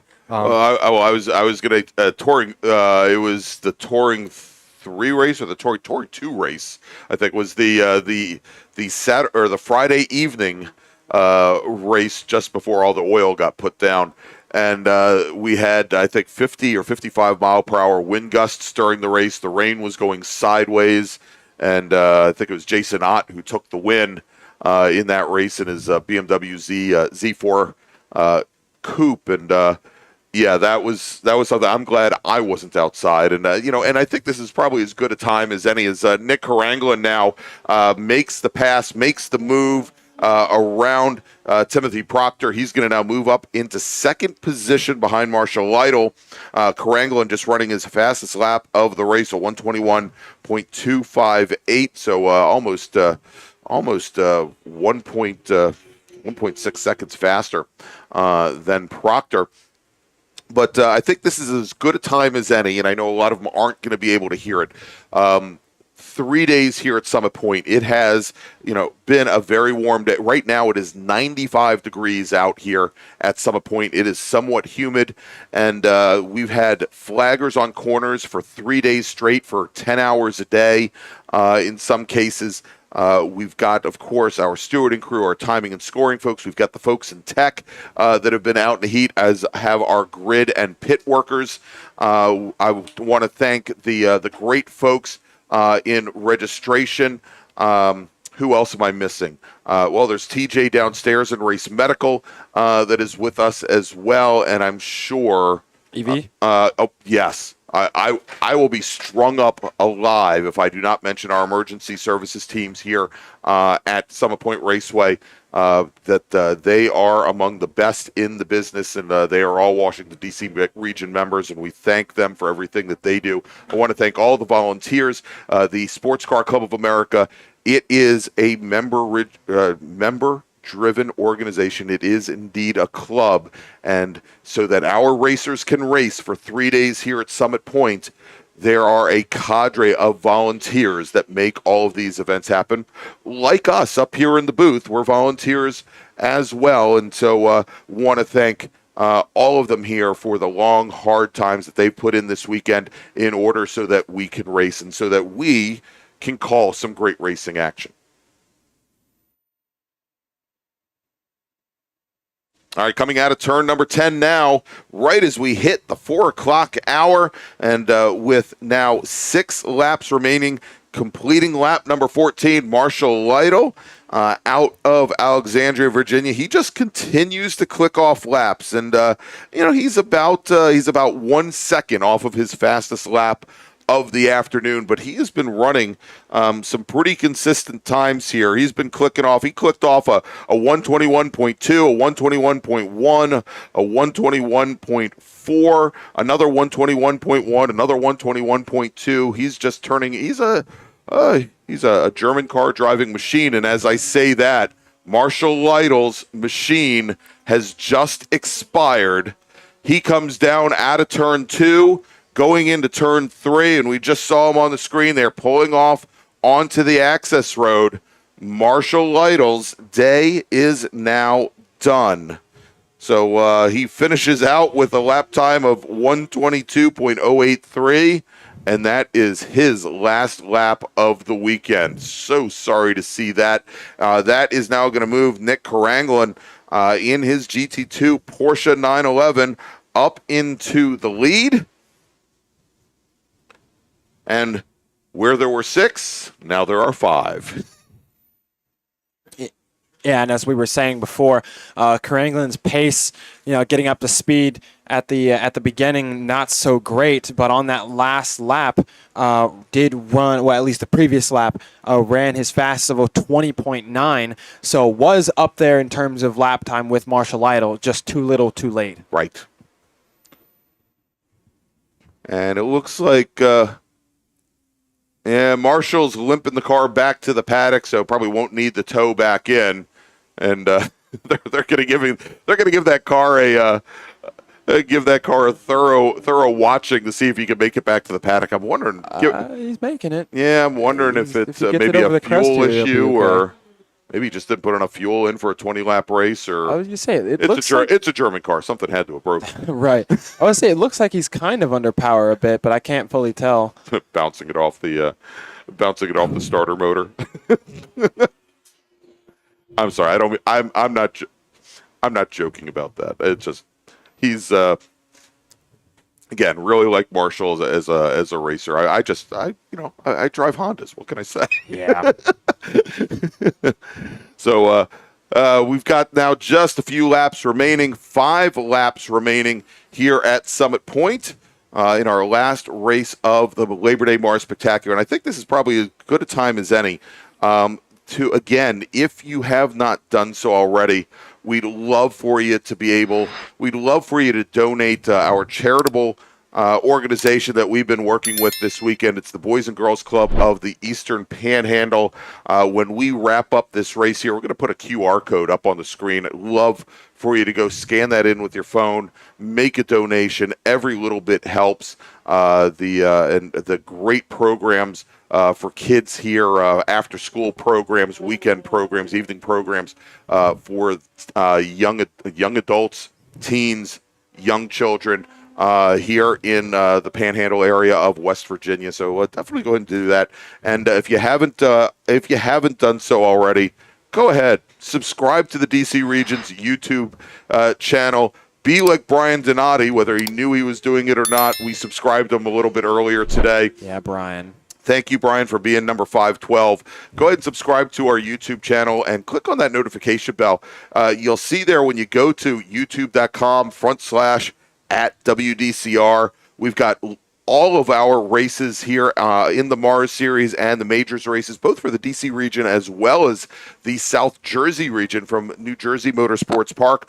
On that page, you can watch the older events, and hopefully we'll be bringing you some of our other race programs as well, maybe some solo, maybe some rallycross, other things to really promote the DC region's programs. But hopefully you like what you see, and hopefully you'll even come out and join us here and volunteer for some of our events.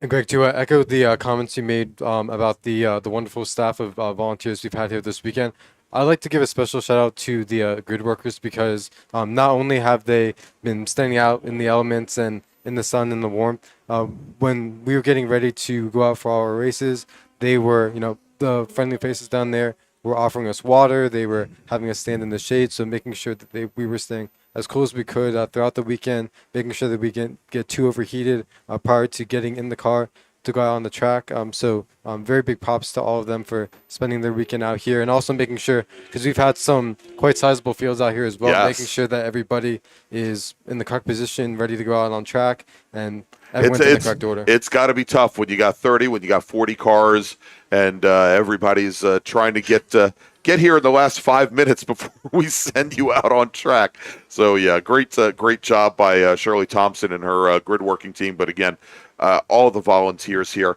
I'll tell you what. Why don't we bring up real quick the calendar, show the remaining events that we have while this race is winding down here. We've got 2 remaining events on the calendar. As Edwin Pardue mentioned a little while ago, October 7th and 8th, we will be back here at Summit Point Raceway for the last MARRS event of 2023 at Summit Point. And then we're going to be wrapping up the Mid-Atlantic Road Racing Series schedule for 2023 at The Jerk. That is the Jersey Road Racing Championship. It's hosted by the South Jersey region of the SCCA. That's going to be October 20th and 22nd. All right, let's go back to the cameras. There we go. Here as we're watching now, 2 of our drivers head down into turn number 1. That's Nick Carangel, and your leader, and directly behind one of our BMWs here as we now watch Carangel coming through turn 3. The next time he crosses the start-finish line, he will get that 1 to go signal as we are winding things down here at Summit Point, the Radial Tire Company presenting the Labor Day MARRS Spectacular.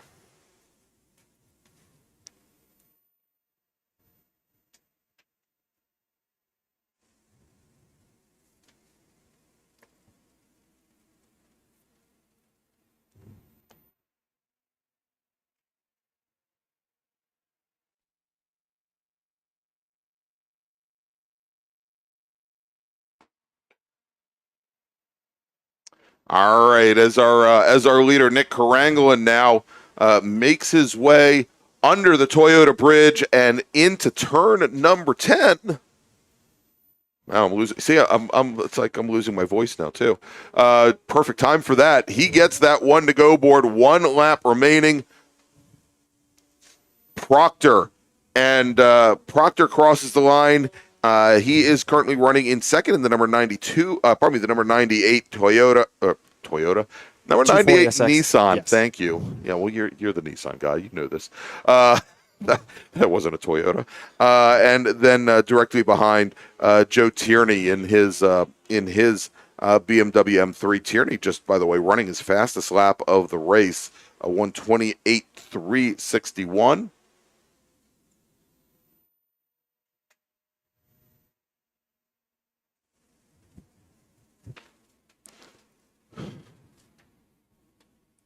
Hey Greg, also credit to these drivers because probably out of all of the cars here, these big boy cars probably produce some of the highest internal temperatures. Yeah. So I do know that there always has to be a group that rounds, especially on a hot day like today, has to be the last to go. But for them to for the cars and for the drivers to be able to withstand these temperatures is unless you've experienced it is really something.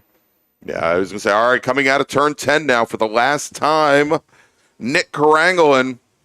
He's going to win the final race on the final day of the Labor Day MARRS Spectacular presented by Radial Tire. He takes the win in GT2. Coming across the stripe, taking the win in GT3, Tim Proctor.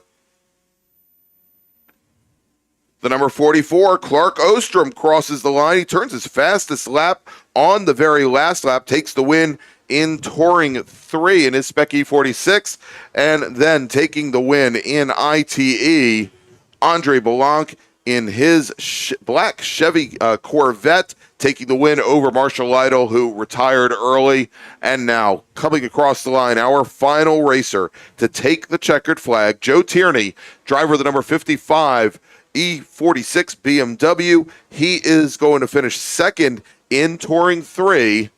And ladies and gentlemen, we are done. Oh, it's over. All right. So we already brought up the that schedule for you, but once again here, let's bring it up. Summit Point, October 7th and 8th, just about a month from now, and then New Jersey Motorsports Park Lightning Circuit for the Jerk, the final event of the 2023 Mid-Atlantic Road Racing season. And again, before we get to our next event here, please, if you're not coming to Virginia International Raceway for the National Championship runoffs, I will be heading up qualifying coverage from the runoffs. That is going to be the 26th, 27th, and 28th, Tuesday, Wednesday, and Thursday of 26th, 27th, 28th of September, and then we go racing, although I will not be part of the race day actual race coverage. Brian Bolansky, my partner from the Hoosier Racing Tire SCCA Super Tour, he and I will be providing the Inside the SCCA broadcast from the runoffs before each day of racing and at lunch each day of racing, the 30th of September, the 1st of October, and the 2nd of October. So please join us then. All right, so for everybody here this weekend, for Brian Donati, for Dominic Mandiel, for Deacon Greenfield, for Spencer Gaynor, who we could not do this without. He's been here working and directing our broadcast all 3 days, and I want to thank him so much.